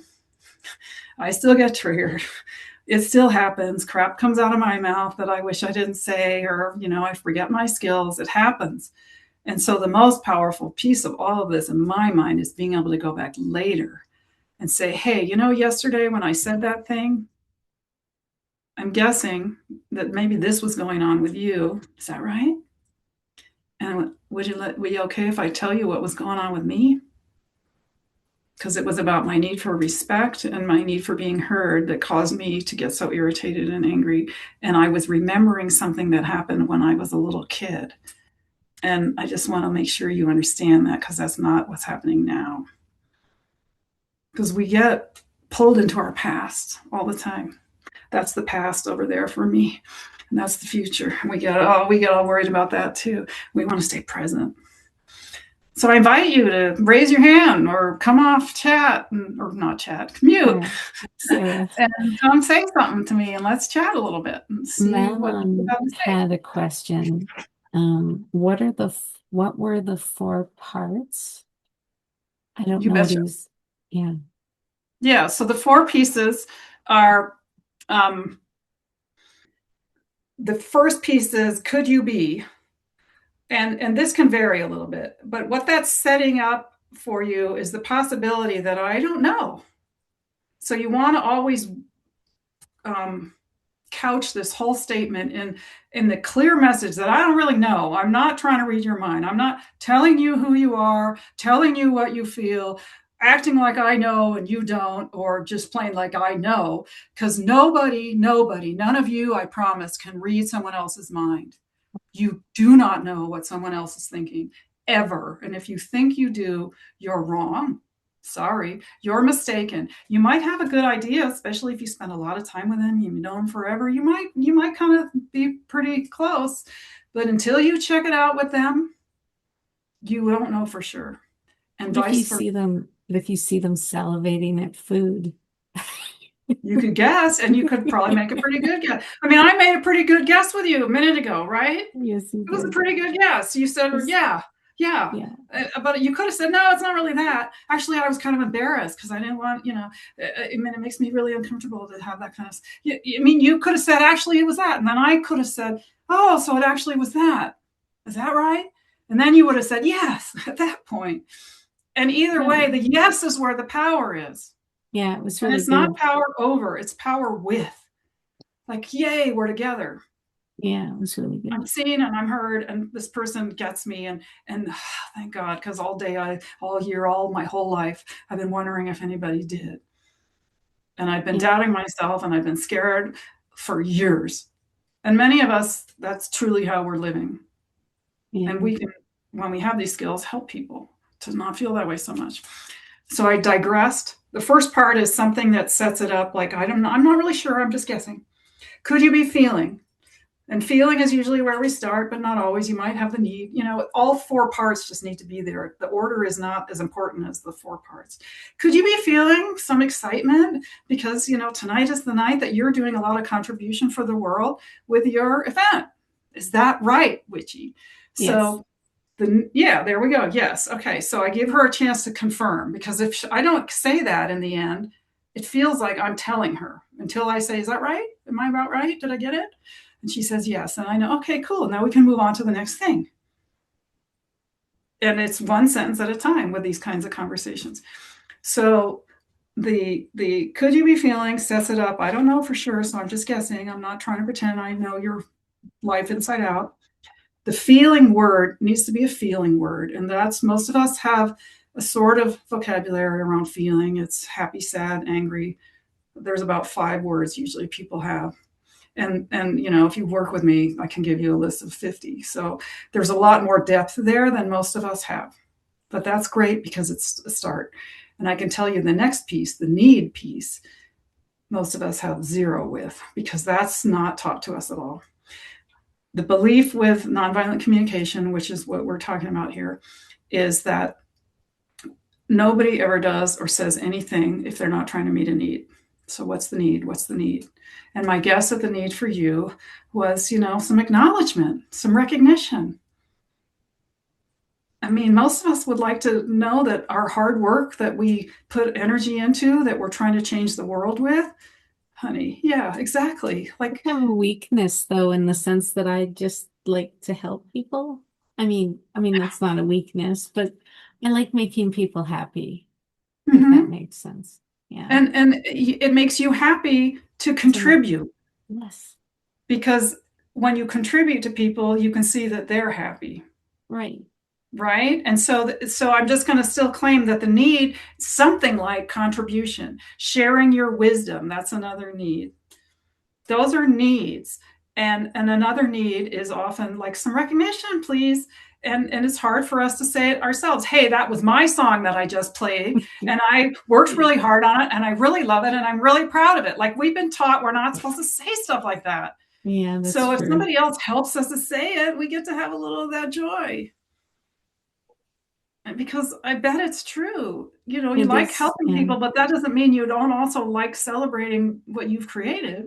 No, but I know what you're saying because I was taught when I was little by my grandmother that you're supposed to be modest and you're not supposed to be too prideful and blah blah blah. Like, don't brag about your stuff, sort of thing. Yeah, So yeah. And that's one of the ways that, she was taught, I'm sure. Like, we can't blame her. This is yeah, stuff that we have been taught in our culture, and it keeps us under control. And that's a big claim. And the longer I live, the more I think that that's what it does. And I'm not trying to say that there's some person or group of people somewhere that made that plan or that are still alive at this day and age continuing that plan. It's just our culture now. right. There's a king and they run the show. There's a boss and they run the show. And one way that these kinds of people want to or can run the show is by keeping all of us second guessing all the time. Yeah, Am I okay? Am I going to get in trouble? If I say too much, will I get in trouble? And so you're just spinning in that world. And meanwhile, the power gets to like keep the kingdom or do the thing, whatever it's doing. I don't want to attribute this to evil in human nature. I don't believe in that. I just think it's a pattern that we're in. And there probably are some people that want to keep that pattern going and maybe are actually pretty aware of it. I mean, that's the science of propaganda, is very much all of that. But for most of us, it's just we never have thought about it. yeah. And we've never had some real like slowing down. How does it feel when somebody acknowledges what's going on? It feels really good. It does, yeah. Yeah, it does. And the thing is, sorry, you're going to want it again. And you might not have had very much of it before. And the more you have it, the more you're going to want it. And then my challenge for you is, okay, then learn how to be really good at it, because then you can spread it around and we can flip this, whatever it's going to take to flip us into a culture or a world of people who are caring for one another, who are offering help to recover from trauma that exists, but we don't pay for or supply people with now. I mean, Right. there's so much good that can be done once people feel safe. And this helps people to feel safe. So they're Yeah. willing to say, hey, that was my song. Kind of scared to say that, but it Me was, too. because you're creating music and beauty for the world, but you don't want to disappear, end your life, be gone, and nobody knows you did it. Well, that's what always happens with artists is they die and then people discover them. Oh, well, that's not your plan. And it doesn't happen with all artists. You know that. I It, you know. know, you got to feel like you're safe to say something about it, because your grandma, I think it was your grandma, It was my her voice is grandma. in your head saying, don't do that. Yeah. Don't do Well, that. she used to work really hard and she was not appreciated. Sort of thing. So, Mhm. because she was from the old school where women just did their duties, blah, blah, blah, and She's so still on the planet. she'd follow around other people picking up their garbage, Huh. like that sort of stuff. And Mhm. she never got appreciated for it. Is she still with us? No, unfortunately. Well, that's okay, because you can still tell her. You can tell her right now, hey, Grandma, will you play with Grandma, me? Hey, Grandma, I Grandma. appreciated you. I Yeah, love well, you. you know what? Let's do it this way, though. I'm guessing sometimes you were really pissed. She was. You say it to her. She'll Grandma, tell you you were if really you're on pissed, weren't or not. you? I Yeah, remember. no, I'm guessing sometimes you were really pissed picking up other people's garbage and thinking that that was your job. Is Yeah. that right? Is that right, Grandma? Yeah. Yeah. And you're healing her, honey. And you're healing yourself at the same time, because that makes sense to you. Yeah. And that's why she taught you that, because somebody taught her that. And she didn't know any alternative. And so the stuff that comes out of my mouth when I'm not thinking because I'm triggered, that's that stuff. It's what I was modeled. It's what other people do around me. And it's really hard to not do that if you don't have really strong wiring of doing something else. And if you're Right. triggered, and she was probably triggered a lot of the time. And so she said stuff to you to try to make life easier and safer for everybody so we don't have a big blow up in the house. Yeah. It's dangerous. And our bodies don't know the difference between being scared because somebody's being mean to us and being scared because somebody's got a knife. Our body Mm. doesn't know the difference. Right. So that activation and that biology is up and it's shutting this down. It's doing all of those things to us. And that's a lot of home life for a lot of people and a lot of women who have been taught in most of the cultures on the planet currently that they're supposed to be doing certain things and not in Yeah. charge and not in Yeah. charge. Yeah. Yeah. So, yay, Grandma, for visiting us tonight because, Yeah. My you grandma's got to be part awesome. of this She's picture. like Peter So Pan. yeah. Yeah. Well, thanks for coming up. Anything else you want to chat about? No, that was pretty much it. And if you end up ending like early, like 5 minutes early or 10 minutes early, I'll just play music anyway. Yeah. And you're going to play your music and you're going to tell people it's your music. That's right. I'll be like, this is my music. Good, good, This is good. why I did it. Yeah. Yeah. Well, and I know there's a few other people here, so I invite anybody else that, wants to just chat a little or has a question maybe, because I think, Oh, for sure. Yeah. Deal with the great stuff. questions first. My music can come Yeah. after that. Yeah. Well, I'm not seeing any hands up, but maybe when it'll come up or just come off mute and start talking to us. There's Maria. Come on up. Let me bring you up. There. Hi, you're still muted. Unmute myself. Yeah, it's so fun to see you. It's been a while. Yeah. I was saying how good it was to see you. Thank you for your last email and understanding Mhm. why I've just been so MIA.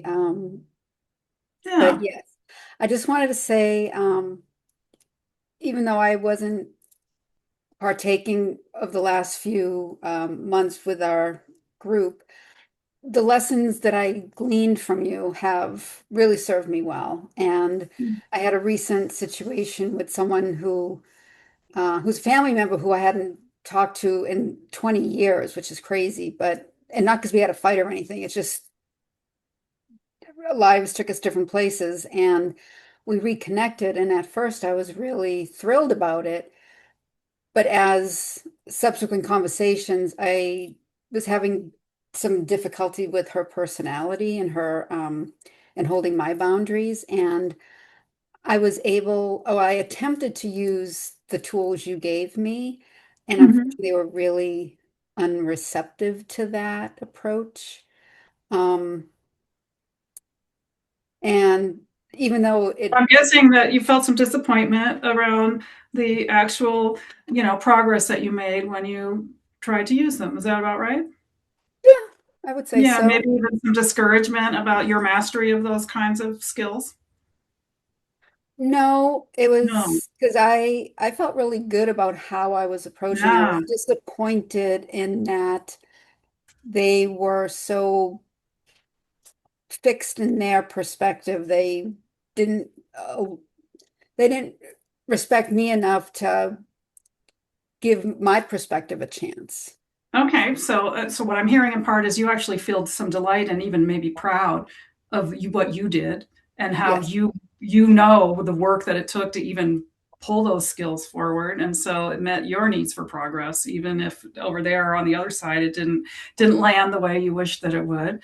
And that's this torn. I'm proud and I'm delighted about it, and I'm also disappointed and sad because I didn't get the respect and kindness that I was hoping for when I tried to share something that I think is of value.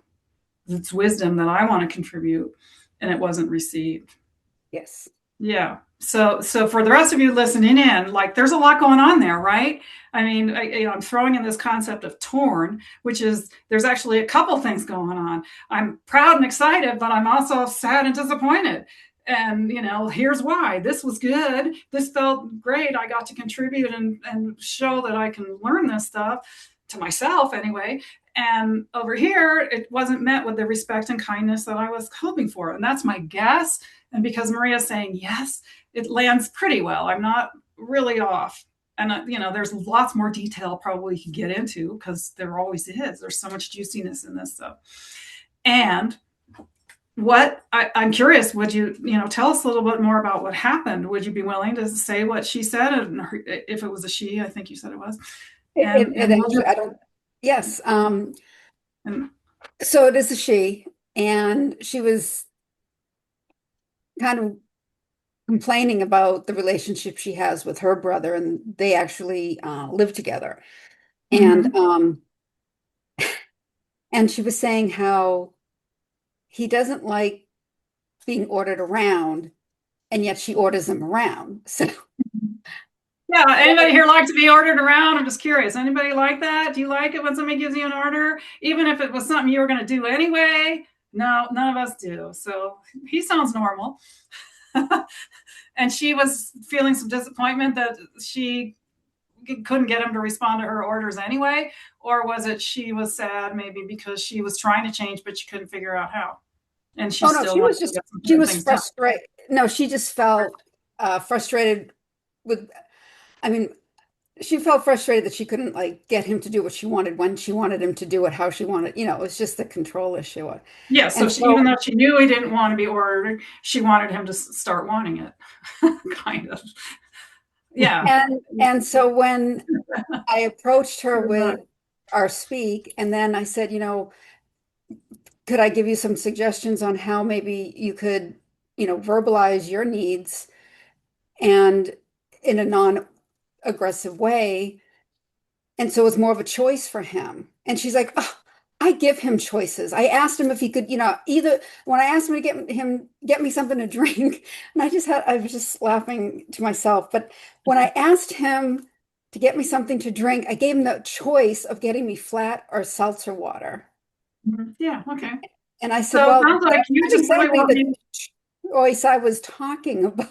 Yeah, no, exactly. But it's what she said, right? So this is for all of us, we have to respond to what they said, not what we wish they'd said or wish they'd understood or anything. And so if she says, I heard a bunch there, so I might be a little bit off now, but at least in part, I give him choices. Oh, so you want me to be aware that you actually believe that you do give him choices. Is that right? And see, now I'm just checking in with her again and where she's at, even though I'm sitting here going, that doesn't sound like a choice to me. I'm not letting that come on board. I'm saving that for when I talk to Sarah or whatever, because she's telling you where she is, and we want to be with her. Gotcha. Right? Yes. That's the goal, and it can be a real challenge. I'm with you. I mean, it's like, okay, wow, it's really hard for me to not just go like this right now. Are you kidding me? You think you're going to have a choice?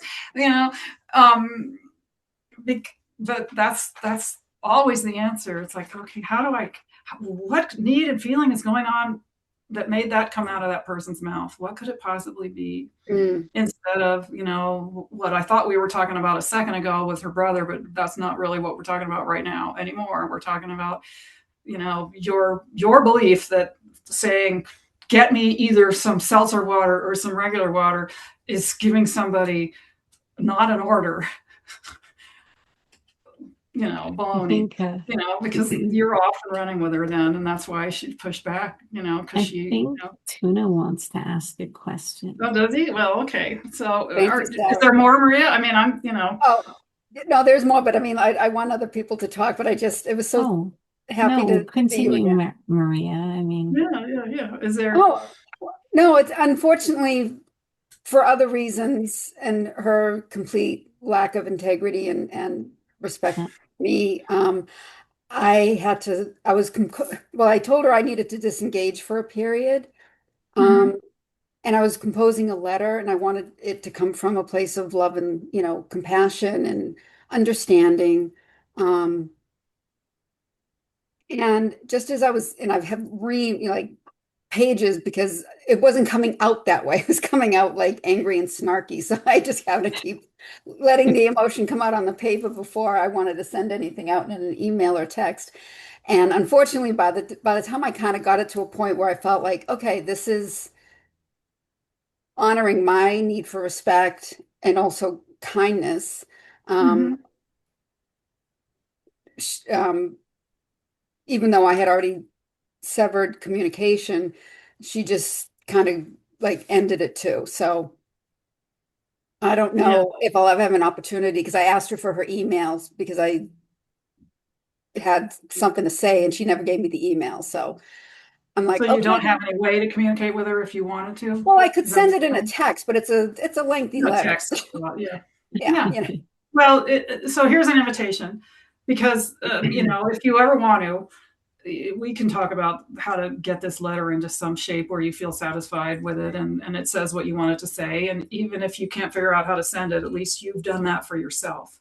yes. And I'm happy to spend some time with you on that. And Well, you thank can, you. I think you've got my email and even my phone. I mean, just reach out to me and we'll find some time. So that's, just let's do it because it's nice to get this stuff energetically out of your head, right? And it will be good for you to help you with your skills to do that, whether or not you ever send it. And the other thing, and this is, for everybody that's listening, there's always the possibility to go back and clean something up. We just cleaned a little bit up with Witchy's grandmother. There's just always that possibility of doing that. And I think I said that earlier in this call. I said it earlier tonight. I know that in a conversation at dinner. I mean, to me, that's one of the most magical things about this skill set is we get derailed in the moment still, and we can go back and clean it up later because we have the skills to do that now too, in a way that works, not in a way that leaves us feeling like shit. I still didn't get that quite right. I still don't feel heard. I still, it cleans it up instead of carries Yep. it forward. Because Yep. that's what makes most of us, well, that's what makes me not want to apologize is that say you're sorry. I'm sorry. No, you're not. You don't sound like you're sorry. I mean, that whole dynamic is so messed up. And that's what most of us grew up with. We'll be like, And fine, instead fuck of you, I'm having not another sorry. way to say, well, yeah, what are you laughing at, girl? Well, I just want to say thank you, Yeah. because I have utilized these skills and also I find myself not as reactionary as I used to be. I mean, my husband will probably differ with that perspective, but with I find myself being a lot more clear and intentional in my conversations at work and with others. So I am really grateful for the lessons and the Cool. ongoing. Yeah. So I'm thank you. glad to hear that. That meets my needs for contribution because this is stuff I want to share. And now Yeah. you know what's possible. And Yes. therefore you can't forget it. Sorry. So let's have Tuna come up and ask his question, which I'm assuming you're right about Witchy because you know how to read his mind or as close to it as anybody probably can get. And let me just get, yeah, so let me get you up and oops. So yeah, I should be unmuted and I should be heard. Am I You being are. heard? You are. I can hear you and see you and everything. Okay, hello everybody. Hi. Peace out, Um man. yeah. Um wow, it's been a hard week for nonviolent communication for me. Oh, well, yes. I'm No with you matter on that. what I tried, no matter what I did, no matter how hard I tried to get my points across, they weren't being heard. Mm-hmm. And they were met by having a person who I was developing a relationship with and an intimate one just crying because I was asking her to, I was telling her that she needed to have, I was asking to have my limits set. Like she wasn't listening to my limits of the world. And no matter what I said, and I said it as nicely as one can humanly say it at first, but then I had her just crying. So let me see if I understand what you're saying, Tuna. Is Uh-huh. it in part that you were asking to be heard for what matters to you about something? Yes. Okay. And how did you ask for that? I said to her, well, you want a give and take, but you're not giving me a give and take. Mm-hmm. Um, you keep telling me all these things about your world and your life without going into details, but they were things that were her most important things. And Mm-hmm. I said, that's great. And I shared her things with her, like she was into a specific band and she wanted to watch the band. So I watched a little of the band, but then she wanted to make every living hour about watching her band, as Mm-hmm. opposed to sharing the stage with me and letting me do my things. And when I showed her the things that were the things that I enjoyed, she found ways to not experience them. Mm-hmm. And eventually I had to say to her, look, you know, I feel like you're not hearing me and you're not letting me share the stage. Okay, so I'm going And to stop you right there yep, just for a second. I yep, feel like you're not hearing me and you're not letting me share the stage. Did I yep, hear yep, that? Okay, so after a statement like that, if you right, haven't done it before, the next yep, thing that you could say is, would you be willing to tell me what you heard me say? And ask her yep, to say it back to you. And right, until you hear that you are telling me, Tuna, that I am not hearing you and I'm not letting you share the stage, which, see, I'm already not sure if I remember it. right, Until you hear her say it close enough back to you, you don't right, go any farther, because right, that's your need that's not being met. Prove to me that you're listening to me. The only way somebody can prove that to you is to say it back to you and you can actually hear it. And you might have done that. I know I timed you out and cut you off, but right, that's part of what you said the need was. I'm not being heard, I'm not being heard. and right, and and often the way to make sure that you're heard, and this is for everybody, is to ask them to repeat it back and keep it short. It's this one thing. I need you to repeat it back before I move on to the next thing, because we often say so much that the person is still back there on the first thing, and maybe right. that thing really scared them or hurt them or made them mad or whatever, and all the rest is all just lost. So forgive me, I regret cutting you off, but I wanted to make sure that you had that piece before I we were done, since we have 1 minute. thank you very much. You Yeah. And guys I will get actually, back to this at some point, maybe even have a quick conversation with you Yeah, when I'm it's, happy to chat about it. I mean, what most of you Dylan have is my not here contact yet, info. you guys. Hmm. Dylan's not here yet, so you can Oh, well, continue we can, talking. I okay. mean, would that have been useful in the moment, or do you feel like you kind of did that and it still didn't work?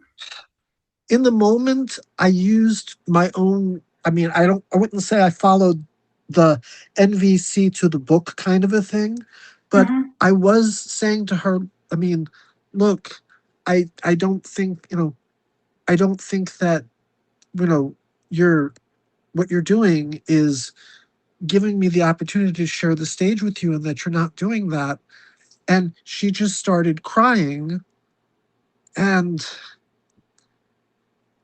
I So didn't when somebody say, starts crying, what do you think the need and feeling might have been for her? Just guess.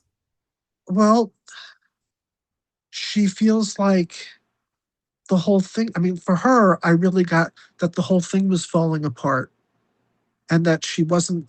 And she then said to me, um, I said, she said, well, what do you mean? I said, like, every day you want to watch, you want to listen to this band and you want to spend hours listening to this band, but, you know, you always are talking about them. And she said, no, I haven't talked about that band since Friday. And I said, no, no, really, there hasn't been a day, there haven't been like a few hours between you talking about them and not talking. They're always on your mind, Mm. you know? And you love the band. I understand that. I get that. But you are trying to make me into a fan of the band. And this is exactly how you make me not a fan of the band, is by saying, oh, you have to watch them. Aren't they the most amazing thing on the planet? Aren't they beautiful? So And you would really like it if I would tell you that I really love this band. It would make you just really happy to give you a sense of maybe connection. Is that right? I mean, again, it's like, what's underneath that? Because you said she started crying. Right. And I'm guessing that when somebody starts crying, they're either sad or maybe they're frustrated because they're Right. trying so hard to communicate and it's not working. I'm not sure, so I'd have to guess.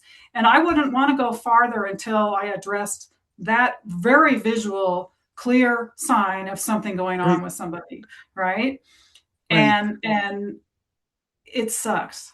I'm just going to It say, sucks. knowing this stuff absolutely sucks because, in part, I believe what might be happening for you is like, okay, when do I get to talk about what I want Right. and have somebody listen to me? Because Right. I'm working really hard to listen to you. When is it going to Right. be my turn? And it's very Right. irritating, it's very angry. Yeah, right? Right. And you And didn't there's get it from her. honestly a part of me that's going, okay, you know, I mean, part of me at that point was like, well, maybe this isn't going to work out because she was saying, Mhm. you know, if I'm so broken that I talk about them every day, then maybe I'm too broken to be in a relationship. And I never said she was broken. Yeah, she pulls that out and throws it Right. at you. Right. She's defending herself from stuff that's happening in her head, and it's not Right. coming from you. Right. Yeah. But there's definitely a, you know, something about her is very damaged if, you know, she's believes that she hasn't been talking about them every day. And I have confirmation outside of her that she has, because it's not just Mm-hmm. me who saw that, you know. And it's like, okay, well, she really is talking about them every day. And it's not But me. you're doubtful about the truth of what she's saying. You're Well, I skeptical. don't know that she, I would rather believe that she's not being deceptive. I would rather believe that she doesn't have her memory. But that Mm-hmm. makes me Okay. sad too, because if it's her memory, and I know that she, you know, has just been diagnosed with Parkinsonism, which is going to possibly give her things that are going to give her the memory side of that, which is the, but I'm hoping that's not it. But, Yeah, you know, because you it's care about her. right. I care Yeah. about her. I wouldn't have said that I loved her if I didn't love her, you Mm-hmm. know? But now it's like, and before we started, she said to me, you know, she wanted to make sure that I wouldn't like ghost her and everything. And now I feel like she's going to ghost me. Mm-hmm. Well, that's often the pattern, right? We do the thing to them that we're most scared of happening to us before they can do it to us. So, Right, there's a lot there, Tuna, and what I know that I know you, I believe, well enough to be able to kind of pull back, get into second or third position, and look at these two people and what they're doing, right, and just okay, I mean, damaged, broken.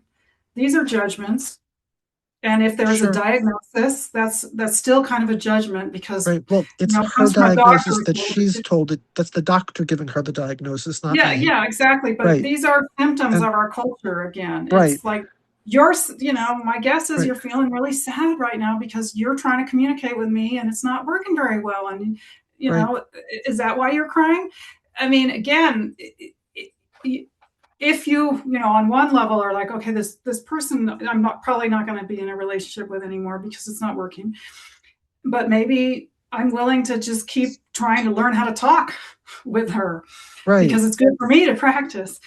I mean, right, that may be a reason to continue to help, and you will be have help to her because she does not know how to articulate what's going on inside herself, and she's trying to push it all back on you, which is right, again how we're trained. We're trained that other people should take on our pain, and that's how do we get rid of it. And it doesn't work.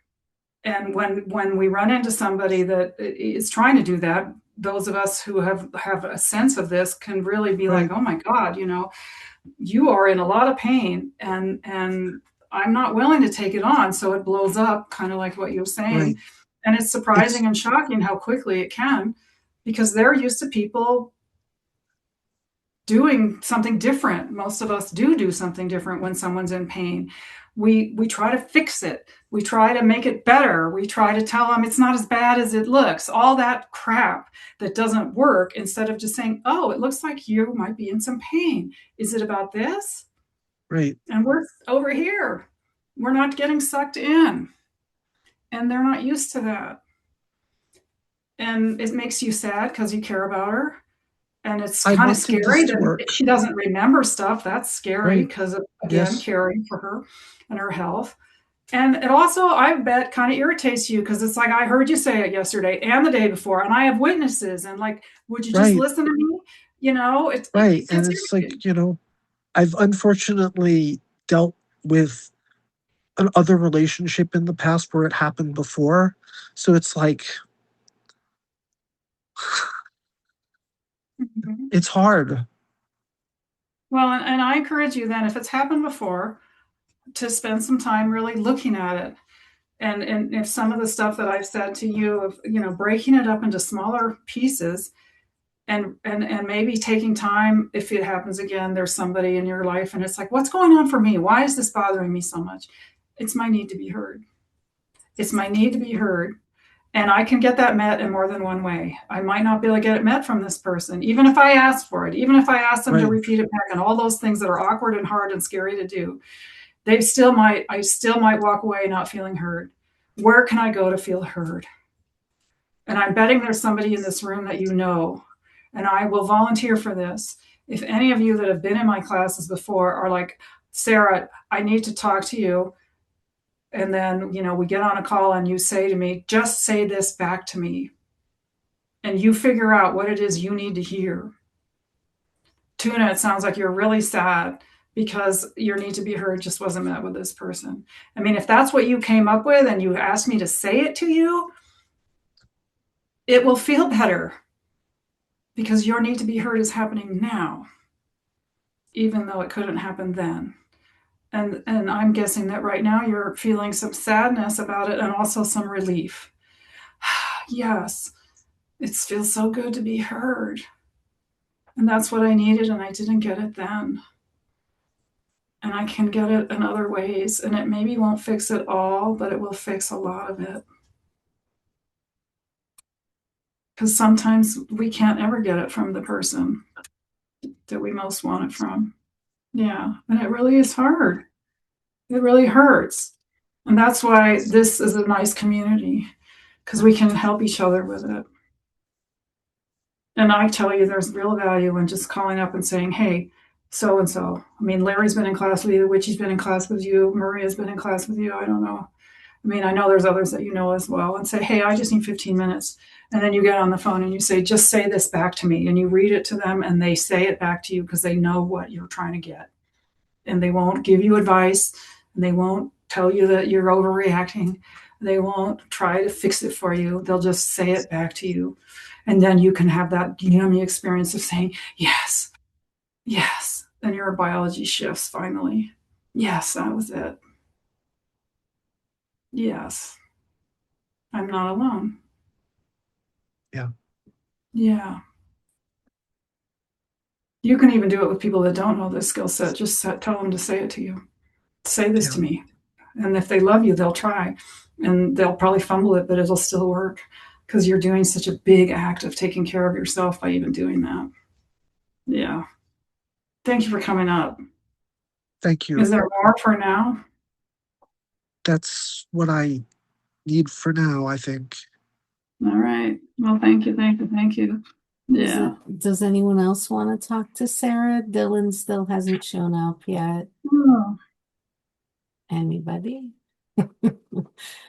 Anybody want to come talk to Sarah? there's lots of names here. I love this DM2MWJ, whatever that. Woo. Yeah, that's a funky name. Yeah. I see lots of people. Yeah. Gabrielle, did you want to come up? Hi there. There's a camera that came on. That's a good sign. It's Gabrielle. Hi, Yeah. sorry, my thing was muted.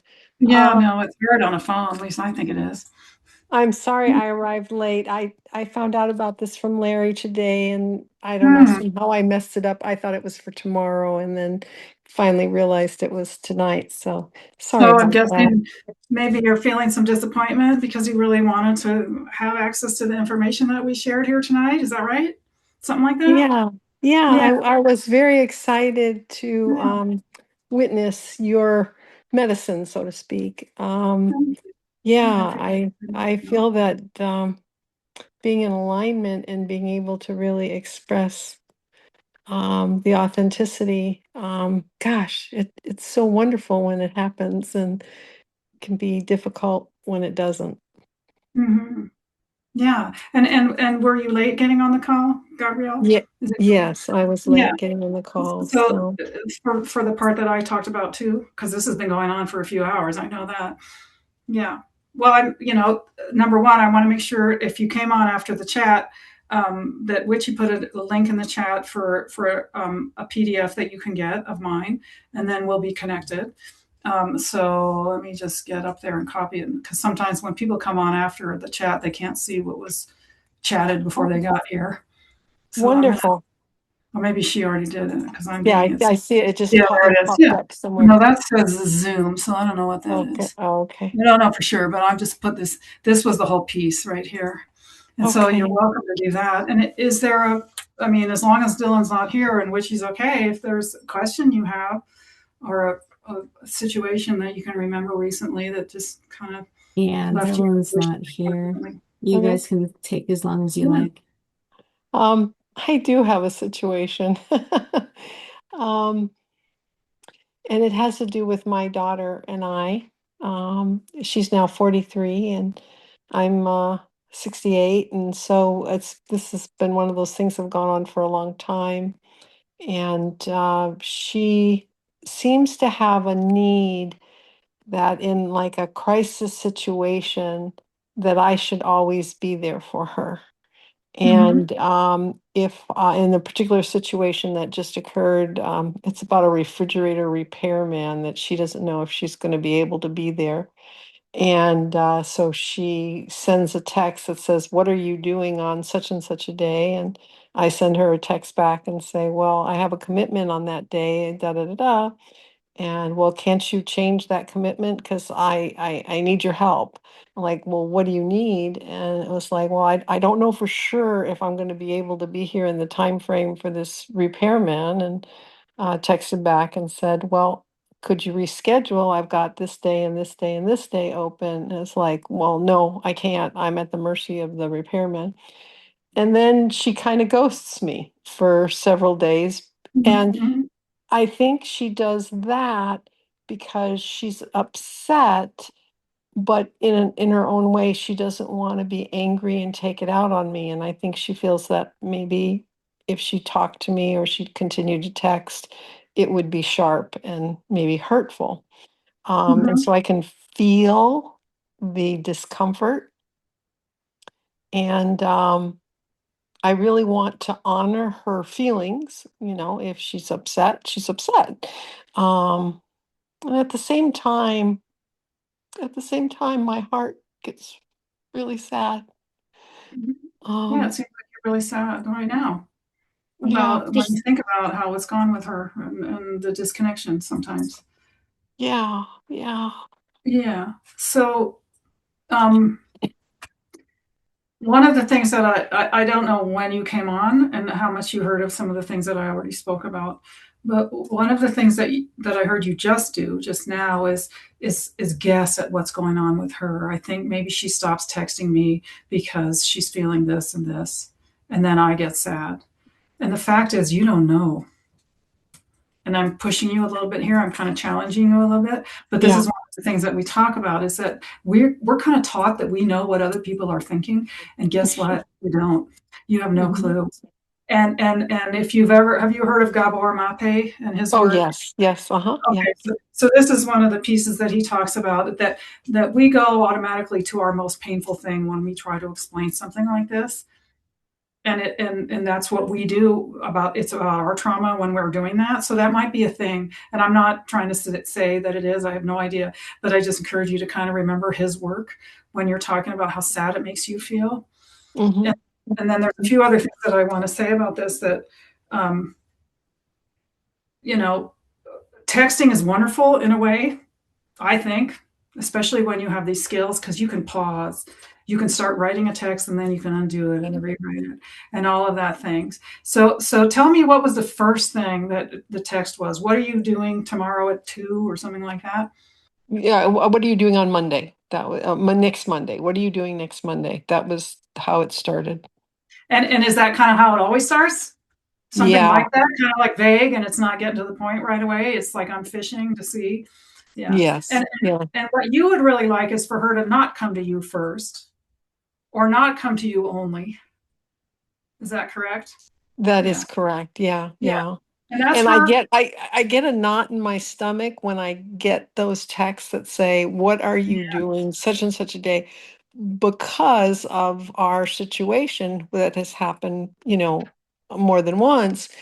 I know that, oh shit, if I can't do this, there's going to be discomfort or I mean, I'm suffering. I mean, I'm making myself suffer in its own way, but it's very uncomfortable for me.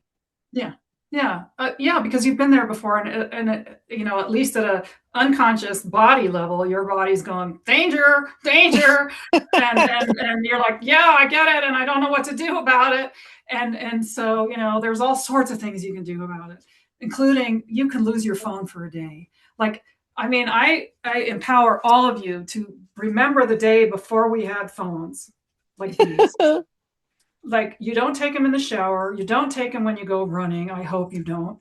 You don't look at them when you're driving, you don't look at them when you're sleeping.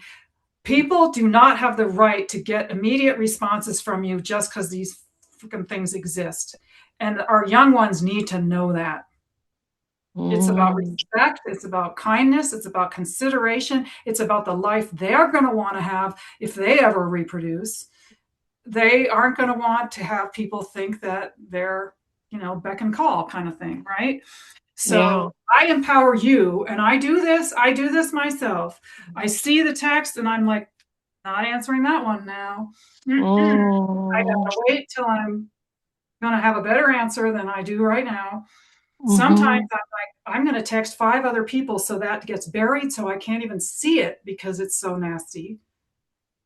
Because I have a kid mm, that can be really nasty. And this is the energy of what you were talking about. Got to fix it now. It's an emergency. My emergency is your emergency. And when they were babies, yeah.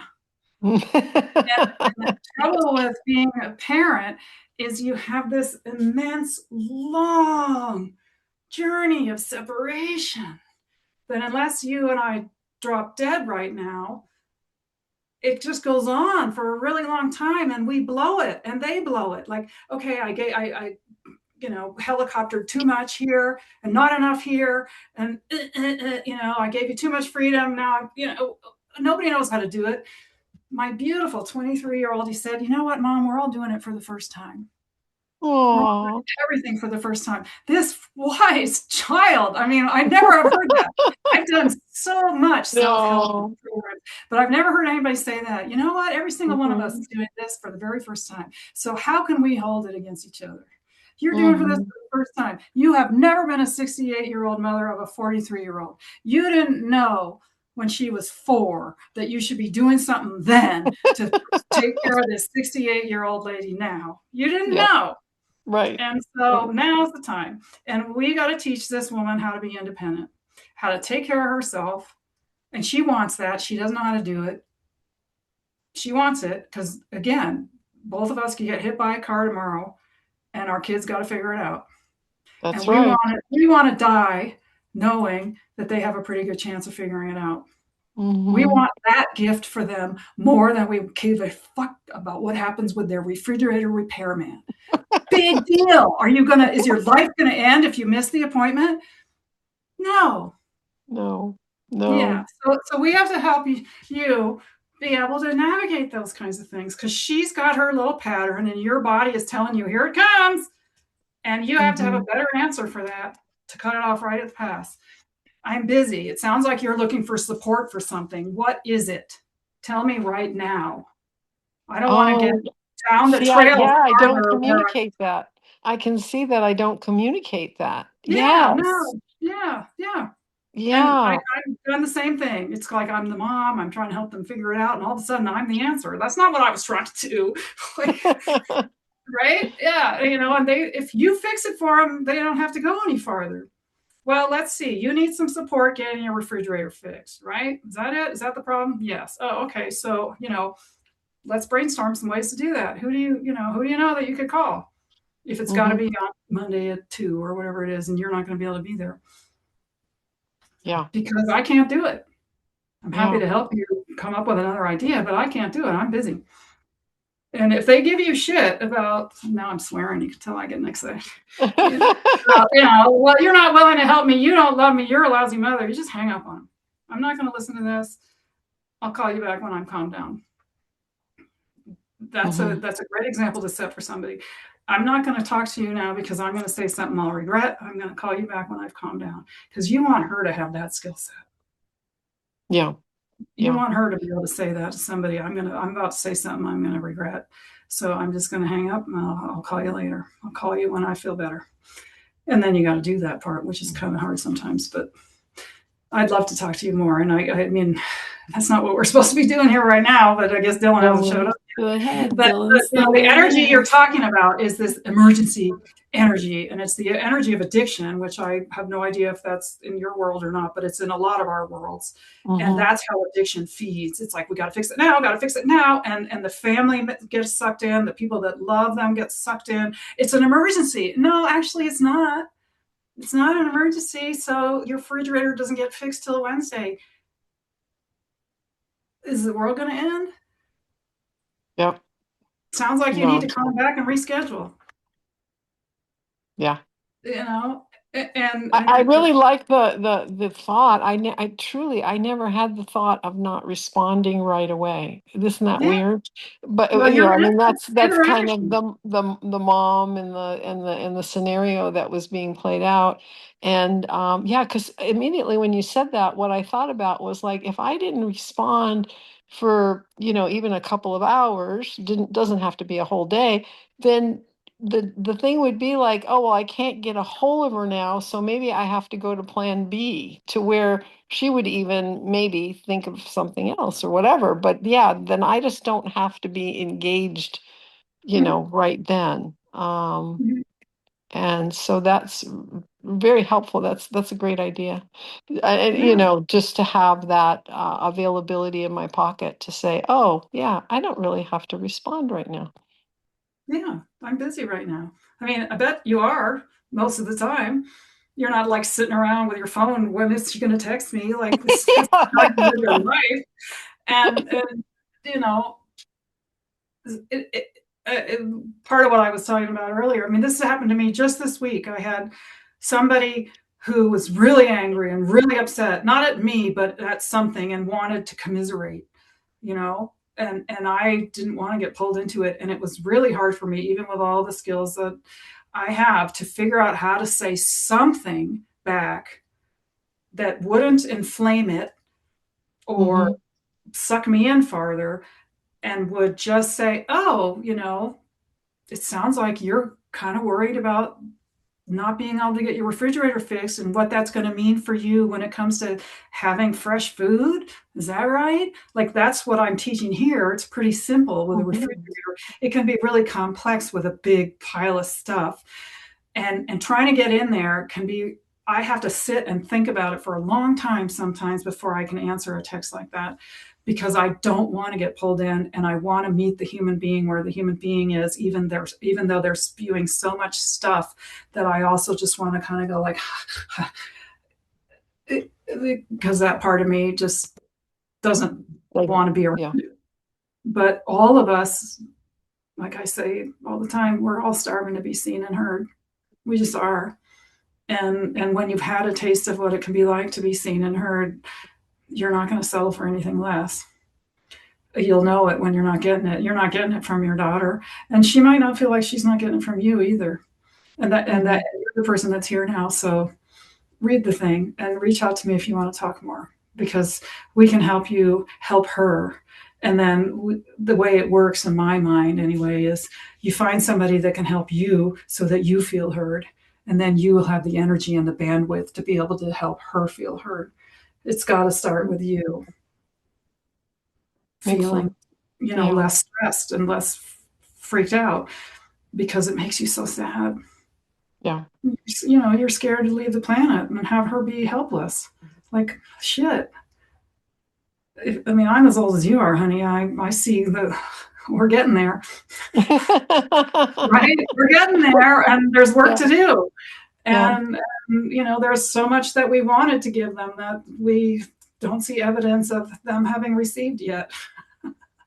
Yeah. No, it's interesting, It's just not it doesn't go away with just an age. It's an evolution. It has to evolve to Mhm. get there. And And we've been growing the whole time that they've been here. So everything that we had to teach them when they arrived, that's all changed now. Like there's oh more yeah. on top of it. And just because I had something I should have taught you when you were 16, I'm kind of ready to teach you what you need to know now that you're 43. Like, can we get to that conversation, please? Because you're acting like a fucking high schooler. That's what you're doing. Yeah. And I'm ready to talk to a grown-up, and I'm ready to give you the grown-up stuff I've got. I've got really good grown-up stuff I want to give my kids. And I Yeah. I get to give it to you guys instead, and that's the best I can do. I know I'm still healing the planet. Yeah. Mm. Thanks for coming. I'm so glad you came. Thank you. Thank you for what you're sharing and what you know. And I love your honesty and your authenticity and the simple understanding of you can break it down pretty simply to make that communication. And it's beautiful. Thank you. Well, you're welcome, and come back for more. So There's more here, Dylan which we'll is be having still another thing not in a couple of weeks, here, I think. but I don't want to keep you, Sarah, if you don't want to be kept. I mean, Well, if there's anybody else that has a desire to talk to Sarah, please do it now. do it now, or and I'm wondering Anybody. about Dylan. I hope he's okay. I can't help but be a little bit worried. I know I'm worried too, because it's really unusual of him not to show like this. Yeah, well, I'm gonna go on gallery so I can see everybody. Yeah, there's a bunch of names I don't recognize, and that's good, because Wishy works hard to put this thing together for you guys. So it's nice that there's different people and they're coming and learning stuff and getting more every time. Yeah. Hi, can I ask a few questions? How do I say it? Is it Manon? Manon. Yeah, it looks French to me. Sorry, Yes. I'm being. Yeah, come on up. Well, I was late to the meeting because I had other things going on, and I really like what you say, but to me, self-leadership, that is so important, and I don't think I learned how to do that. Mm-hmm. And do you know how to do it now, do you think? Well, I'm still learning, and yeah, it was kind of a snarky question. Forgive me. I just think nobody's teaching you that. That's why you didn't learn it. Like when we're young, we're counting on people around us to teach us stuff. Yeah. Well, when I was young, I was taught to not trust myself. I had very low self-esteem, self-confidence. And right now I have a lot of pain in the body. And when you said that sometimes we want other people take it from us, I feel like I've done it because it's like I can't do it myself. Can you take it from me because I can't do it? Well, I'll say a couple things about that. A lot of the pain that I'm talking about when I say that people want us to take their pain is emotional pain. Oh, and that is not to diminish physical pain okay. in any way, shape, or form, because I believe that physical pain, often the kind of pain that perhaps you're experiencing, comes from holding in emotional pain and not processing it and not dealing with it over years and years and years, which is what you described, that you were taught when you were young. Say it again. Well, first of all, I was bullied, and second of all, I was taught that I just was not good enough. I didn't know I wasn't a person. I couldn't do it myself. I always had to look to somebody else to do it for me. So low self-esteem, self-confidence, all those things. Okay. And do you feel like that happened when you were young and just continue? Yeah. And where did you grow up? Turkey. In Turkey? Hmm. Is that what you said? Oh, wow. Yeah. Um, my 23-year-old is half Turkish. My ex-husband is Turkish. So I love it that you're from Turkey. Turkey is a wonderful country, sweet, kind people. And Turkey is also very much, in my opinion, like the US, which is where we are all taught that we're not good enough, Right. basically, in one way, shape, or form. And we, most of us, I think, maybe not most even, but not all of us have parents that directly say that you're not good enough. Like, people don't use those words, but the message is there. And if you came a little bit late and you didn't hear some of the stuff I said initially, we're taught that in school right away. There's Mm-hmm. only one way to behave. There's only one thing that's right. And if you're not Right. doing it, then you're wrong. Then you're bad. And nobody wants to be wrong or bad. But because only one person can be the winner in many, many situations, we are all automatically wrong and bad. And when you get a little bit older and wiser and have been an adult for a while, you may have experienced times where, yeah, I would agree that for the most part, stealing is kind of not a good thing. But, what if you stole some medicine to save the life of someone? I don't know. Maybe then it would be okay. That for Mm-hmm. most things that we sort of say are wrong or bad or shouldn't Right. do, Right. there's almost always, I think, I might have a hard time finding one, but there's always an exception. There's always a time when, yeah, well, actually, maybe not. And if there's Mm-hmm. always an exception, then we got to let go of the whole kit and caboodle. There's no such thing as good, bad, right, wrong. We got to let go of it. It Mm-hmm. just kind of depends. And Right. the thing is more, we've got to learn how to listen to ourselves and we've got to trust ourselves. And that's not stuff we're taught as children at all, because in part, our parents were taught a bunch of stuff that they're duplicating with us because they are stressed and overwhelmed, because being a parent, no matter how many kids you have, is stressing and overwhelming. And so that's part of it. And then part of it is, as young ones, we will do anything to stay alive. We are Right. programmed to blame ourselves for anything that goes wrong, Yep. because the fear about blaming those adults that keep us fed and warm and sheltered, if we blame them, if there's something wrong with them, we're dead. We are in Mm-hmm. so much danger if we think there's something wrong with them. So the safe route is to blame ourselves. Mm-hmm. And that's what we do as children to keep Yep. ourselves alive. And Yep. we don't need to be in situations where there is real physical danger, abuse or war or whatever, in order to do that. We do that just based on emotional safety and how people treat one another, things like that.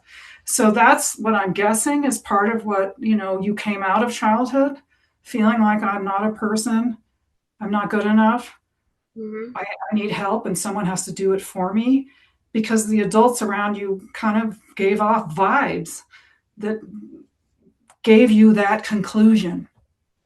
And Or it they worked probably when you were a didn't have kid. it themselves. Maybe they were messed up, Yeah, so well, they most of just them didn't. passed it on. Yeah, I I mean, mean, yeah, they didn't. And, our only opportunity is to try to do it better for our kids. And we first have to do it better for ourselves in order to be able to do mhm, that. So, the things that we do as children, we do to keep ourselves alive. Our biology, and that's what I was talking about before, our biology runs the show. I mean, sorry, you're in this body and it's going to do stuff to keep you alive, and it doesn't care if you get good grades in school or if you're the prettiest girl or any of the other stuff that we care about. Maybe it just wants to keep you alive so you can have babies. That's what it wants to do. And so it has all sorts of ways that it tries to do that kind of mess us up, because we have this brain that makes us think that we need to care about big concepts like consciousness and love and peace on earth and stuff that the squirrel doesn't think about very much, as far as we know, because it doesn't have this part. But right, this part gets overridden over again by the biology that says, no, the most important thing is that you have a baby, that you procreate. That's all we're trying to do here, is make sure you stay alive long enough to produce some more of you. And so we have to know that about ourselves so that we can have a chance to use that knowledge to help us in this crazy world we live in where there's all these things like this. Right. Yeah. Right? I mean, language alone, like no other creature on the planet has this, as far as we know, or at least this complex of one, though we are beginning to see that maybe we're not as perfect as we thought we were, but that's a whole nother thing. So I'm glad you're here. And is there something that in particular now that would be useful to you with a person in your life, or even maybe the way you talk to yourself, that would feel supportive? Well,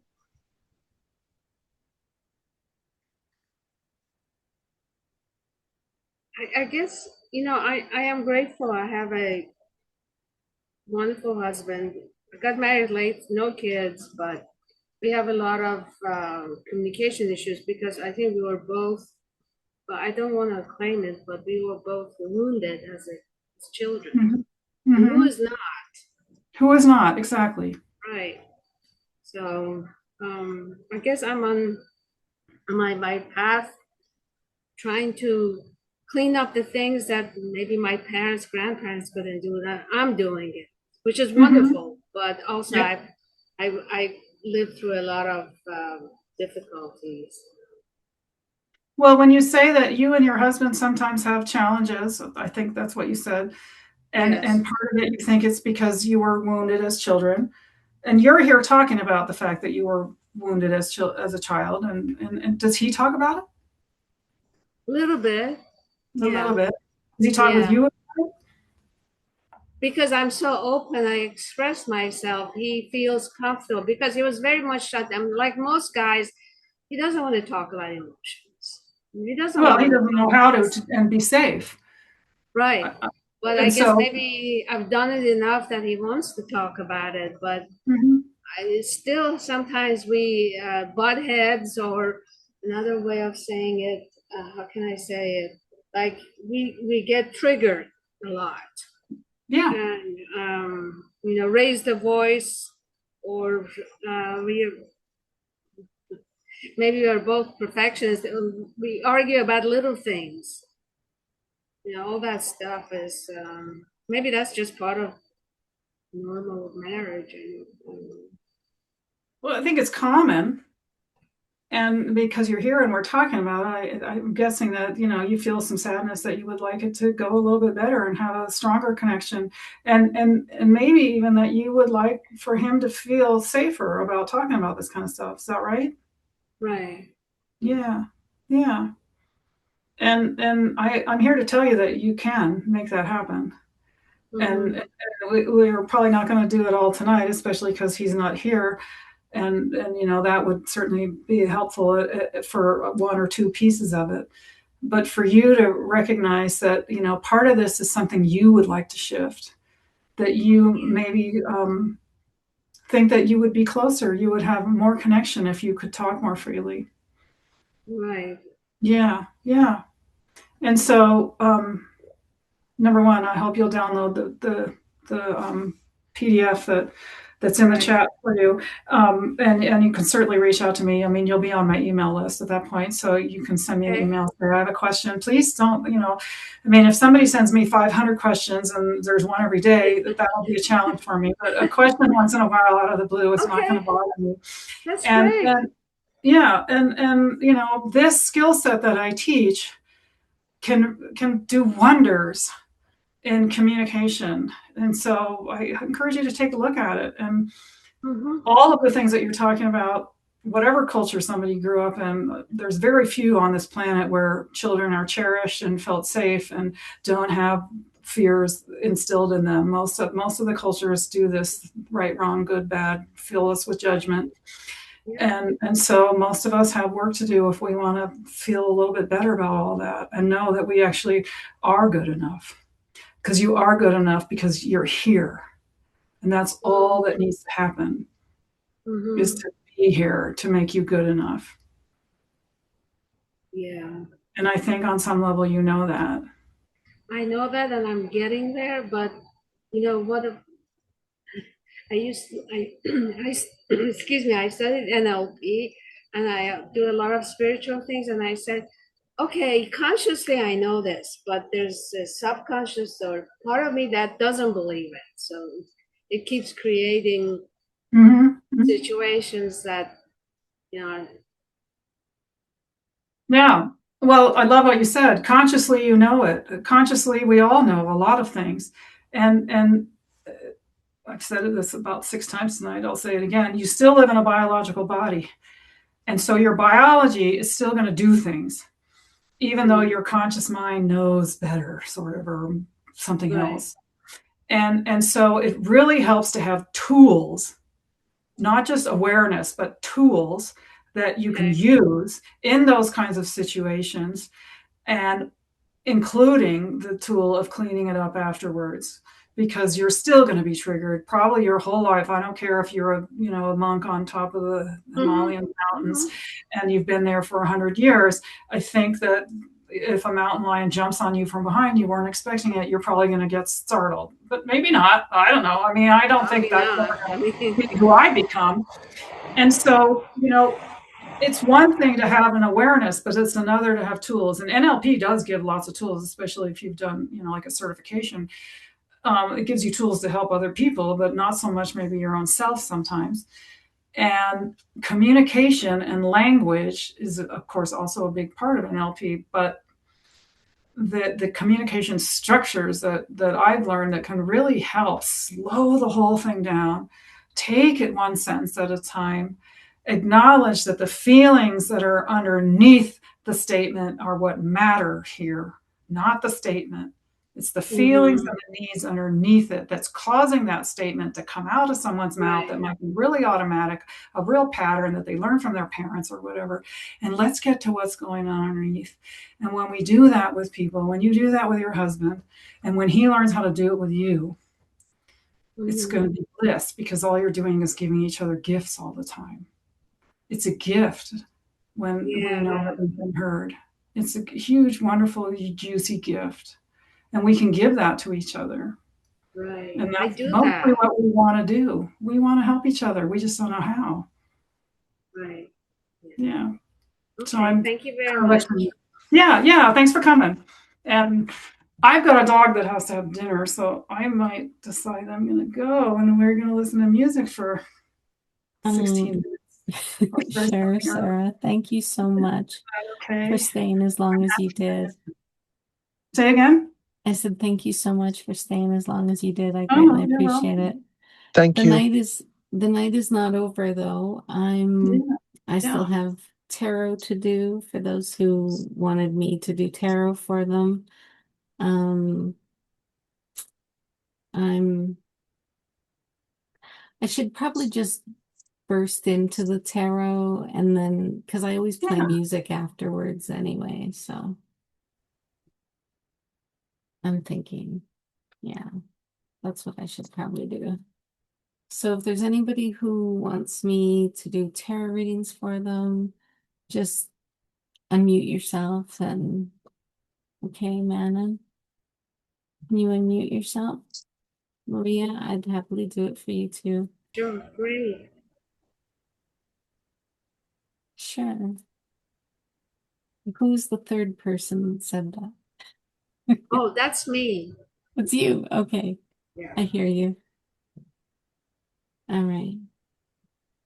So would you like the answers to a yes or no question, or would you like a general reading of what's coming up in the world? How about general? Okay. Alrighty. So universe, what is gonna happen in Manon's future and her present and in 6 months? What's gonna happen?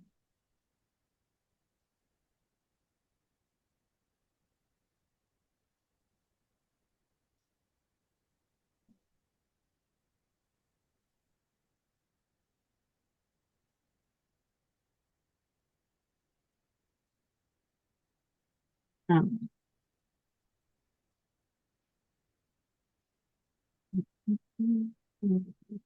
Cards are harder to read. I'm gonna turn my light on.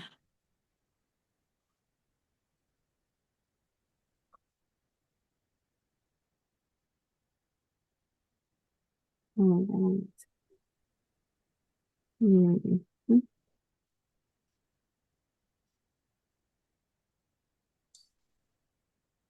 Oh, well, that's good.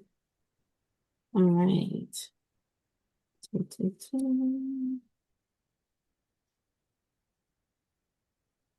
right.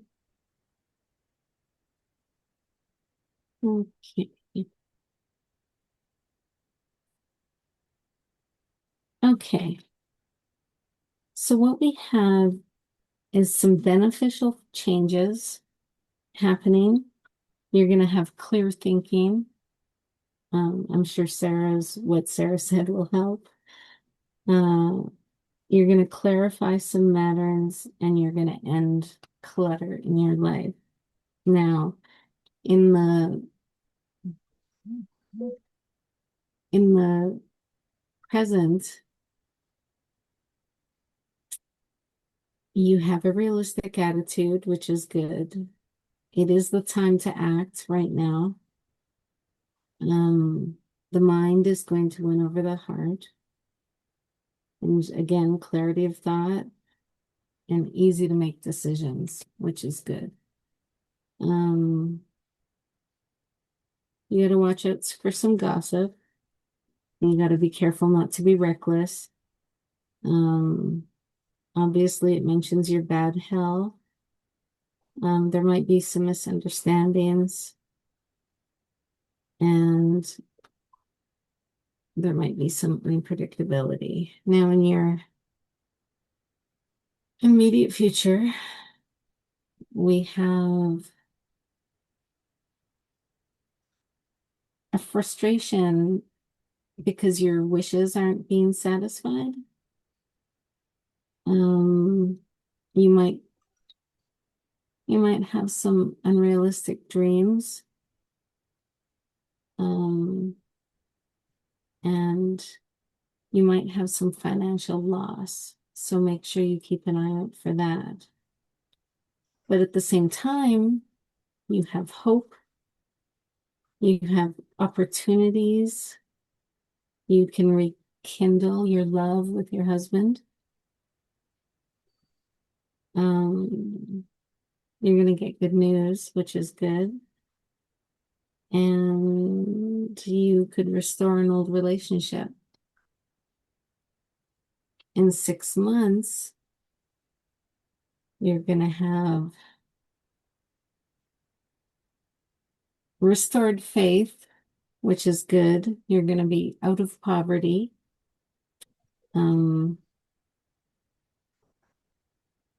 You have to be careful about bad decisions and potential marital problems, sort of thing. And your illness. You have to be careful about your illness because it's going to be painful or causing you pain, which you already know, of course, but I think it's going to amp up. There might be some quarrels.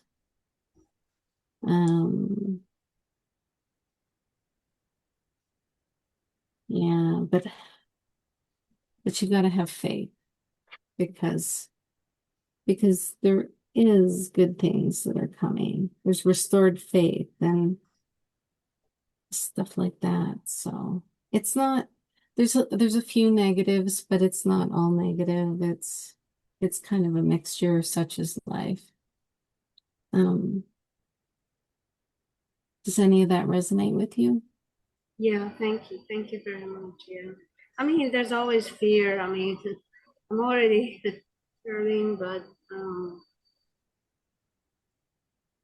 without faith and hope, life gets very difficult. Yeah. Well, you're definitely going to have a renewal of faith, restored faith. So keep that in mind. All right. Thank you so much. You're so welcome. Who's my next person?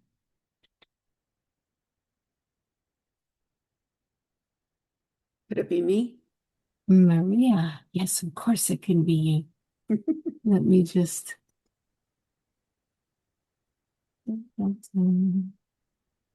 Oh, I just realized that I did that and Sarah's still pinned. Whoops. Sorry, Sarah. All right. Okay, Maria. Let me just mix the cards again. Please. And I'd like that general one, like you just gave Manon. Okay, That's okay. that sounds good.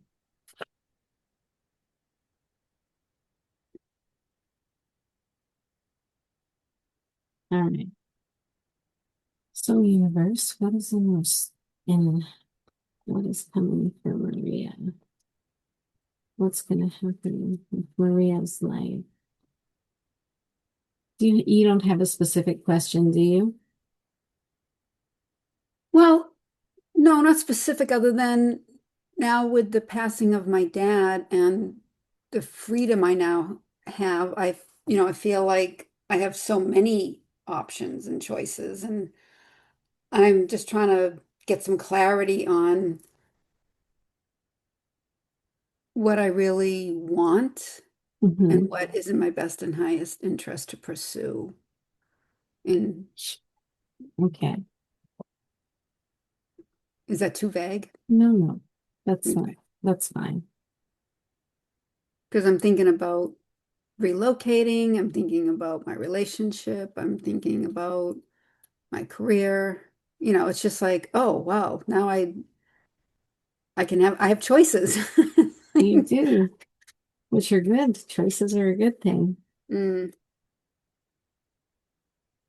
Mm, okay, that's interesting. Mm, all right. What do we got here? Mm, oh. So, like the other lady, we have some good and bad. mhm. That's wise. Um, right now, it's saying that you're going to have some trouble with work, like some sort of trouble at the workplace. Okay. Um, you're going to be admired. Hmm. You're going to you're going to be full of energy. You're going to be like a visionary and very charismatic. Yeah, At the workplace or just in general? just in general. Okay. But the workplace, that's where the trouble is.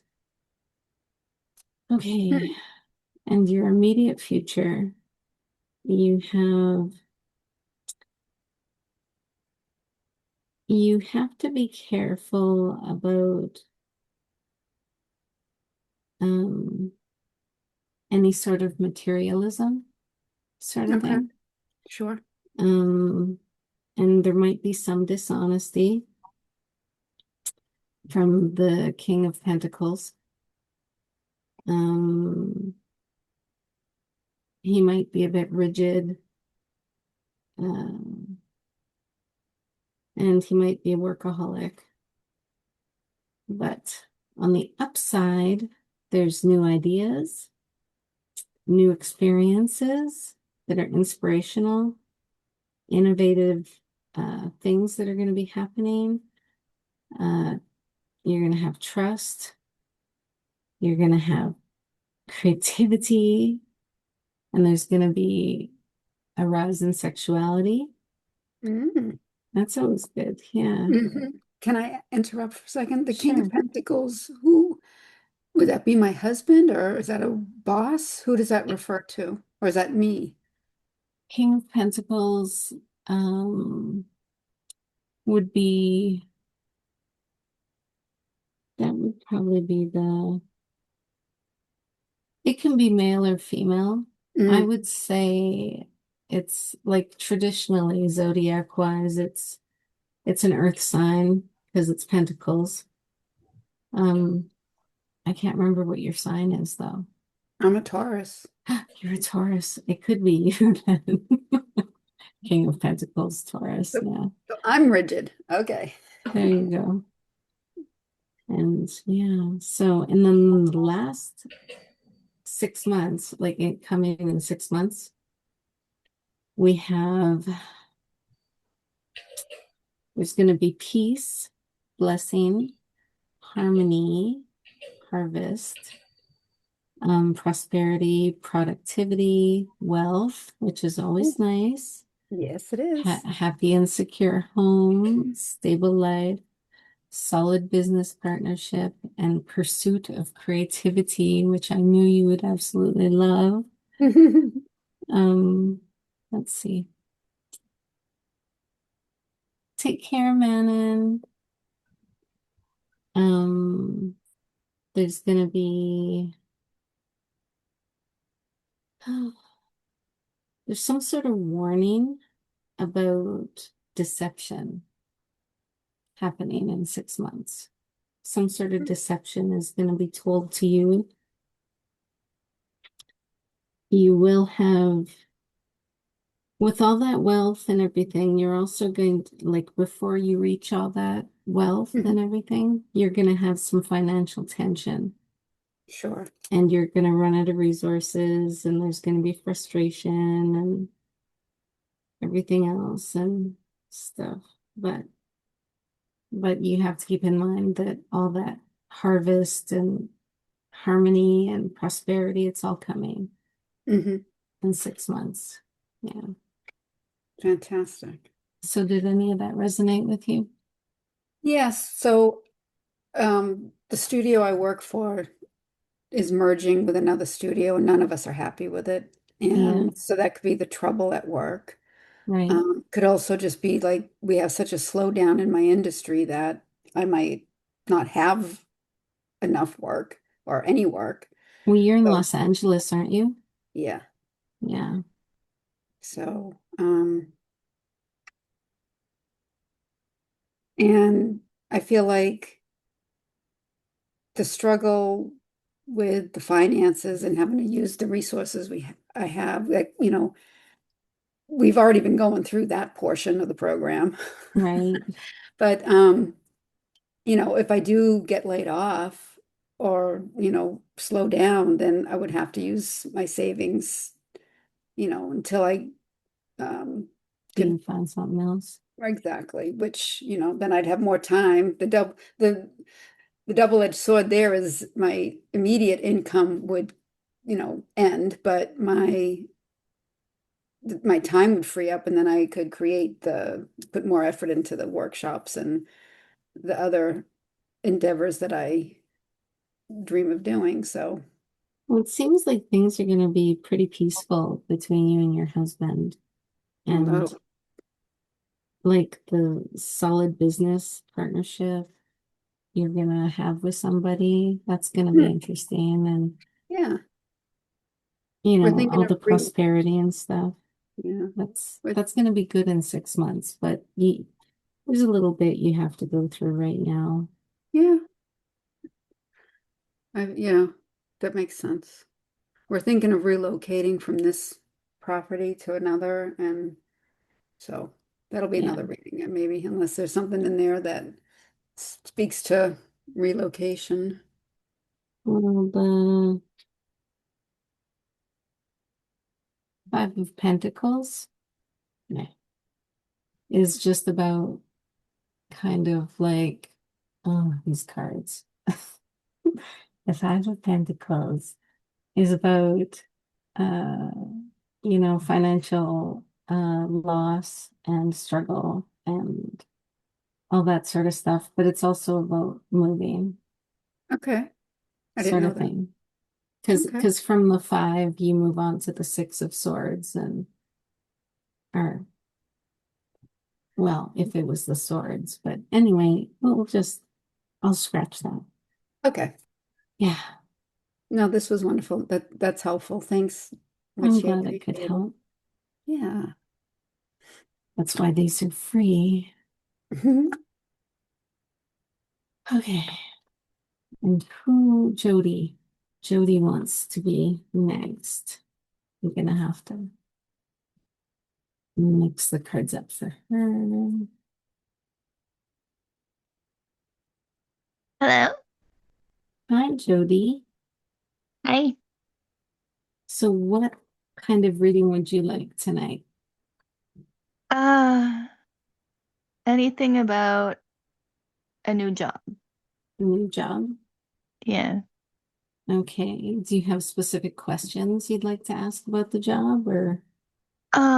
Well, I'm not currently working and Oh, I have not liked my past jobs right. and I don't know what to do for work and I'm not having much looking for work and I don't like looking for work. So, not really sure what exactly question to ask, but Okay. Well, that's okay. a I can do a general reading and we general can go work. for them. If you have any specific questions of the general, we could go into that more too. So, Okay. If it says anything that I'm good at, that I don't know if that makes any sense. yeah, Something I'm good at that I don't know I'm good at. something that what you believe. That could be anything. Let's see what it says. Okay. Okay, I'm gonna grab some paper so I can take some notes. sure.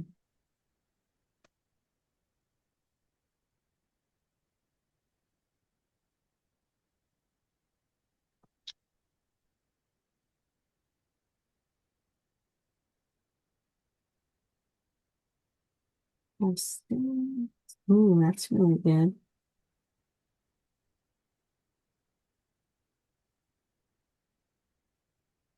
Okay.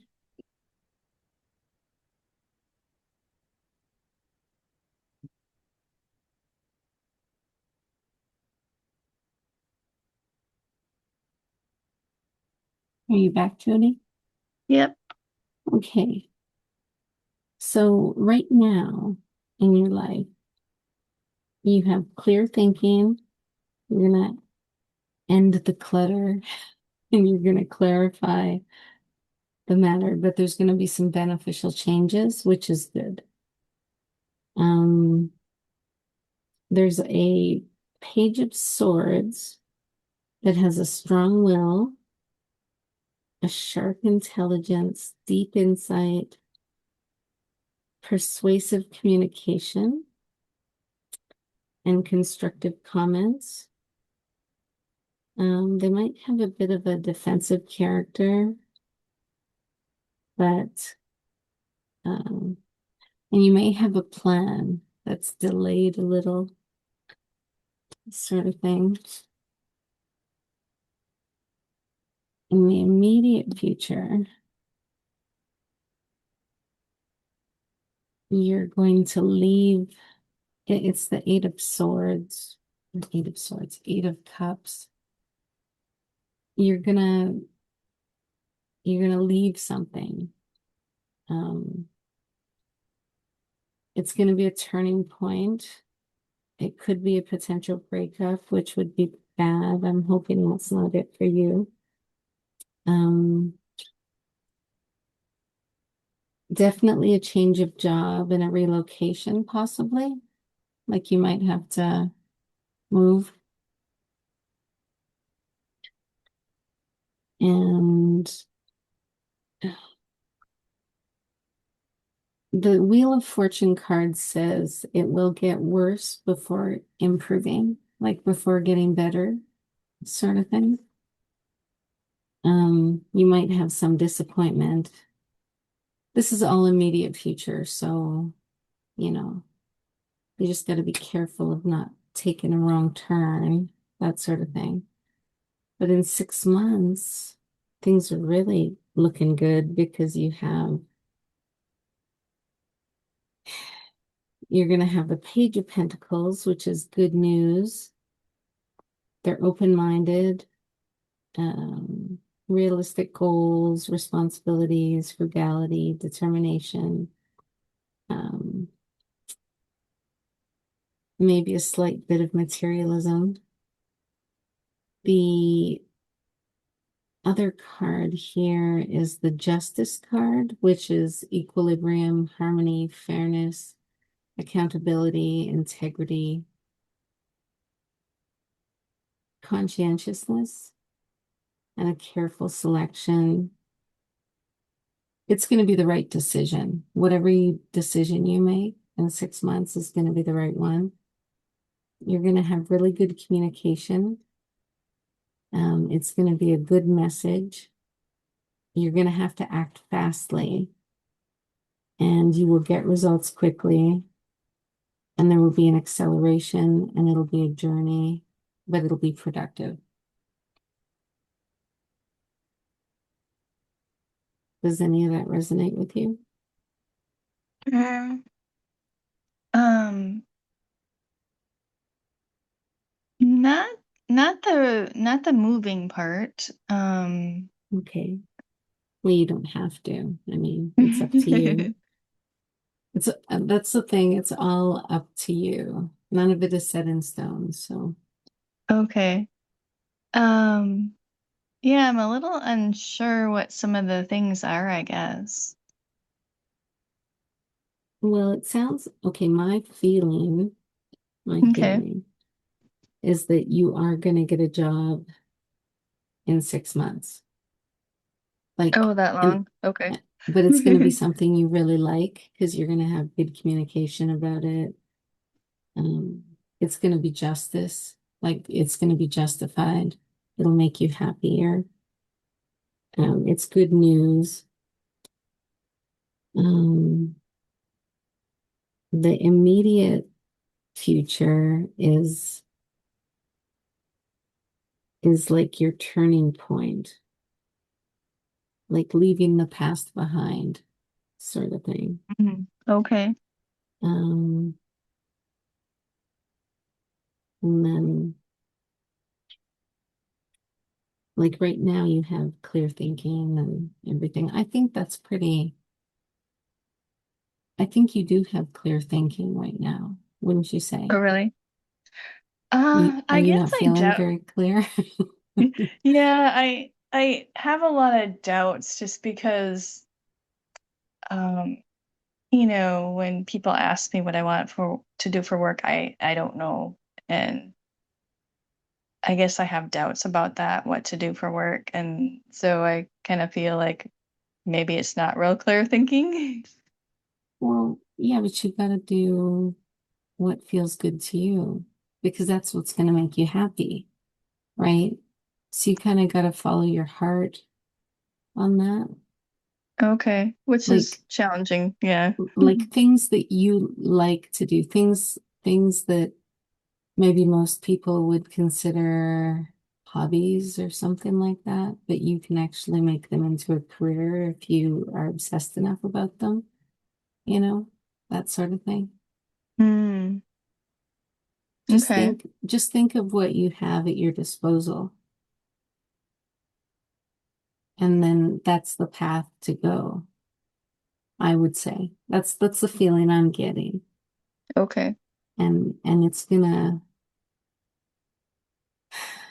be really positive, but you gotta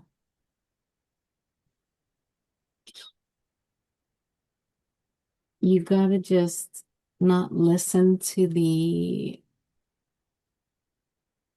groaning of other people. You know, like you just don't just follow your own voice, if that makes sense. And It that does. will I've been, that yeah. that will guide you more than anything. Um, because it knows what you need and what's good for you and don't let other people shit in your cereal, like don't let them put doubt in the things that you're wanting to do, you know, like because that's not fair to you, Mm. if Okay. that if that makes any sense. Yeah.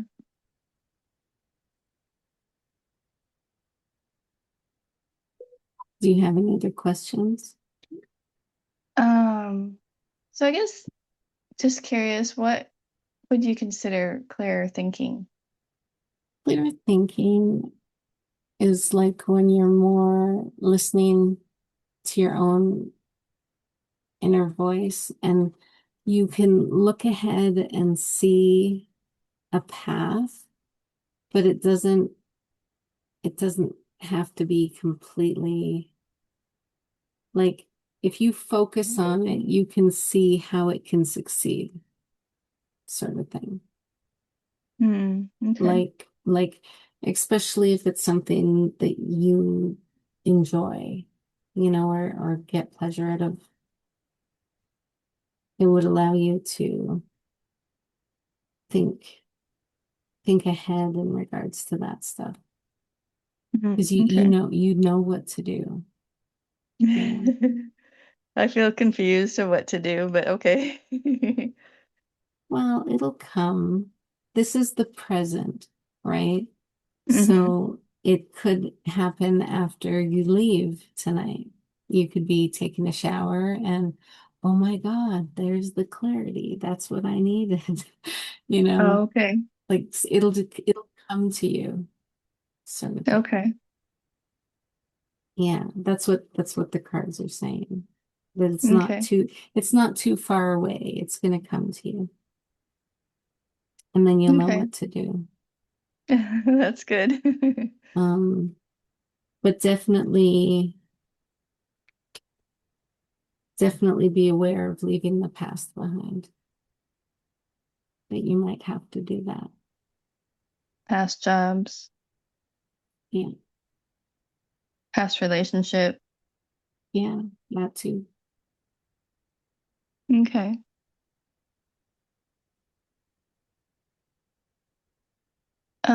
There is something, it almost, when you said a page of swords, you're talking about a person. So is that card saying a particular person? That was in that's in your current environment, sort of thing. Hmm. So it could even be representative of you if any of those Uh, things I okay. mentioned sounded appropriate. Okay. But, at the same time, if it sounds like somebody it could be a potential romantic interest as well.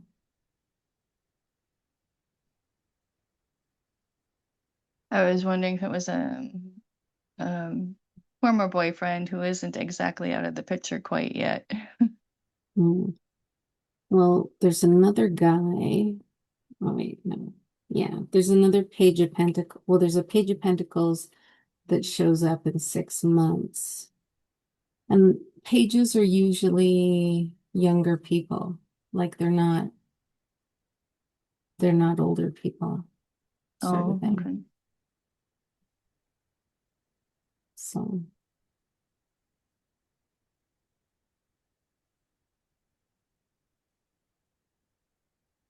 Okay. I'm okay. not sure what else to ask, but okay. Yeah, I'm not sure what else to tell you Okay. because All right. Well, it's pretty clear to me what you should be doing. I hope I expressed it clearly enough that you should be listening to yourself and listening not to myself. and don't listen to the other people that are trying to bring doubt into your mind because you have Okay. to follow your own way of thinking. Mm, okay. Yeah, I've been trying to work on my own intuition, so to speak, and I find it challenging. So, It yeah. can be challenging. I completely agree. Um, sometimes, sometimes it can be so challenging because you doubt yourself and then you have a hard time believing in yourself and things like that. But Mm, there does come a point where you have to just listen to yourself though, and listen to what you're what you're hearing, like in your head, if that makes any sense. Kinda, yeah. Okay. Well, thank you. You're welcome. All right. Now let's see. Who's next? Whoever's next, please unmute. Is it CPJ? No. Is it Rhonda? Rhonda, do you want a reading? I'm like, everybody that's here. Who else wants a reading? Does anyone else want a reading? If not, I'm going to play music, which is fine. And then whoever is left, you guys can stay as long as you like and do your own thing.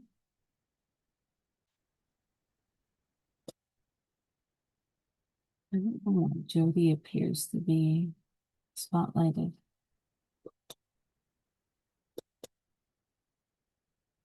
That's so weird.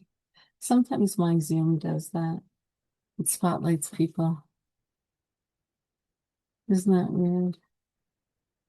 Okay, I'm going to put some music on, you guys. I want to thank all you guys for coming. I greatly appreciate you all being here. And I want to thank you for, oh, Victoria. Okay. Hello, I literally just joined. Is it okay for a reading? Okay. Mm-hmm. Awesome. My question is a bit about location. I'm looking for my home this year, and with everything that's going on, it feels a little bit blocked. So just some insights into that. Okay.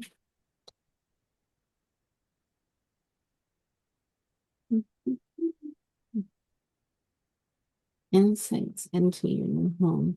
So is this going to be like your dream home? It's actually a different country. Like it's That's a exciting. relocation. It's exciting.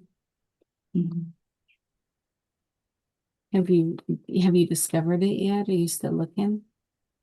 So I'm in between Spain and going back to Australia. I'm in Bali at the moment, and this is the kind of the tug of war Oh, between Spain or going back home. Maria. Yeah, I can understand that.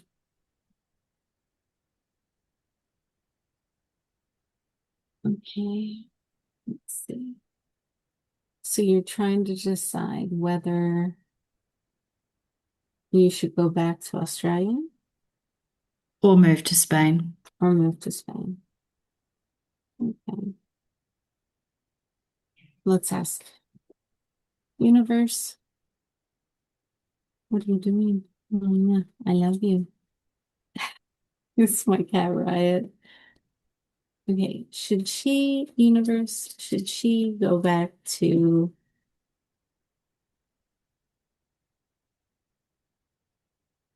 where should she go? Should, you're popping out. Why are you popping out? Mhm.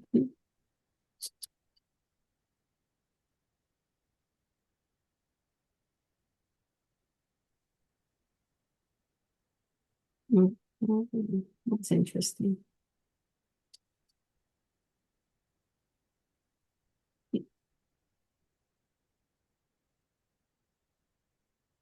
The cards, the cards are mentioning potential poor health and a loss of status or fear of or failure of defense, which isn't that good.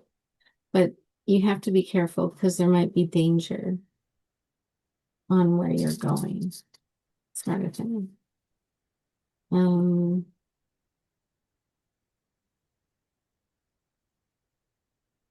and there is conflict and aggression some intolerance. Is any of that resonating with you? Is that for Australia or for Spain? That was just your life in general, sort of thing. I think it relates to why I'm blocked is because I have the fear of the conflict. You think going to each place is going to create conflict for you? Not for me specifically. I think the regions themselves are not particularly stable. Right. Yeah, because the world is so lovely right now. Okay. Universe, should she go to Australia? Okay, Australia's a no. Spain's a no. So where else can you go other than Spain and Australia? Are those your only two options? I'm in Bali right now. Could she stay in Bali, universe? Could she stay in Bali?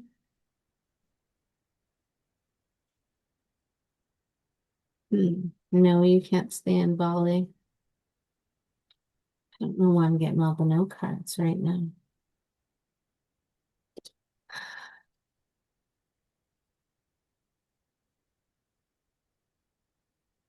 You what other? You could come to Canada. We're pretty friendly. Probably not as exciting as those other places, though.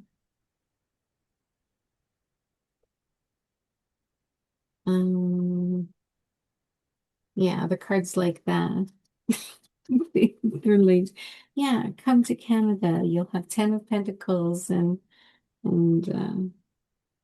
which is increase in happiness and wealth and safety. But yeah, it's saying no to both Australia and the other place though. Is there any any other place you can think of you might want to go? No, I know that Bali's done its time, but those are the only two. Yeah. Well, what's gonna happen if you stay? Okay.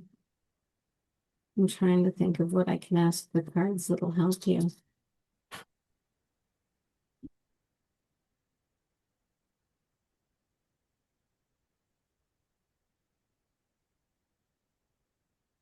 Universe. Is she going to be able to go back home? Okay, yes, you could go back home.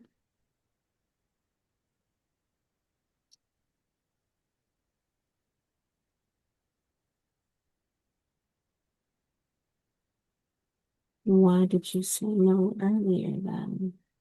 Probably because I haven't tapped the cards yet. Okay, what about Spain? Can she go to Spain and be happy too? No, if you go to Spain, there's going to be hard work because it's the 10 of wands, which is like carrying a burden and having a lot of responsibility and pressure, and you might end up trying too hard. Whereas if you go back home, you'll have many obligations at the same time, but you'll be able to allocate your resources. It's going to support your creativity and it'll allow you to go with the flow a bit more, if that makes any sense. Yeah, yeah. Do you have any other questions you'd like me to answer? No, that one's the big one for me. Okay. Thank Well, I you. hope it helped. Thank you. Sorry. You're welcome. Is there anybody else?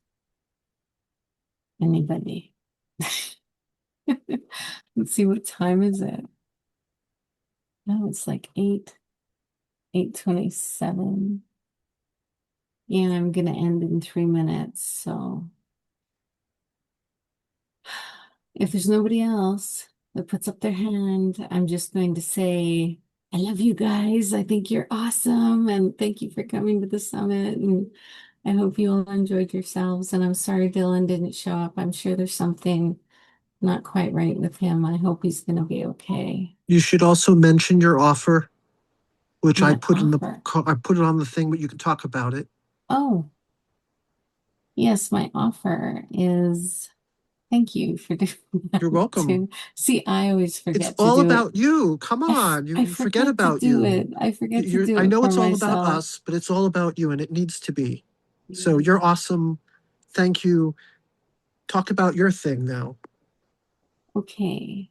Well, if you want a reading, okay, if you want 1 hour Zoom tarot reading and heal, tarot reading with a healing, you can get $62 off of it using that summit discount code. And you just got to go to that link to get it. And my free gift is Embrace Your Flaws, which is one of my most awesome songs, because it's all about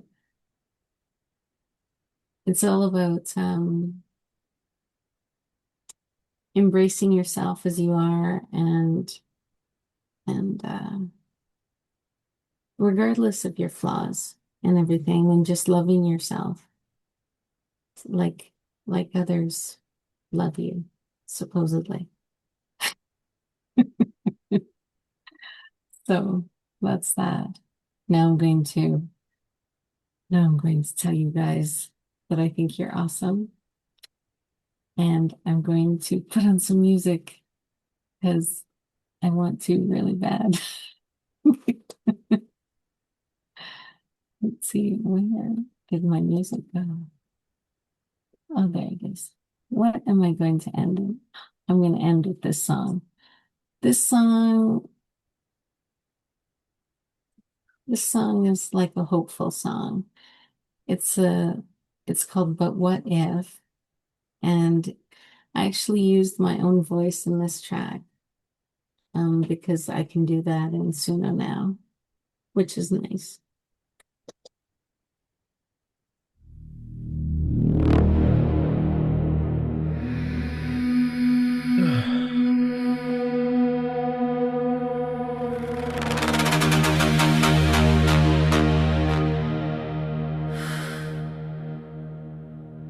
Midnight thoughts crawl under my skin. Silken shadows pulling me in. I taste the doubt on the edge of my name. Every direction feels the same.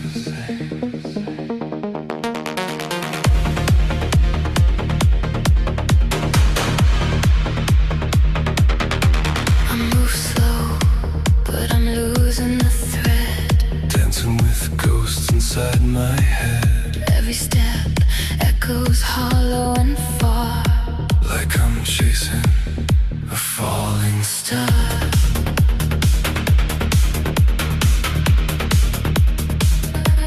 I've been walking roads that don't lead home, carrying weight I don't show. Every turn feels just out of reach, like something's there, but just beyond me.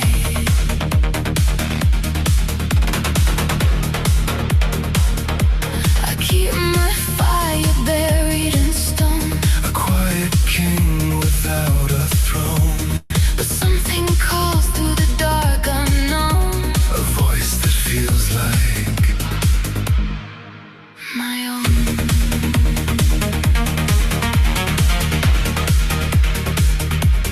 Why does it feel like I almost know you? Like I've been pulled away, shadow moves. Every Every fracture, every scar leads me closer to where you are.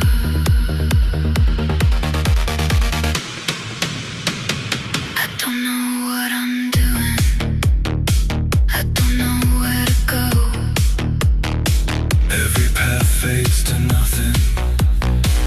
Every answer says no. I don't speak what I'm feeling, but it's burning inside. Every wall that I build starts to crack when you're near my mind. We're lost in the distance, but drawn by design. Through every resistance, your pulse answers mine. Every wrong turn, every scar in the dark was a map leading straight to the beat of your heart. I tried to surrender to the emptiness there, but something kept whispering you're already near. I fought every feeling, tried to bury the spark, but your light kept bleeding through the edge of the dark. Every almost, every delay, every silence was shaping the way.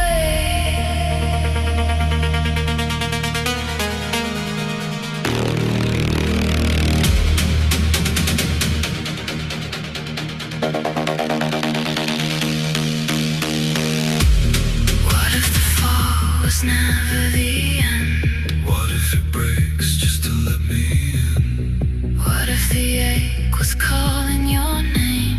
What if we're fire inside the same flame? Through shadow and stardust we finally collide.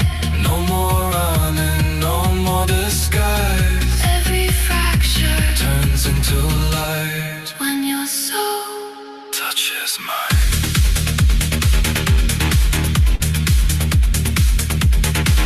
I feel you in the dark now. I've always known your flame. Through shadow and stardust,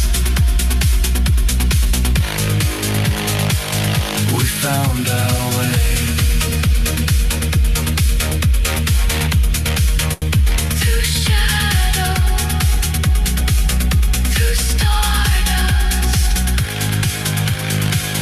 we found our way.